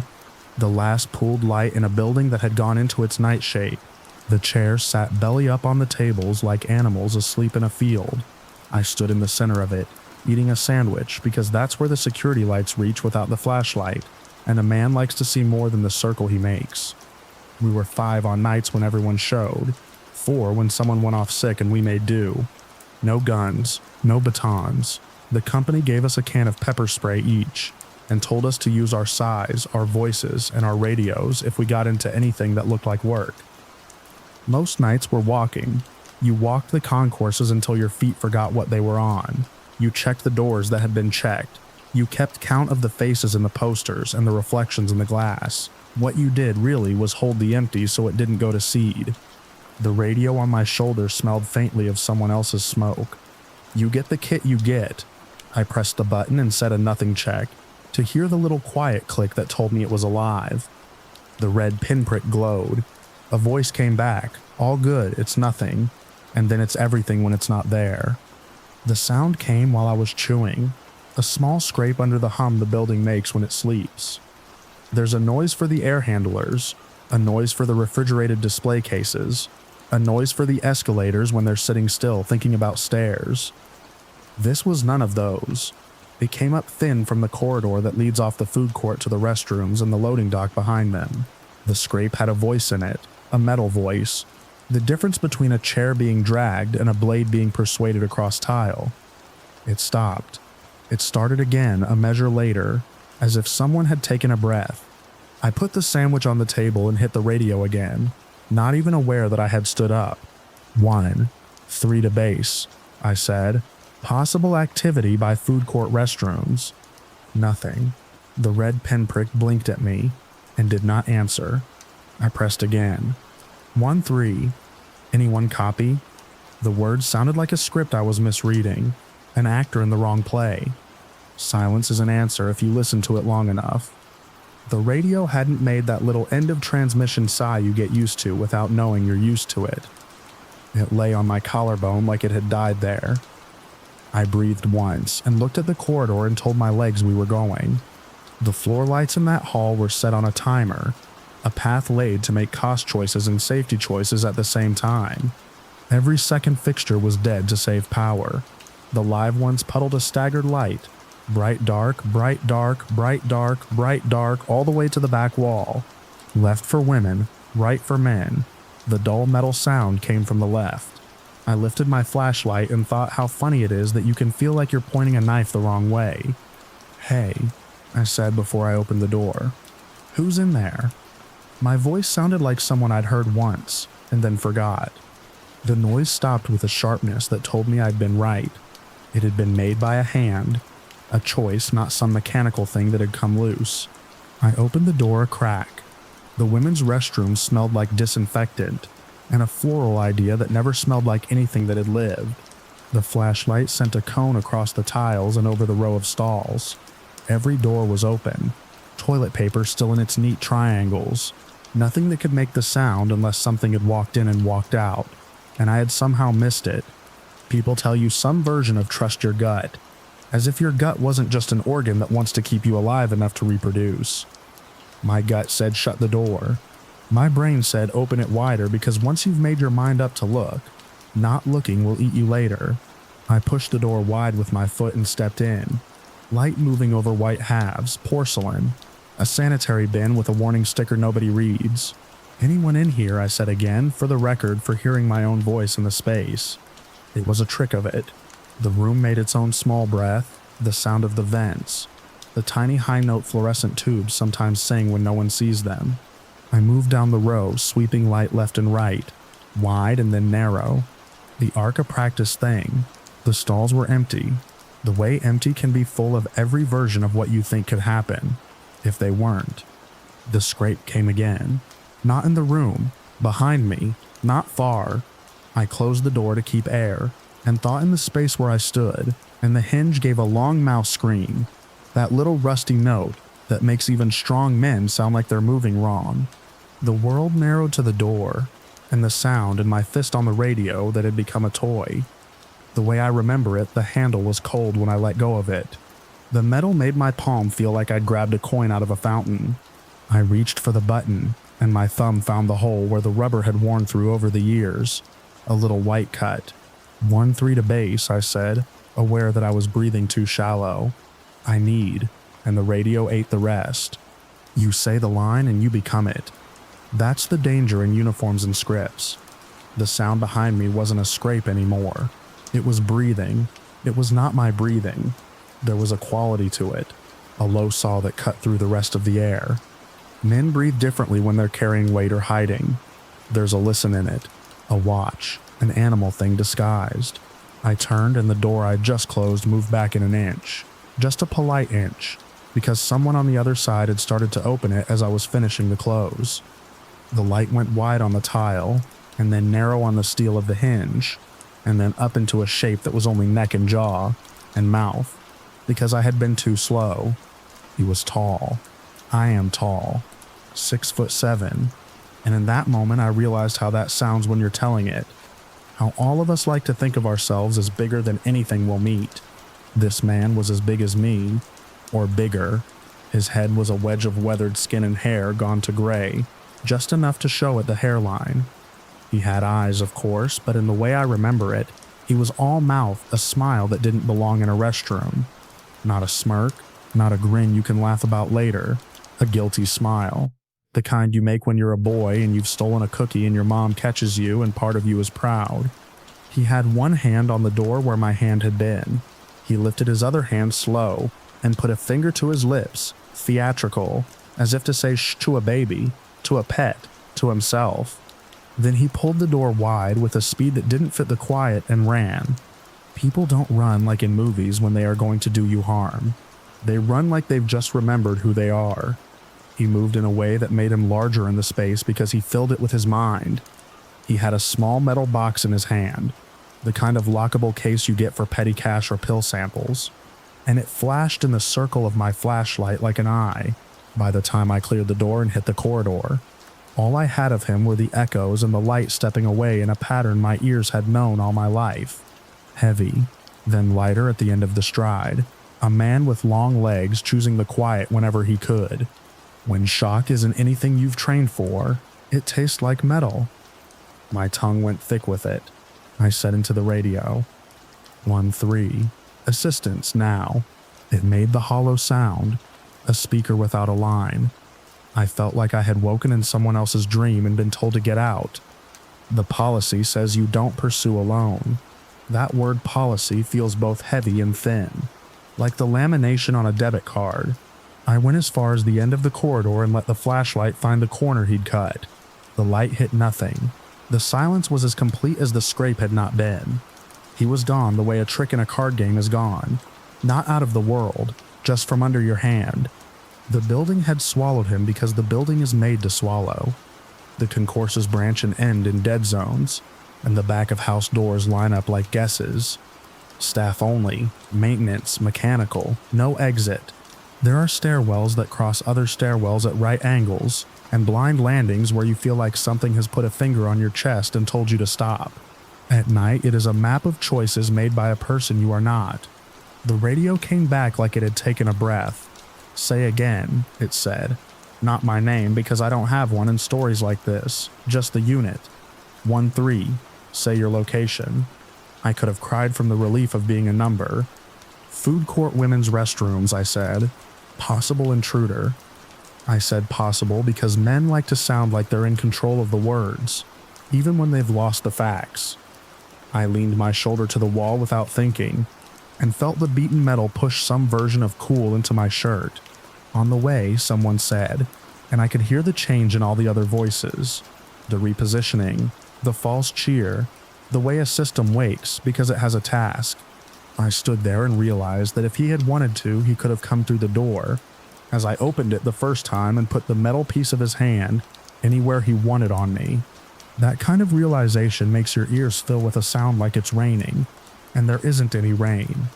By the time the others arrived, I was making myself smaller in the corridor without meaning to, turning my shoulders in so I could see further with less of me in the way.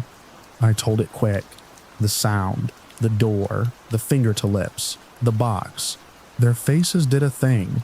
Men's faces do when they recognize a story they've rehearsed in their own heads, but never had on their own beat.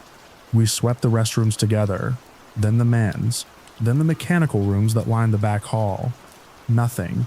If he had come from the dock, he could have slipped back to it and been gone into the unlit lot before we'd even pulled our boots out of our socks. "What was in the box?" one of the younger guys asked, in a voice that tried for bored and landed near reverent.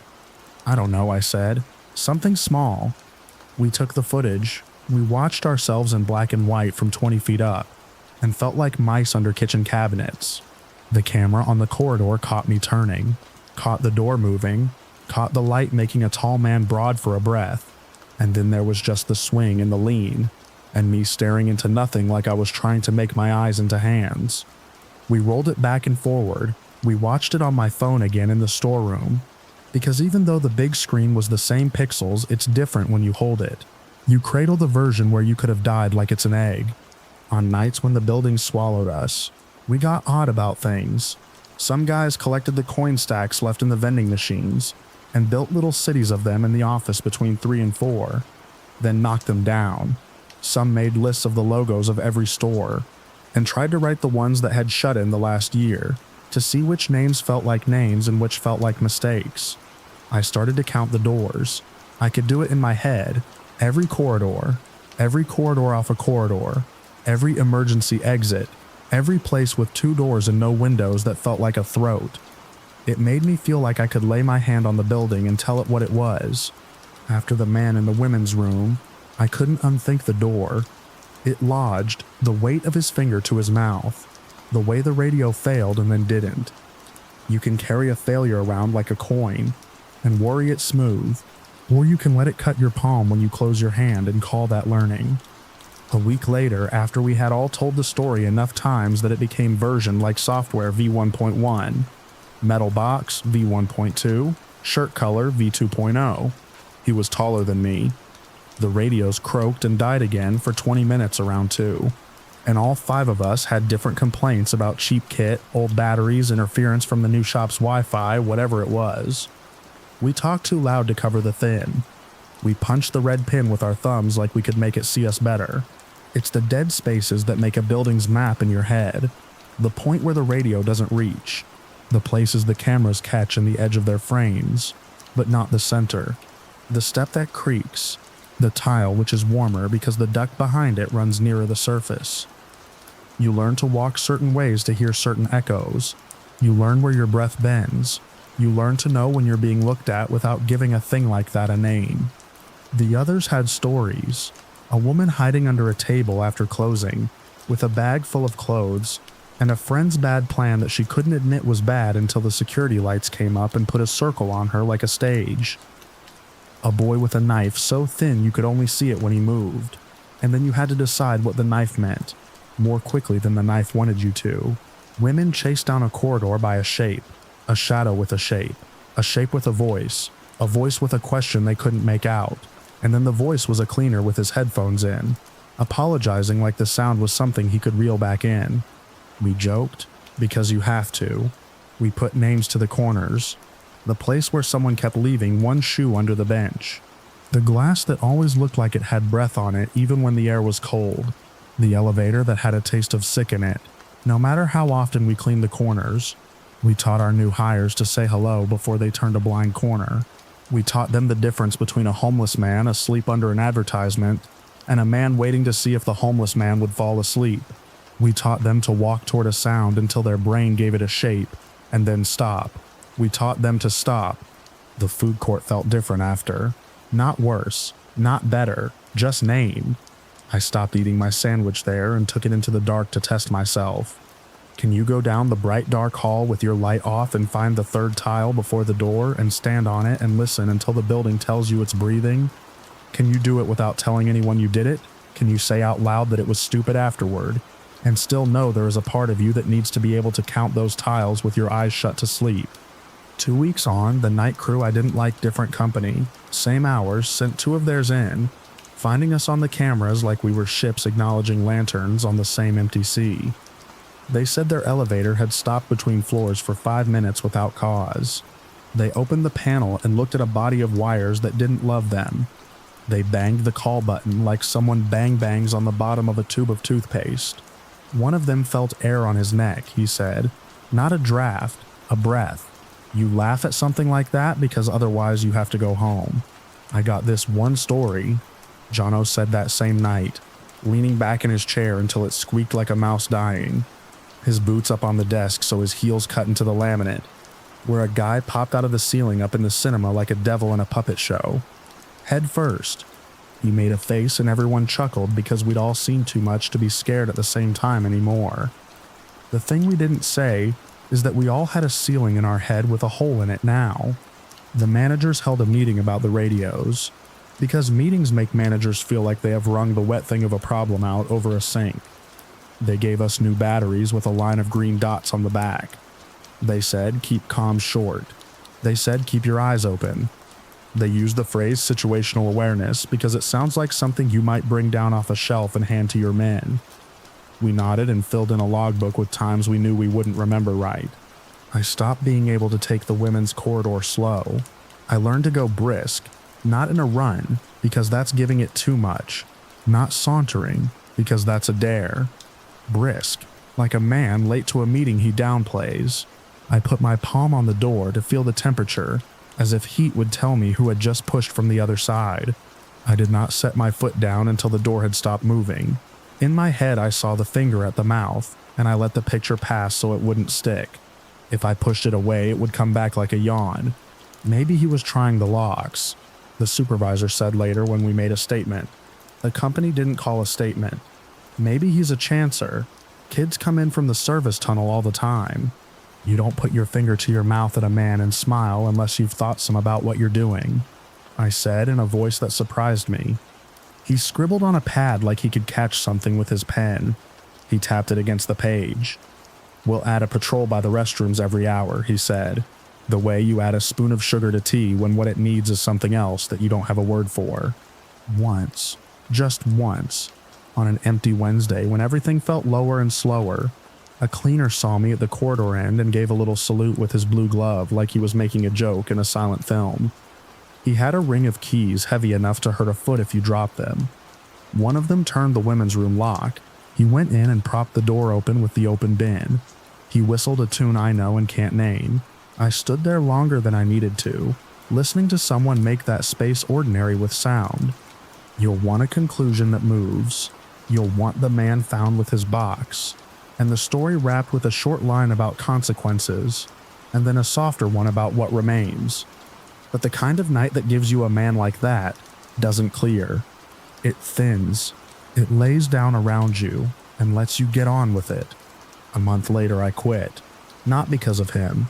Because the hours ate my days, and the pay ate my hours, and I could feel myself becoming a man who counted tiles at 2 a.m. and told himself it meant something about courage. I left the radio on the hook, knowing I might miss its good weight when a space goes quiet. I gave my spray to Jono, because he lost his, and the paperwork to get a new one felt like asking for rain in a drought. He grinned the way men grin when they don't want you to see their thanks. I still go to that mall sometimes. You leave a job and think you'll never set foot again, and then you do because the world is the size it is. In daylight, the skylight over the food court is just a hole. Children's voices bounce off the tiles like loose rubber balls. I can stand at the corridor and look down the bright dark path and imagine the sound moving toward me. I can put my hand on the women's door and feel nothing but paint over steel. The door is just a door until it isn't. The other week I stopped by, and a woman with a toddler on her hip stepped out of that corridor past me. Her face turned to the child, not the space she was moving through. I felt myself step sideways a fraction to give her a little more of the hall, and smiled because there is a life where you are just a person passing another person, and nothing looks at you from behind anything. At home, sometimes with the light off, and a hallway between me and the bathroom, I feel a breath that isn't draft and tell myself I'm making it. I hear metal on tile in a cupboard because I didn't stack something right. I put a finger to my own mouth when I catch myself telling the story too big, and laugh because it's a joke. You big guy, you silly. In the end, what remains is a memory that unrolls at the edges when you least expect it. Neat as receipt paper, white and ready with your name not on it, and the total always blank.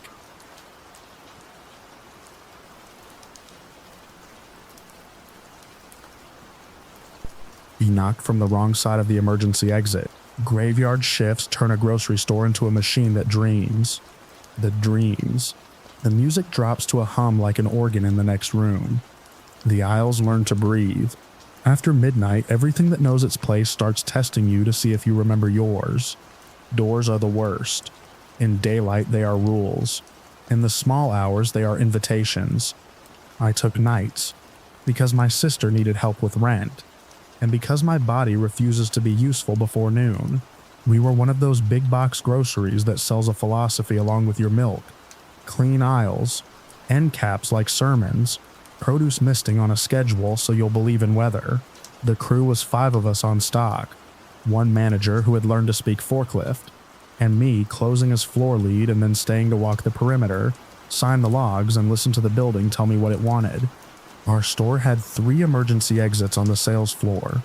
2 were the red bars set into cinder block hallways at the ends of the longest aisles. The 3rd was the one by dairy that opened to the loading dock. Technically an exit, practically a trap. Corporate sends emails about exits. You could make a sad collage with the subject lines. The rules are simple and strict. Don't block them, don't prop them. Alarm armed at close. Check the panic bars on your last round. If the alarm sounds, you treat it like a real fire every time, even when you know it's going to be a raccoon with opinions. Our manager, Rob, was one of those men who learned to hide his softness under sarcasm that wasn't fooling anyone. He had 2 rules I learned and wrote down without having to. First, at night, if a door disagrees with you, it's right.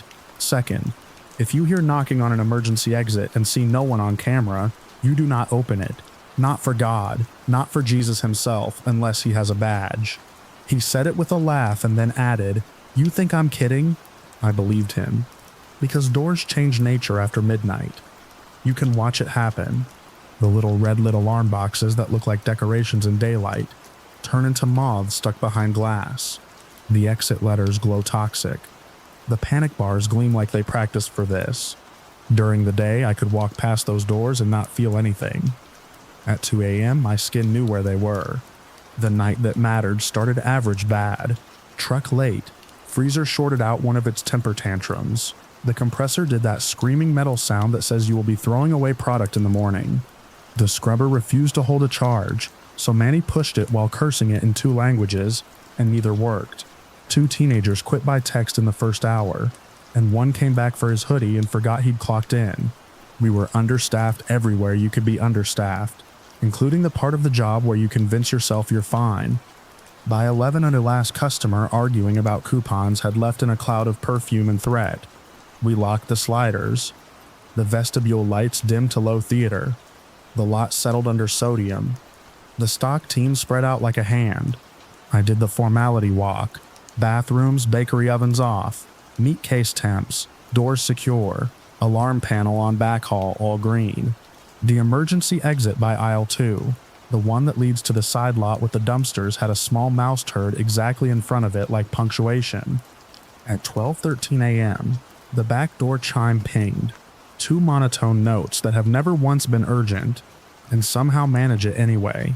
That door is a steel slab that opens onto the dock. It has 2 eyes, a peephole at human height, and a busted camera that shows you the world as a greenish smear. I glanced at the monitor in the tiny office. The smear was a rectangle of black with a diagonal of reflected light. No movement, no footfalls on the dock. I ignored it. Ghost pings happen when the compressor kicks on.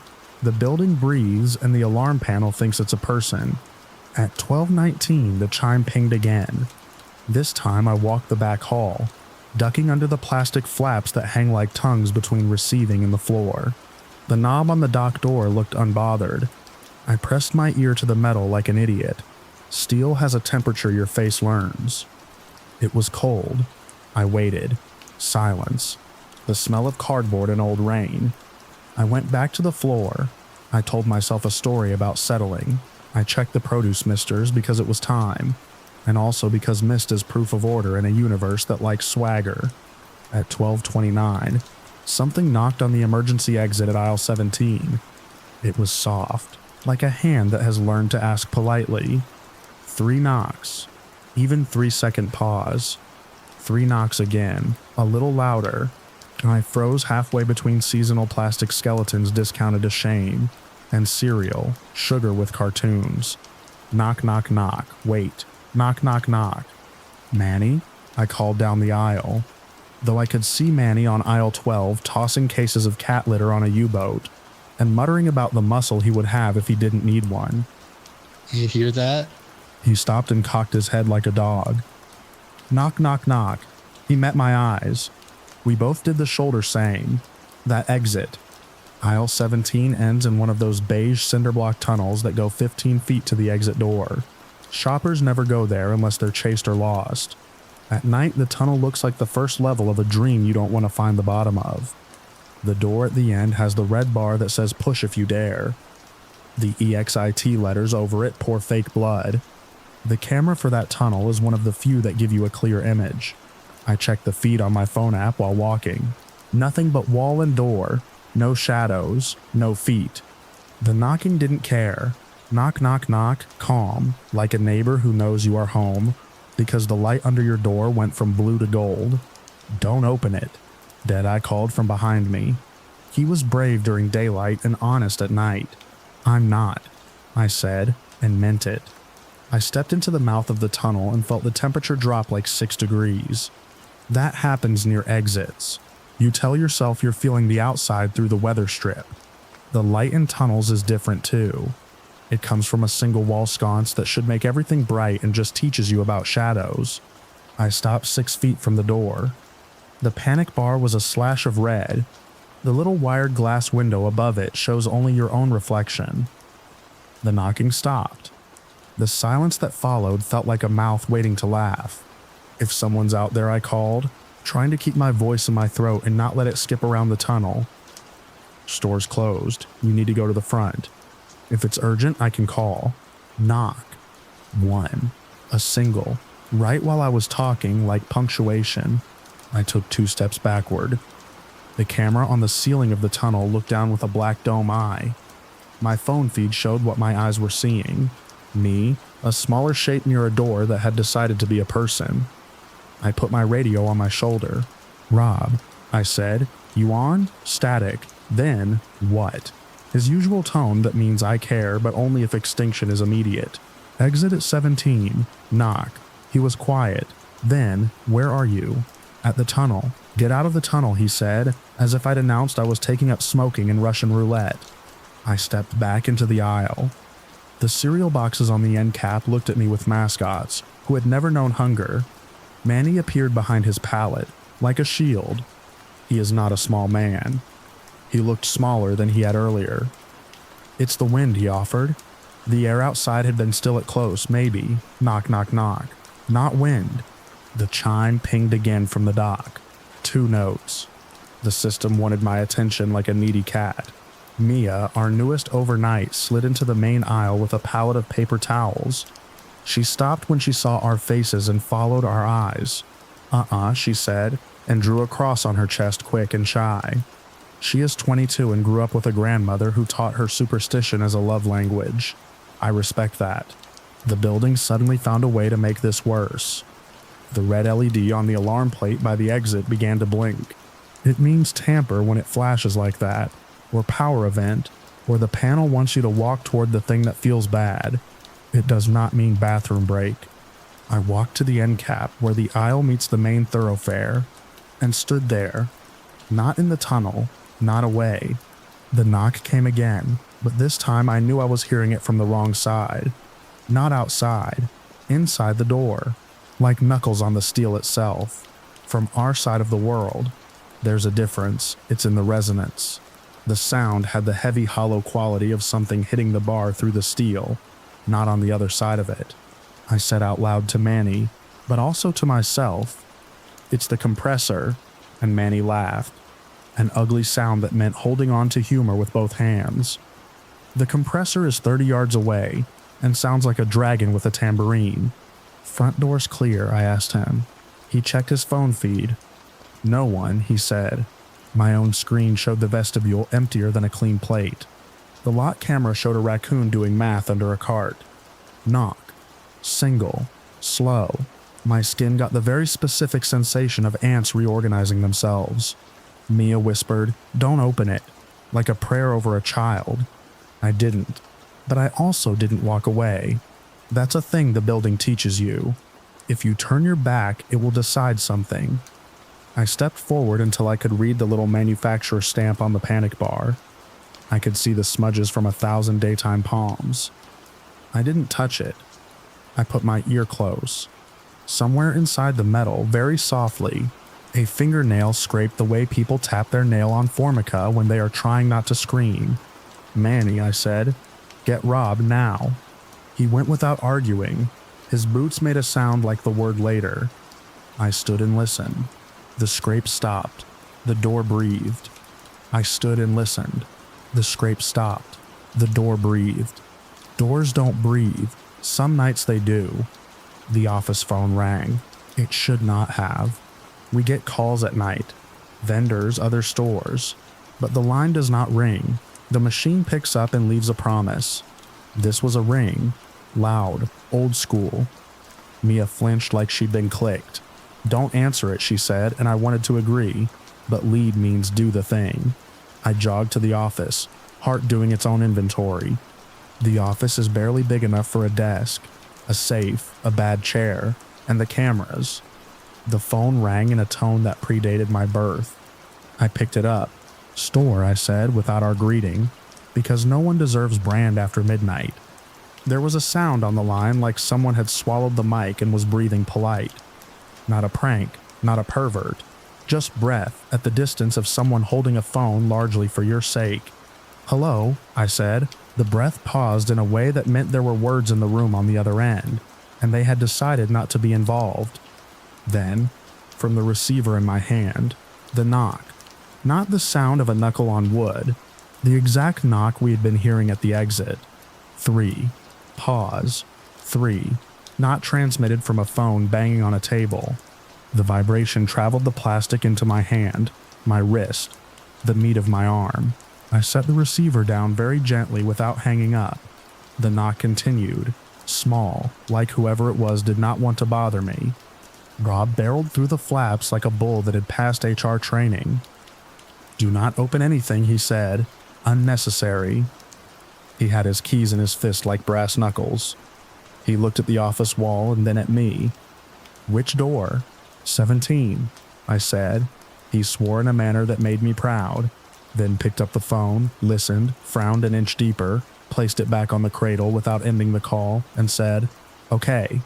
Okay is manager talk, for we are not okay. We went back to the tunnel. The LED still blinked. The air tasted metallic, like chewing a penny. Rob stopped when the tunnel did its trick with perspective. It feels longer than it is until you step fully in. He stayed out. He flipped the light switch on and off twice.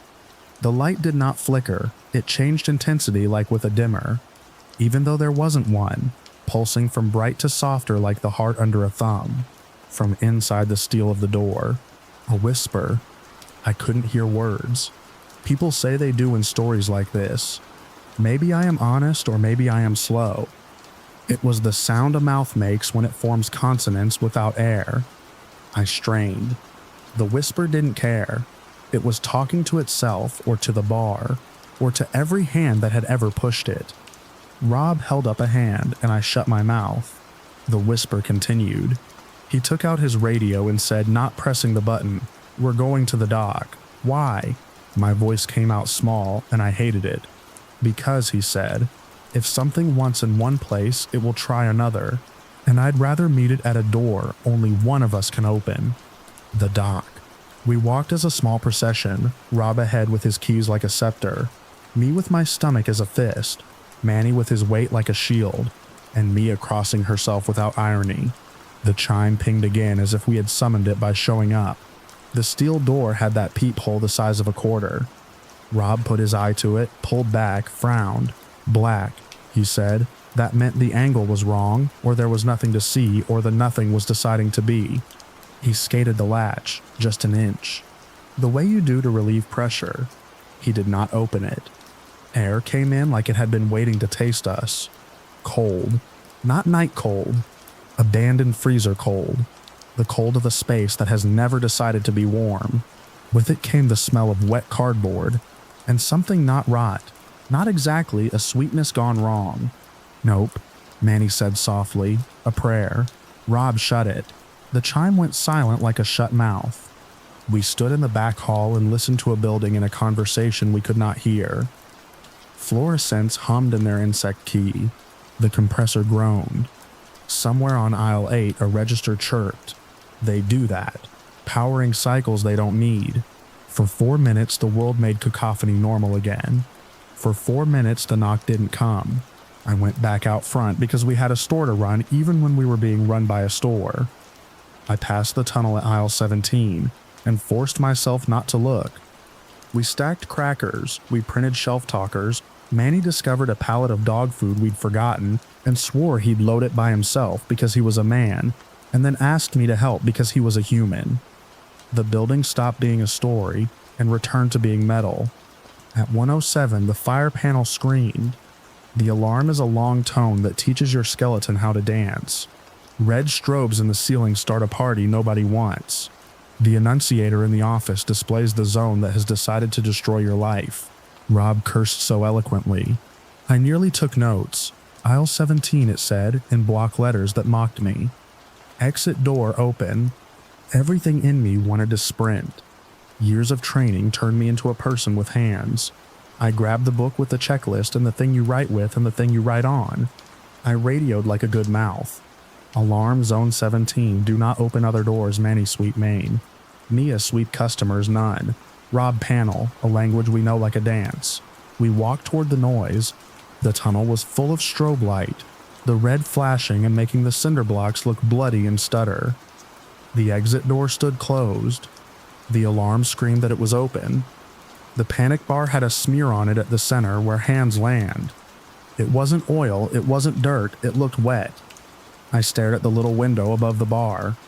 My reflection blinked in red time. The wired glass showed nothing else. I touched the door, not the bar. The metal. Because if you touch the bar while the panel is angry, you buy yourself a report and a lecture. The metal was warm. Panel says open, Rob said behind me. Watching the red door, says closed. He slammed his palm against the reset on the alarm plate. Nothing. He keyed his code into the little pad tucked to the side. Nothing. The building screamed like we were doing something to it. He backed up, thought. You could see it, the way he lifted his face a fraction and scanned the mental manual, and said into the radio, all hands do not, under any circumstances, open any exterior door. Copy, copy, came Manny and Mia like a chorus. The knock came again. The alarm didn't drown it. It threaded through the tone. 3. Pause. 3. It was patient. I felt something I have not felt in a building before. Shame. Like we were making someone wait who had never made us wait. Call PD, Mia said from behind us. She had the bright two big eyes of someone who thinks uniforms fix things. Rob shook his head. Watch. He's not smug when he says that. He's something worse, experienced. He dug into the emergency kit you carry more for show than go, and pulled out a plastic wedge. He kicked it under the panic bar door. Useless to stop anything truly strong. Appropriate to keep an argument from closing on you. He whispered. If this thing opens, I want it to get stuck on something honest. Honest? I said. Plastic is honest, he said. I believe that sentence too often. The panel in the office stopped screaming, as suddenly as it had started. The strobes did their little downslope. The red LED on the alarm plate resumed its steady, morally superior glow. The air in the tunnel warmed an inch. The exit remained shut. Rob exhaled. It sounded like a man who had been bracing against a punch and had decided not to apologize for flinching. Walk the other exits, he said. Now. We did. Aisle 2. Quiet, LED steady. Bar cold. Dairy dock, no chime. The door beyond had settled into its privacy. We put our hands on door metal, because touching reality makes it less of a story. Metal. Paint. Our own fingerprints making new mysteries. When we reached aisle 17 again, there were 3 dark circles on the panic bar at the center. The size and shape of fingertips. They were the kind of dark when something wet meets dull metal. We watched them evaporate. Not dramatically. They just decided to be gone. You saw that, I said, because it's important to ask other eyes to testify. We saw it, Manny said, and his voice was too loud. A man proving he has lungs. Mia did not speak. She picked at the rubber band on her wrist until it snapped. Okay, Rob said, which means nothing and everything in a grocery store. Back to work. Back to work is a sentence that saves and destroys. The building had asked and we had answered by not answering. The night continued. Time did its accordion. We drowned in small tasks to avoid the big one. Manny finished his dog food mountain and posed, taking a fake photo for nobody.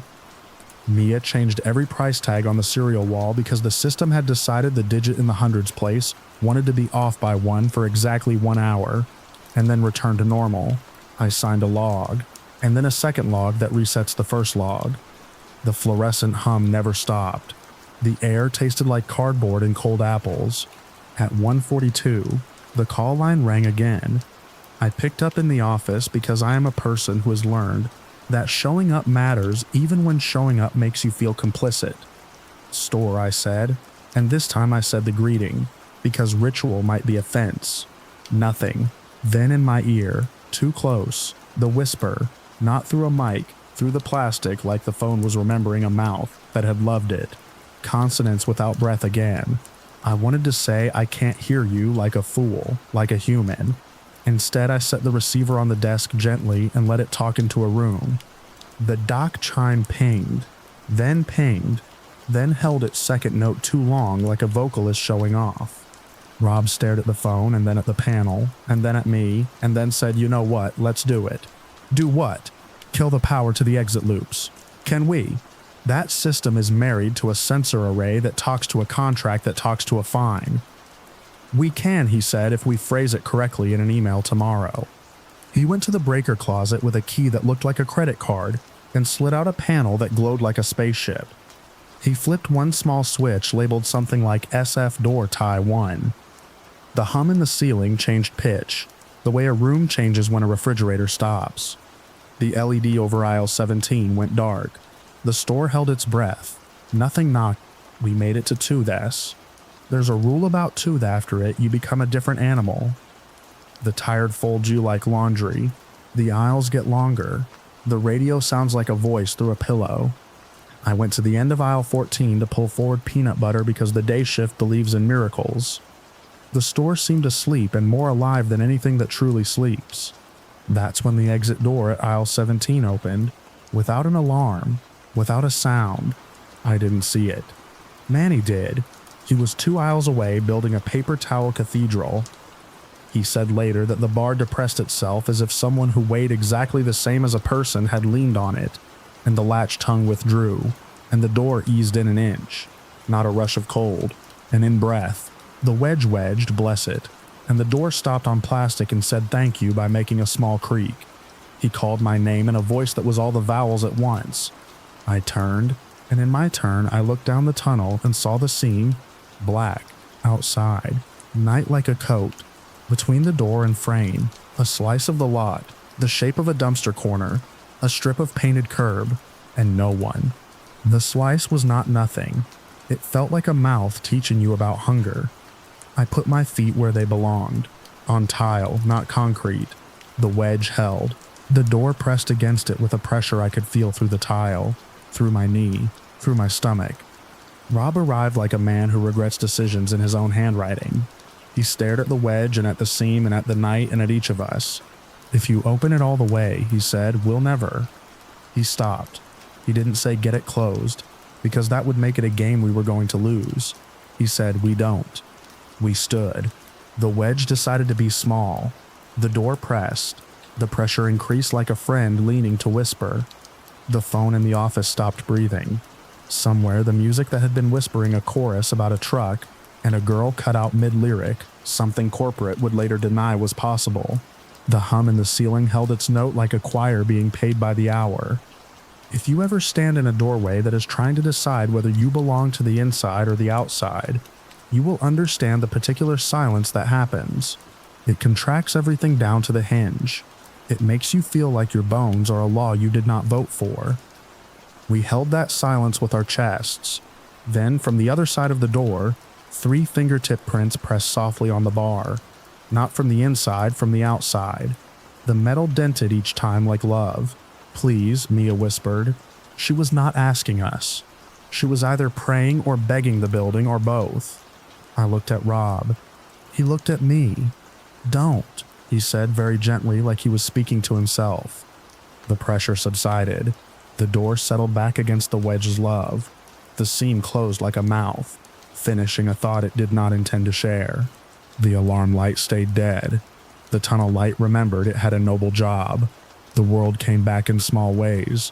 The compressor sighed. The music picked a new verse. Embarrassed, the radio crackled with a stalker asking if we had more capers. Capers. I wanted to count my teeth with my tongue to make sure I had enough. We did the rest of the shift like a play where the props might bite you. I signed things. I watched the cameras. They showed the tunnel as a tunnel. I watched the lot. The raccoon had found a friend. I drank coffee. It did nothing, and then too much. I walked to aisle 17 every 10 minutes, like I needed a thing from that aisle. I did not step into the tunnel. I put my hand on the wall just at the edge of it where the beige paint changes to institutional something. The paint felt warm in one small circle like a wrist. The sun would come up, because it insists on it. Life is nothing if not rude. At 3:08, a pickup pulled into the lot and parked in an employee spot. Because laws don't make sense to men who wake up at 3:01. Rob's phone buzzed with a text from his wife that read, "You lock the back gate?" And he typed yes, and I watched him lie and mean it. Manny clocked out at 3:29 because his ride likes him. Mia stayed and helped me close the log because she knows how to end a story. When the day manager came in at 4, bright and dewy like an insult, Rob told him the compressor had thrown the exit loop, and that's why the panel screamed, and the day manager nodded because he had always believed the compressor was a prankster. Rob did not tell him the door had opened.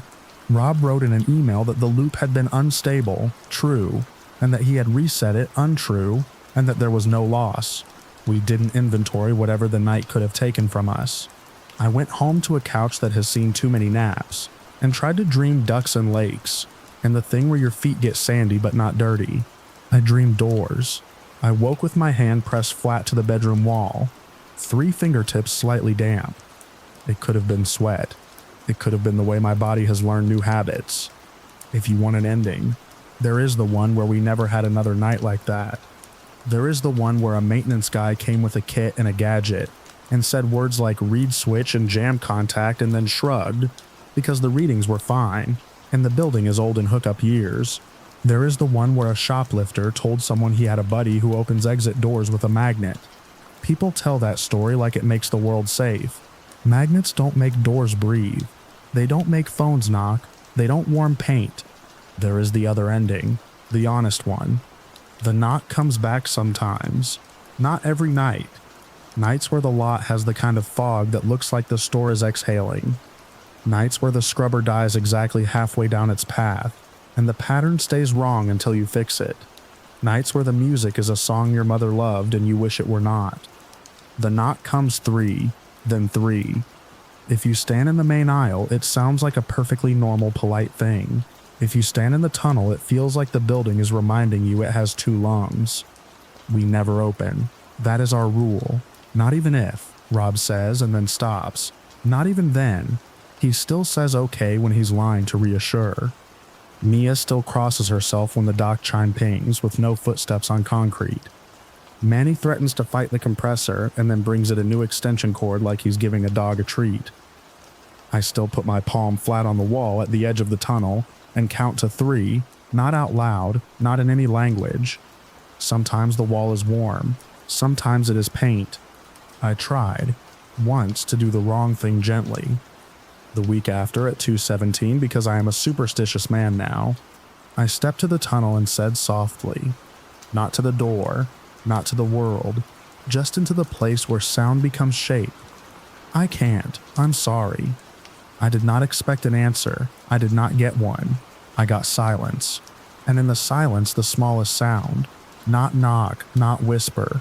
A hand sliding down the metal, slowly, the way you slide your hand down a railing when you have stopped crying and will again later. This is a story about doors, but it is as much about rules. If you work nights, you have to make rules to make sense of a building that will keep asking you to forget them. This is mine. Never open an emergency exit at night unless fire is touching you. If you are tempted, call someone who will be cruel to you in exactly the way you need. Do not let a sound make you a saint. Never answer a phone that is breathing. If a door opens by itself, let something cheap hold it back. The wedge, the pallet jack, the weight of your own refusal. Do not joke about how brave you will be later. Be small, be boring, be the kind of person a building gets tired of. And if you ever stand in a tunnel with a red bar calling to your hand in a voice you cannot hear, trying very hard to make you believe you are helpful, and your stomach fills with that shame that says you are leaving someone outside on a night like this, remember, there are doors that are truths and doors that are questions. At night they trade clothes. The ones that are questions want to make you into an answer. Do not let them. The sun comes up more often than not. We mop the scuffs from the tile. We face the boxes. We sell a philosophy with the milk. When the knock comes again, we will stand together at the edge, and we will not open. It is not brave, it is the thing that lets you live long enough to be brave, when it actually matters. Sometimes when the sun has decided to clock in and the day people fill the aisles with lists, and children and apologies, I walk past aisle 17, and the tunnel looks like a harmless hallway again. It's almost funny. The exit sign is a silly trick of letters instead of a mouth, and then because the building likes a flourish, the red bar shows 3 faint spots exactly where fingers would land, as if someone with wet hands had held it and waited a second too long. They fade as I watch. I tell nobody. I go face a wall of crackers and make everything look right. If you come in and the aisle feels colder than the next one, if your toddler points and says man, and there is no man, I hope you will forgive us. We did not open the door. We are sorry. We are proud. We are here when the exit knocks. We keep the wedge in our pocket like a prayer. We go home and fall asleep with our hands pressed flat against a wall that knows us. We come back. We stand in the hum. We keep counting to 3.